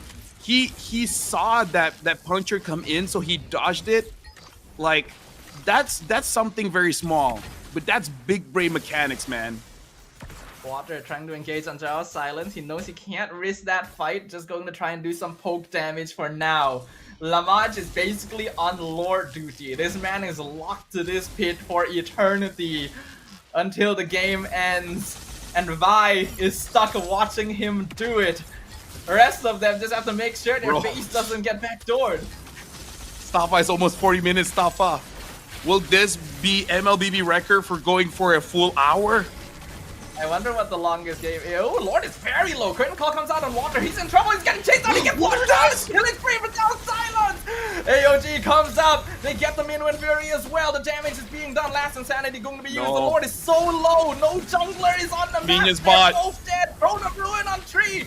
Minions bot. Agi secures the Lord away. And now Leon is trying to retreat as fast as possible. Juliana pops the immortality on top of Zhao Silence. Loses his own as well. Zhao Silence gonna get blown up. No. It's a shutdown for Aki. The minions, they're pushing in. Shinra all by himself. As is possible. Vi dropping low. He's gonna escape the other way. Hunter as well. Look at the base. Look at the base. The base is broken. And in the longest slugfest we have witnessed in the entirety of MCCM Season 6, Leon Esports is your second Grand Finalist. Bro,